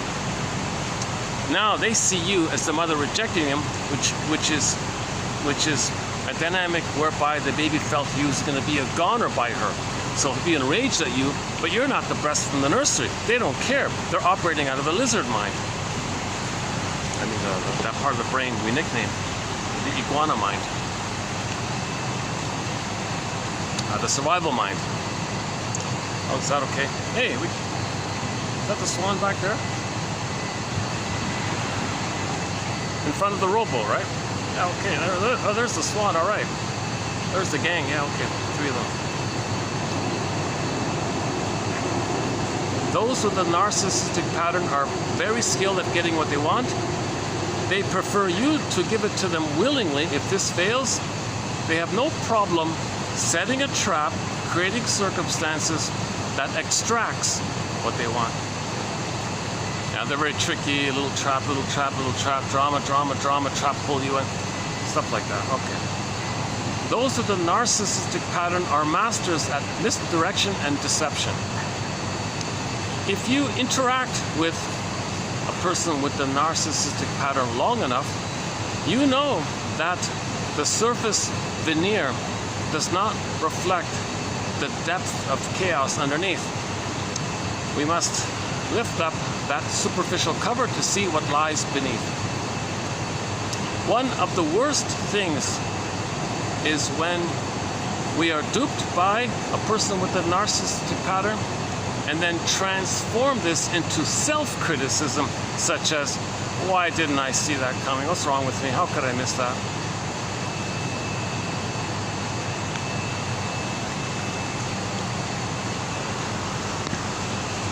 So don't criticize yourself if you were fooled. You know, you're human, you trust. They don't care about that stuff. That's just a source of supply. They want it damaged, and you react. That's the mother responding to them. Watch any movie or read a book designed to produce drama, and you find the dramatic arc centers on one or both of the following. 1, information that is either missing or misleading. So, wrong information, missing or misleading, you know, all these misunderstandings. And time is limited. Misunderstanding, time is limited. So most drama includes that, right? If it works for books and movies, it certainly works for the narcissist in your life. They are pros at misleading or missing information. The very passive people are passive-aggressive. The passive-aggressive narcissistic pattern is very good in this area. They say one thing and mean another, or they forget to tell you something, or they accidentally leave out important details. If that does not create drama enough, a person with the narcissistic pattern throws in the crunch of time.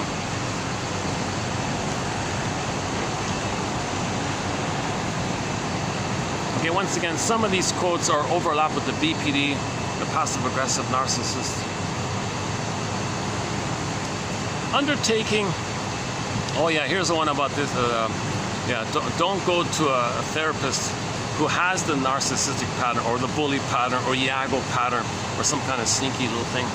Undertaking your healing journey in the presence of someone who is harmful to you is not healthy. This statement seems to be obvious, but it was years before I embraced this idea myself. I had created a loop that said, if I can heal here, I can heal anywhere. I now realize how distorted such thinking was. Healing is about you and only you. If you're going to heal, don't think you're going to heal by trying to heal someone else. You're fooling yourself. But I can almost get her where she's coming from a little bit. Like if you can master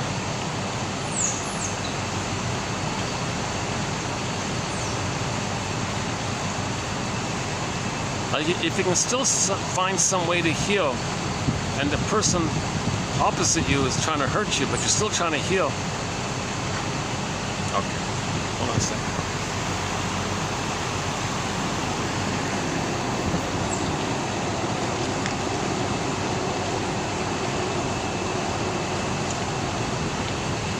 Okay, next one here.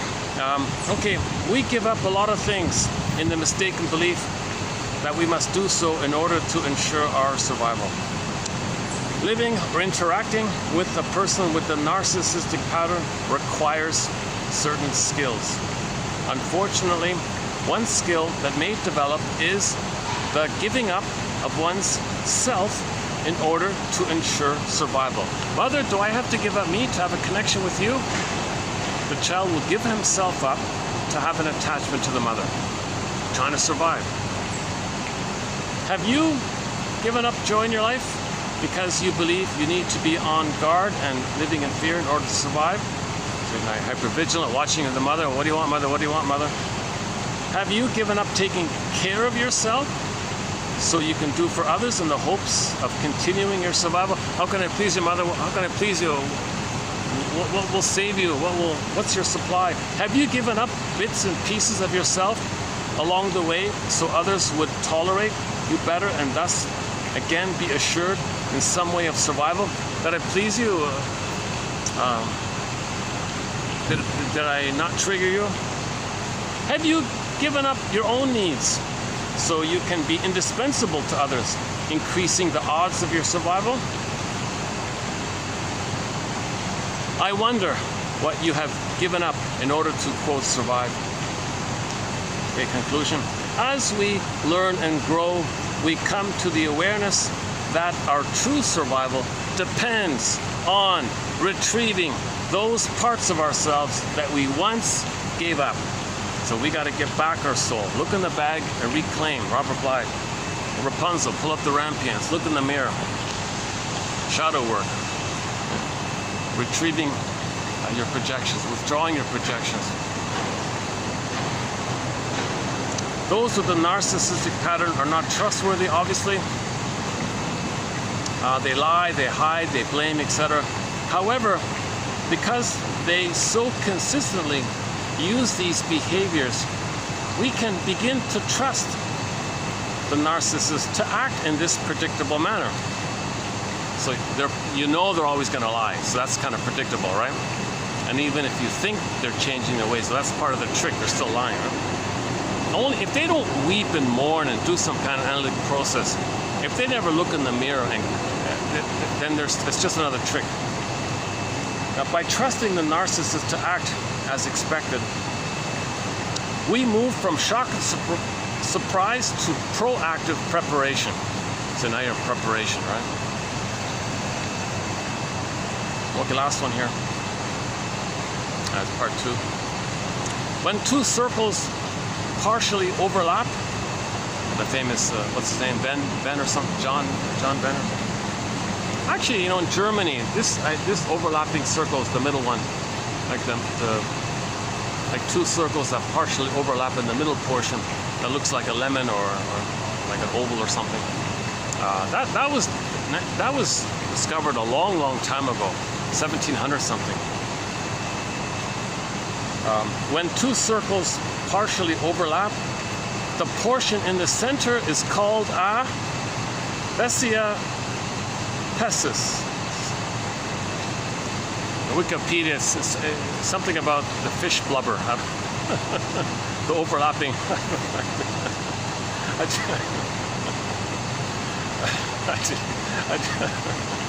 Symbolically, the fish blubber,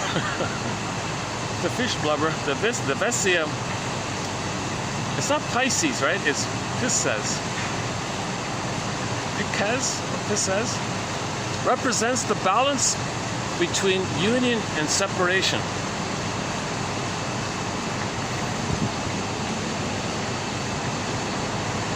So a couple have things in common, but they also have their own identities while they have a lot in common. So it's like an overlap. But narcissistic people can't do that. Their circle engulfs the other circle, like completely subsumes the other circle. There's only one circle. There's no two circles in the middle ground. No, there's only one, only them.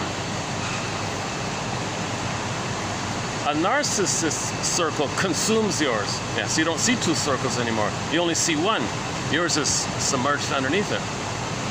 A healthy union between two complete people, honoring a separate space for each is strange or unknown to a person with a narcissistic pattern, because they're still in survival mode of getting the attachment with the breast mother. They didn't get love to get to the place of person to person.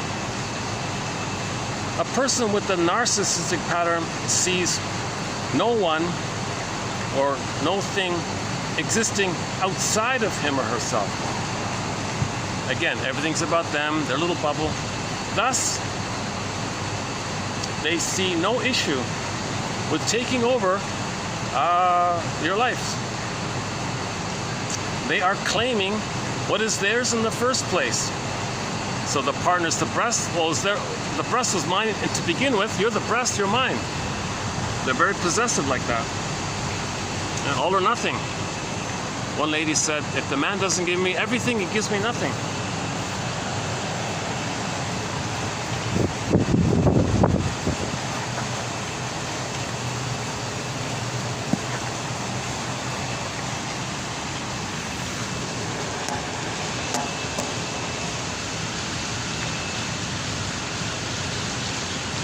Let me just another perspiration one here.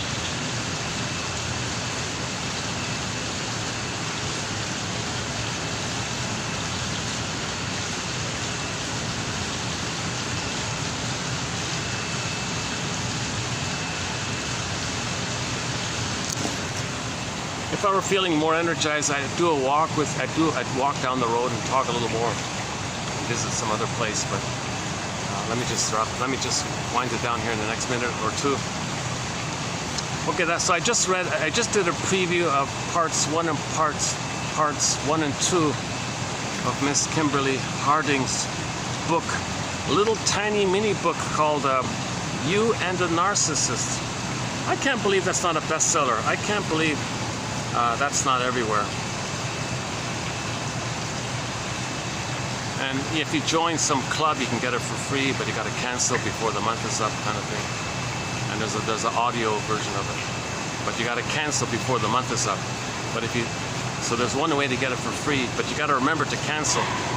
So before the month is up. To buy a printed one, yeah, you're paying the normal price with the shipping and all that. It's probably not worth spending $20 to.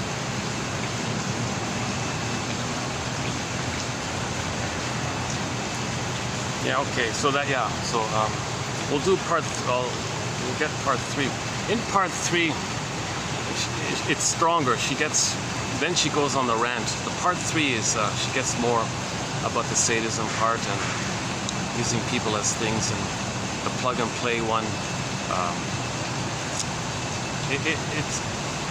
It's like the baby latches on to the breast. Okay, so plug and play. Oh, are you going to be the breast?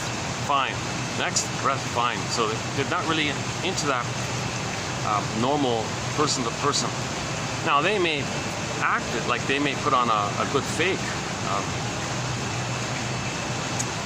And she often says, if you're hearing something that might be a fake, pause.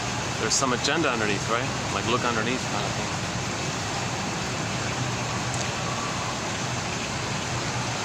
Oh, there's that rabbit, yeah.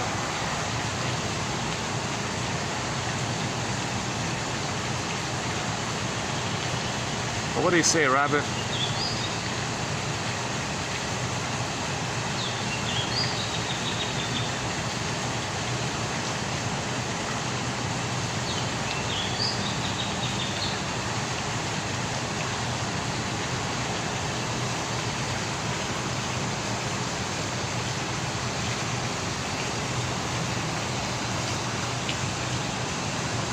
Yeah, the staff told me that particular rabbit somehow has the ability to run around just within the boundaries for some reason. It never goes beyond on its own. That's the only one that somehow does that, they said. Funny.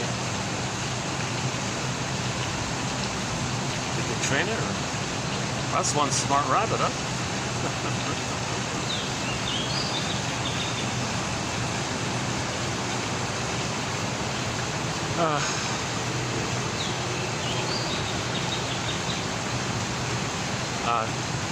Deli Rizdick does a cover of Carry On Wayward Son, another song recently added to our soundtrack.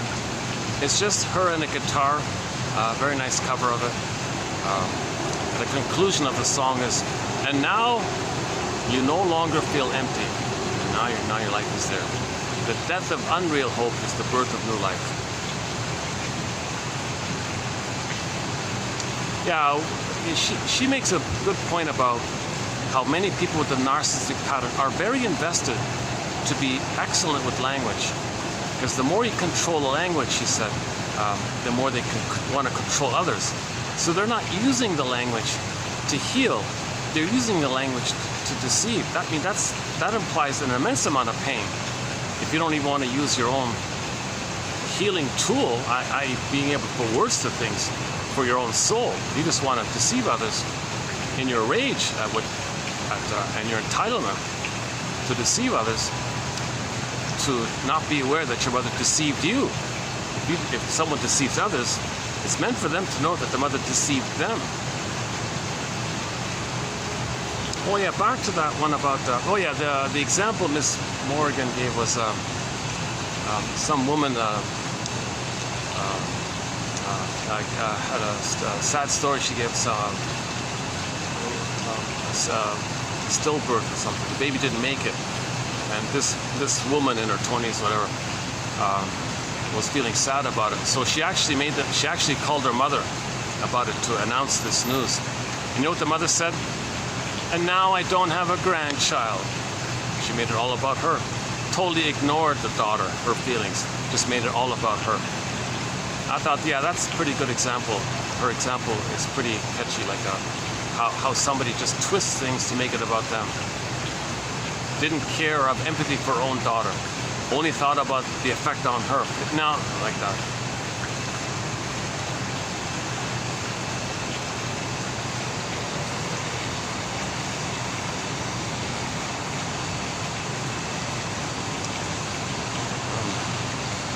Oh, sorry, hang on.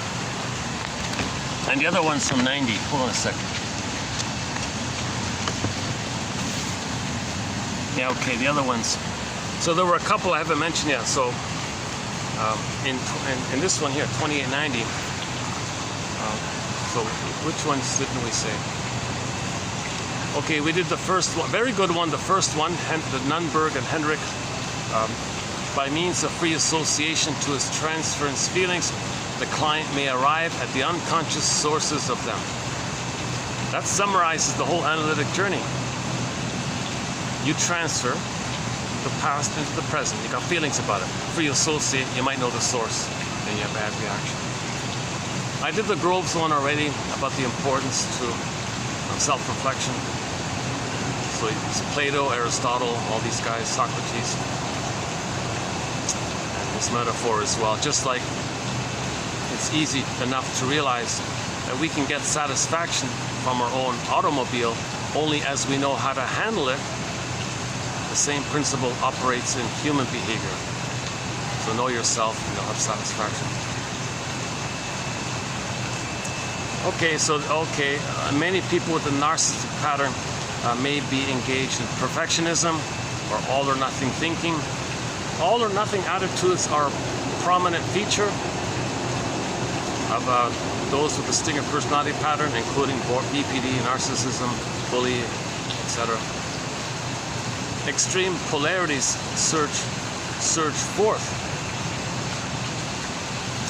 Gradations, mixed feelings, intermediate steps, the emergence of emotions in partial, manageable doses are not in their repertoire. It's me or forget it, all or nothing. Use supply or rejection. It's just either or. Perfectionism is an important striving in all or nothing thinking.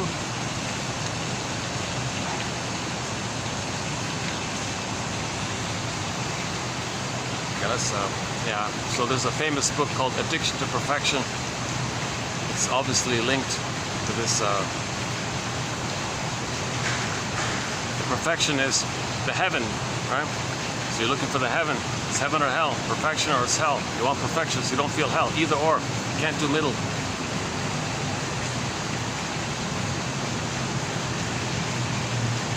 Okay, we did the other ones already. Okay.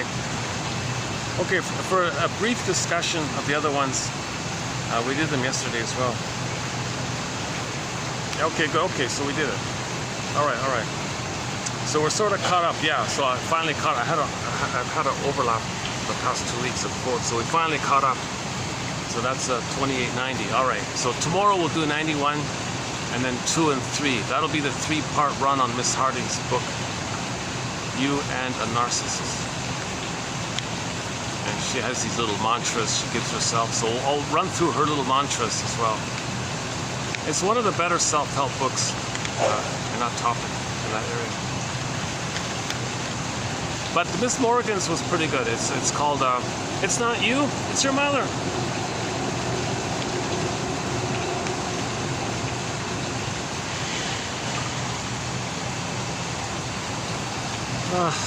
Okay, I've only got like 5 minutes worth of lighting left here, so let's wrap it up here. Yeah, a nice song we can close up with is Melanie Thornton. Her one big hit before she passed away, called "Love How You Love Me." If you wanna have a fantasy of a romantic love, I think that song's pretty good like that. When she sings it, the whole audience is swimming in love. Oh yeah, when you look at the music video for that song, they did a music video for that song, and you kind of see it like that. When two people they meet each other, two strangers meet each other, they're like stunned, right? They drop their bags, they hold their hands, and they float up in the air. That's the symbiosis, right? So many people are attracted to somebody who has the same mind like your mother. A mother who should have given you symbiosis but didn't. So find somebody like that. And you may, initially, you feel the blissful feeling. Oh, you're the one. My first, you're my last, you're my everything. You're Mr. Right, and all that stuff. So in the beginning, you'll feel that. You'll be disappointed. Like they were floating up, it'll crash down, right? That's for the person to know that they didn't get their symbiotic needs.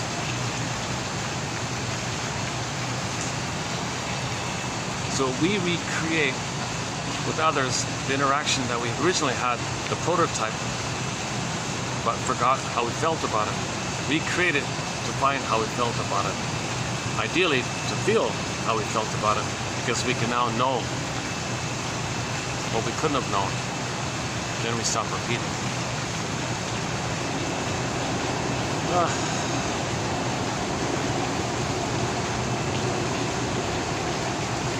Well, despite my fatigue today, I thought today's video, I didn't speak too smoothly. I know I kind of stumbled a fair bit when I spoke. But your mission, nevertheless, in each video, we have 1,000 videos here, and the mission in every video is the same. Pick one. Read the list and pick one. Hopefully there'll be one. Sometimes there'll be none. Maybe the next video will be 2. Hopefully there'll be one. And there's your 1001 Windmills of the Mind, customized and personalized for you, dear listener. It'll be unique for everybody. Everybody will choose their own unique one. So if 1 billion people do this exercise, there'll be 1 billion versions of 1001 Windmills of the Mind. There's enough variation and combinations there, I think. I haven't done the math yet. I mean, the odds of 2 people having a perfectly identical, like 1 out of 10 times 1,000. Like, think about the lottery numbers. Think about the lottery, right? If you got 1,000 numbers, a thousand digit number, a number with 1,000 digits in it, and each digit's from 1 to 9, let's say. Oh no, 1 to 30. Sorry, 1. Yeah, no, yeah, 1 to 10 on average. Yeah, 1 to 10. So imagine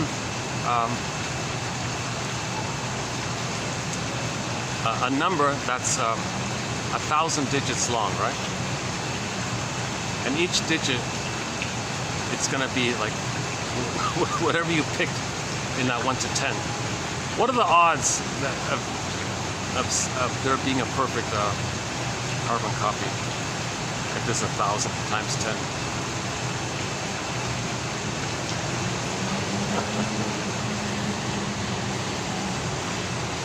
So it's what we all have in common, and it's going to be unique for everybody at the same time. That's the theory, or Homo traumicus.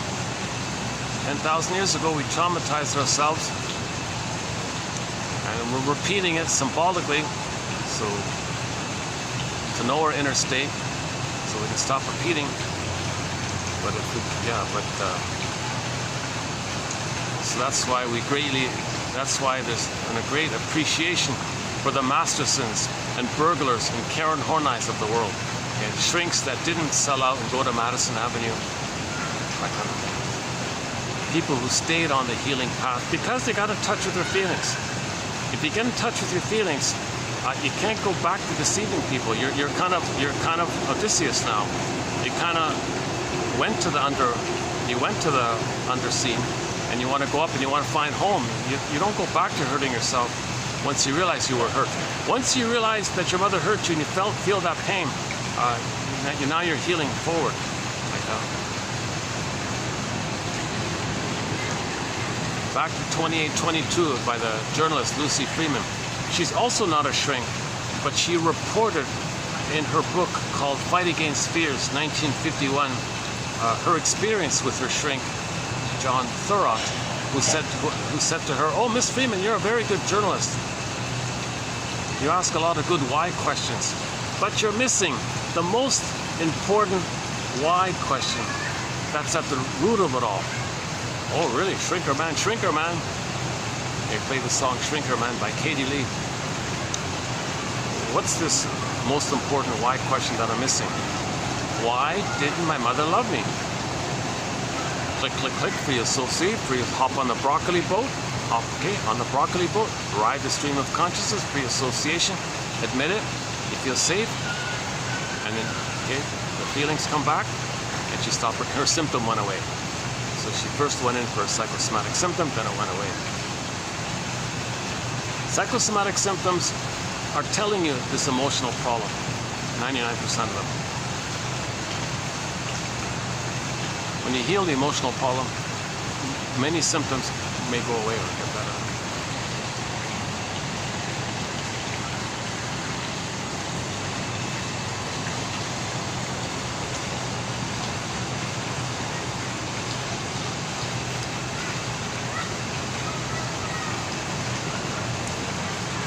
Yeah, today's Thursday, right? Let's see, what is it? Thursday, right. 5:57 Thursday. Yeah, they're predicting for the next several days some floods are going to come around here.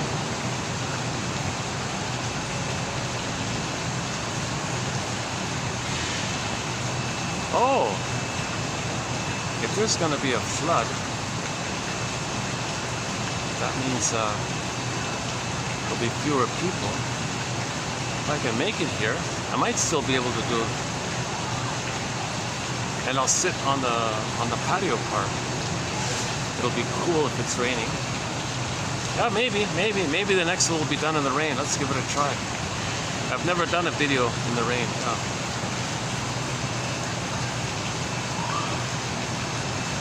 Oh! Flowers are falling. Yeah.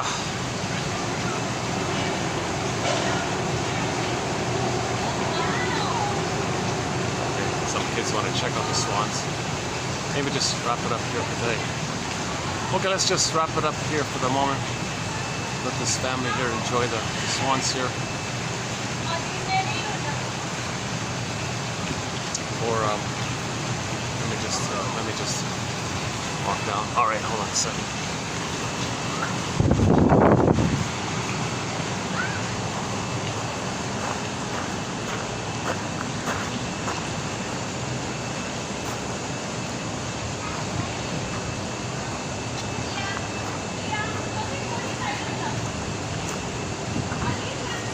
Can I just go for like 5 minutes and then I'll finish? Yeah.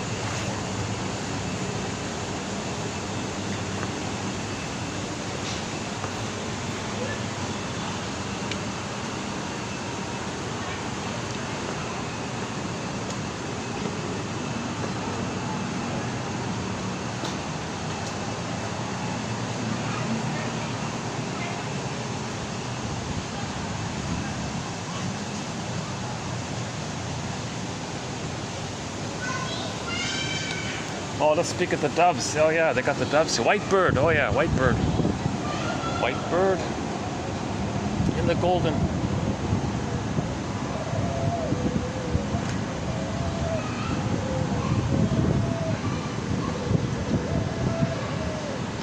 Are they showing up here?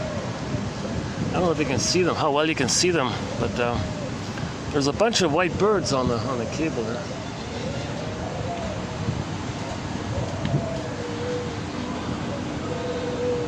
I can't even see them. Oh my goodness. Oh, I see the white chairs behind it. That's why. The white birds are in front of the white chairs. Maybe I need to do this. Let's try this. Oh, how's that? Does that work? All right.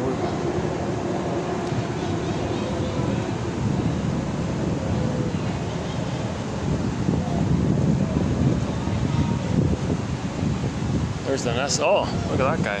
Oh, there's one. Lonely one.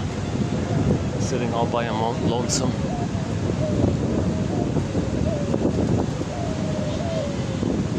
He's thinking.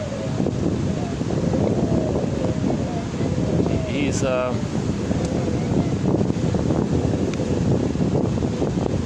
decided he can think more clearly when he's on his own a bit. Oh, another one. Here's a. Hey, bird.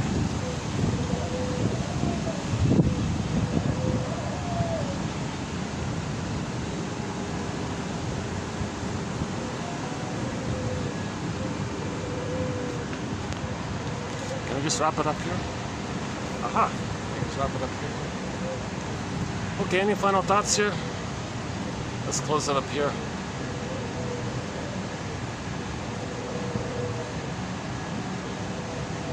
So back to I've Never Been to Me by Charlene. We'll check out the lyrics to that song. It's an evolution. She realized it. Like a lot of people never realize it. At least she realized it and wanted to do something helpful at the end, right? Narcissists never realized it. Peer Gynt maybe not realized it at the end. We don't know, question mark. It seems like he got like a glimpse at the end. Then the story ended. But in the song "I've Never Been to Me," she's making more of a. She's more clear about it because she wrote a song about it, so she's more clear about it. Oh, here we go.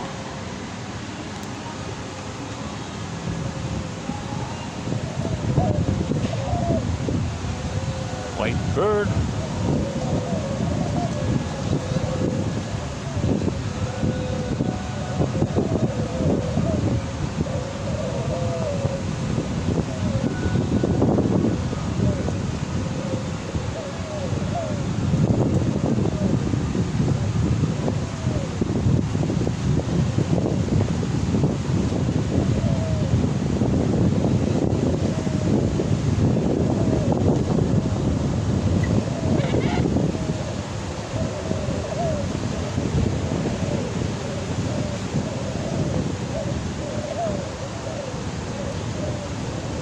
White bird.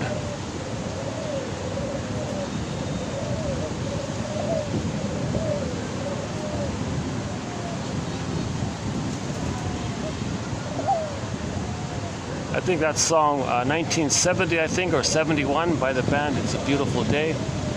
That's their main hit there. White bird in the golden cage. Well, this is not winter, and it's not, you know, they're not suffering and they're not alone. But in the song, the image was, we want that freedom from the monkey within. Setting Free the Monkey sings Barbara, oh boy, what's her name? Oh, Randy another song, Randy Crawford, When I Get Over You. Another good song, When I Get Over You. Setting free the monkey, like the albatross, the grief. And then she'll go back to her, get back her soul kind of thing.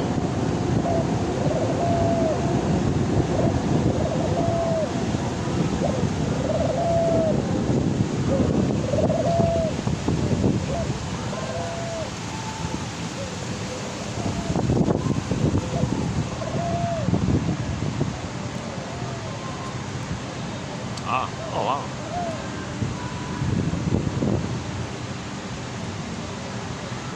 Yeah, we're getting news reports about all the floods all over the place. Jesus. Sorry about that.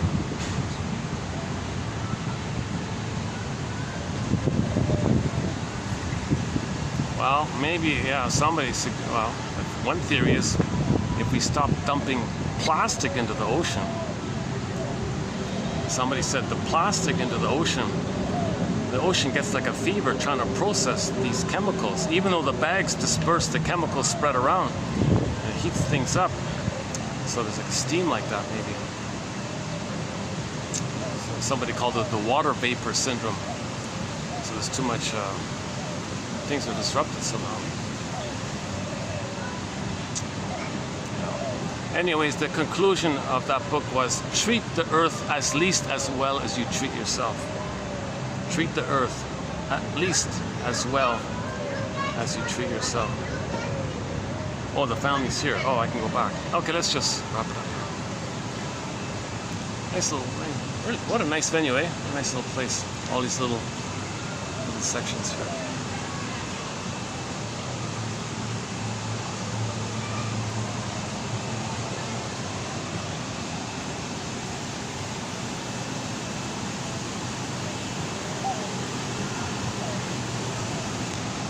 Let's pick a background. That's okay, right? The backdrop here, a little bit of a color. All right, for the love of strange medicine. Yeah, strange quotes. So once again, I'm not a shrink, and we're just exploring here. Trial and error, brainstorming, hypotheses, guesstimates, invitations for mutual exploration, trying to be a detective. We're trying to know now what we couldn't have known then, to feel what we couldn't have felt, so we could be in the present. On that note, thanks very much. I'll see you in the next video, where we will formally begin a 3-video special run on the work of Professor Harding from an excellent little self-help book of hers called You and a Narcissist. Very clear. She's really crisp about it. Very good. And like I might find a book, like a thick analytic book, and there's nothing in it. Here's like a mini little 1-hour self-help book, and I could do 3 videos worth. That's the difference.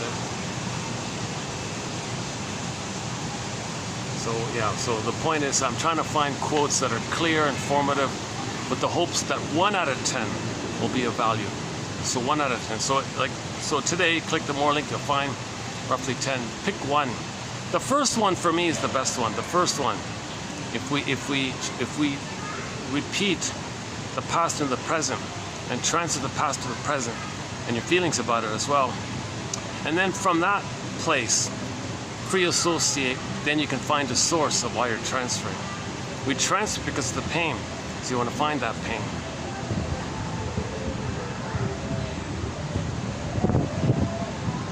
White bird in a golden cage.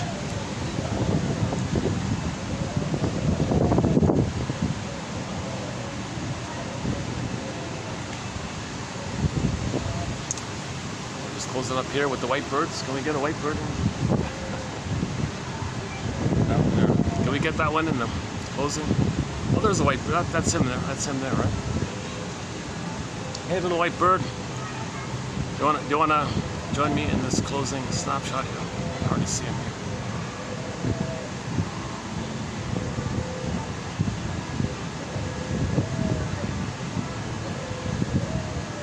Okay.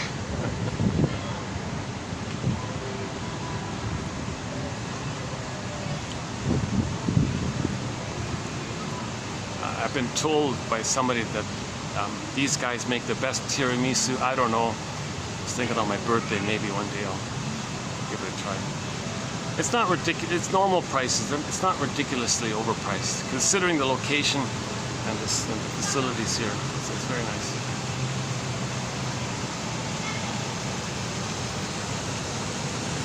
Okay. Any final closing thoughts? Yeah, let's close up. Yeah, that's not too bad, huh? Close it up here.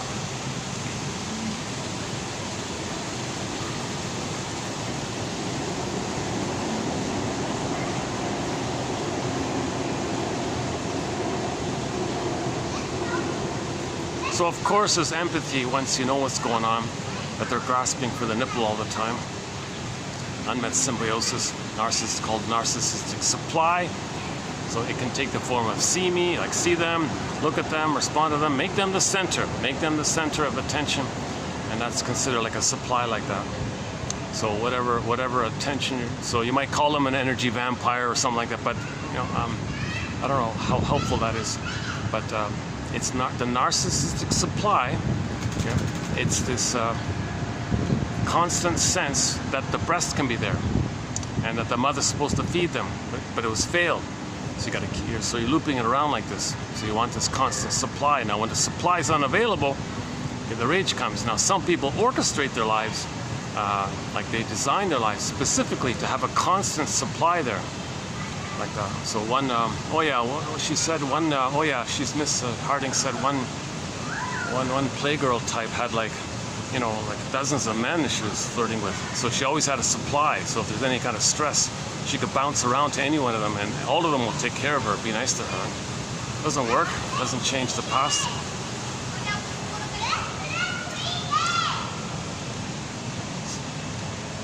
Trying to get what you didn't get doesn't work. Past that critical time.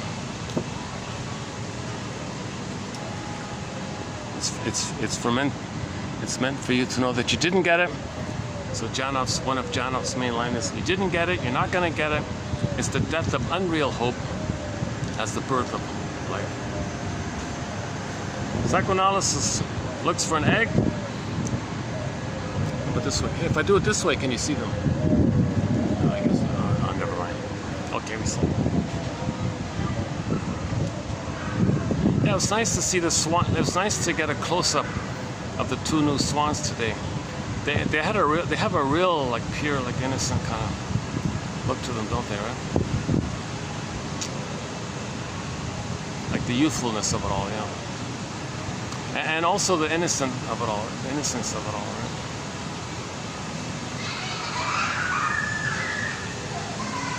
Oh, this family they came at a good time, yeah. Oh, they're lucky, yeah, they came at a good time. The kids can have the whole place to themselves. Oh, there they are there.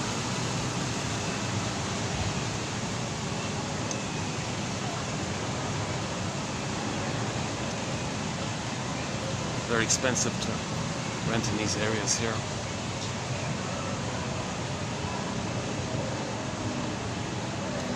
Or if there is going to be a flood tomorrow, why don't I get over to the mall and I'll be indoors. It can rain all at once, I'll be indoors, right? Getting home will be difficult, but as long as the sky train, I can walk in the water, that's okay, right? As long as it's, as long as it's under 5 something.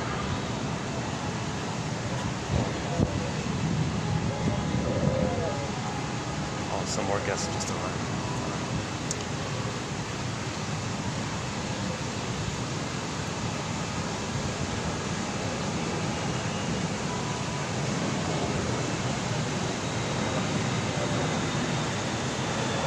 Yeah, in part 3, I'll include one in part 3 coming up.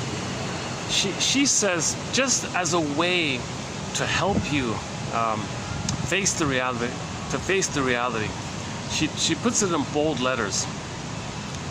You name the thing that the person with the narcissistic person in your life did. You name that kind of thing, and just put it in bold letters. It was intentional. And she does this thing. He said this, didn't do this. It was intentional. He didn't call you. It was intentional. Didn't follow through. It was intentional. She had a little list like that, in bold letters like that.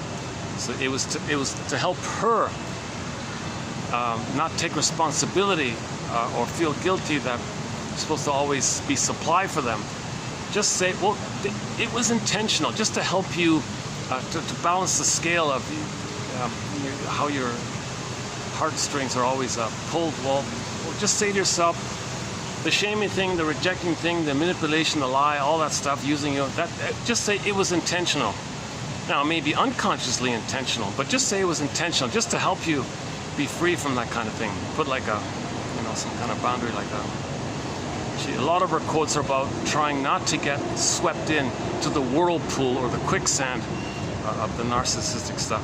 Well, in those quotes, she's talking more about the BPD narcissistic type, because they're more with the hysterics. That one, the lower functioning, like the bully pattern, lower functioning BPD pattern.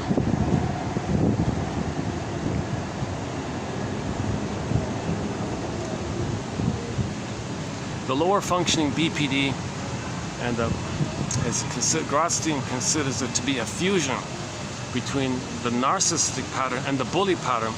It's the narcissistic pattern Swiss cheese edition. When they fall in the hole, they go back to the bully pattern, so it's chaotic like that. And after they do the bully tactics, they go back to the narcissistic, the consistently narcissistic type. But when they fall in the hole, they become the bully, get the whole Swiss cheese, and they flip back and forth like that. He calls it a fusion between the two. I'm just borrowing Masterson. It's a Swiss cheese narcissistic. Fall in the hole, you go back. We did a lot of good quotes on the BPD pattern. Oh my God, Grotstein, Christine Lawson has a very good book called Understanding Your Borderline Mother. Very good book, Understanding the Borderline Mother, something like that. If you want a good, we did a dozen. No baker's dozen, just a regular dozen. We did 12 excellent videos, I thought, in terms of quote content on the BPD pattern about, I don't know, maybe 3 months ago or something like that. This year, 2024. Maybe if you look around, well, type in Lawson, it'll show up. Yeah, that one right. Check around those ones. We did a string on ennui, a string of quotes on anxiety, ennui, passive aggressiveness.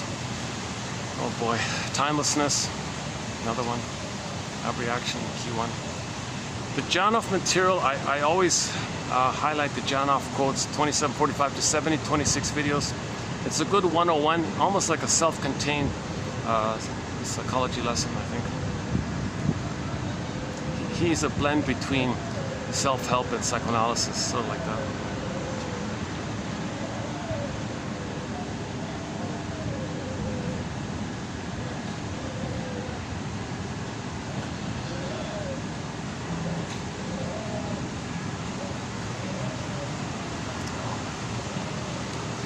Any final thoughts here?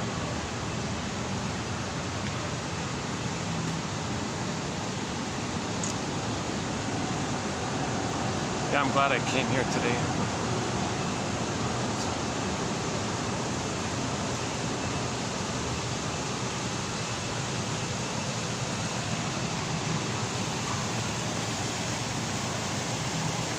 Well, the staircase scene. Oh my God, the staircase. Yeah, I mentioned earlier the movie Now Voyager. There's a staircase scene. Actually, Bette Davis is also in that film, but she doesn't do the staircase. But she's in the film called Now Voyager. She's the victimized daughter by the mother, who used the daughter as a constant source of narcissistic supply for her.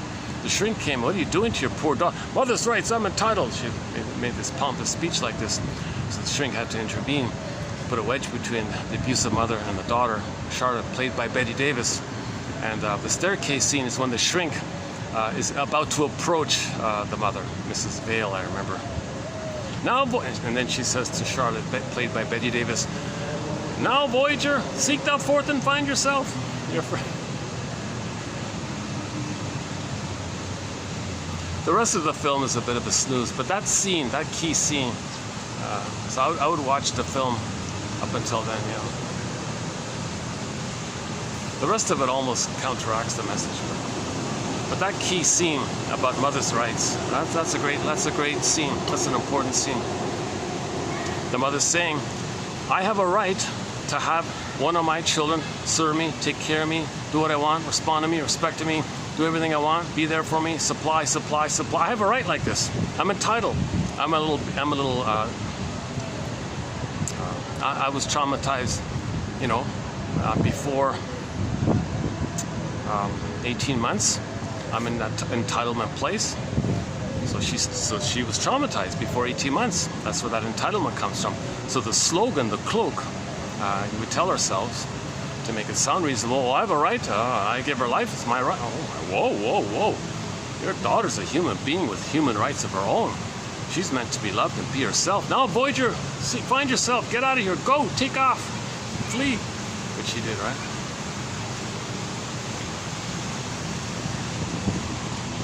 Okay, we're running out of light here. Oh my goodness, yeah. Okay, let's close it up here. Carry on, wayward son.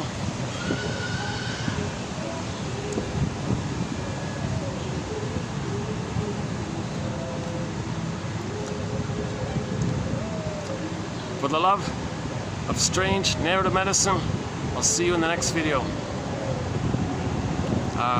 Play our theme song, which opens up with the bass tubas.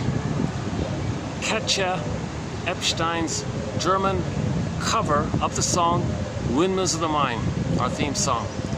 It begins with the bass tubas. Bass tubas, please.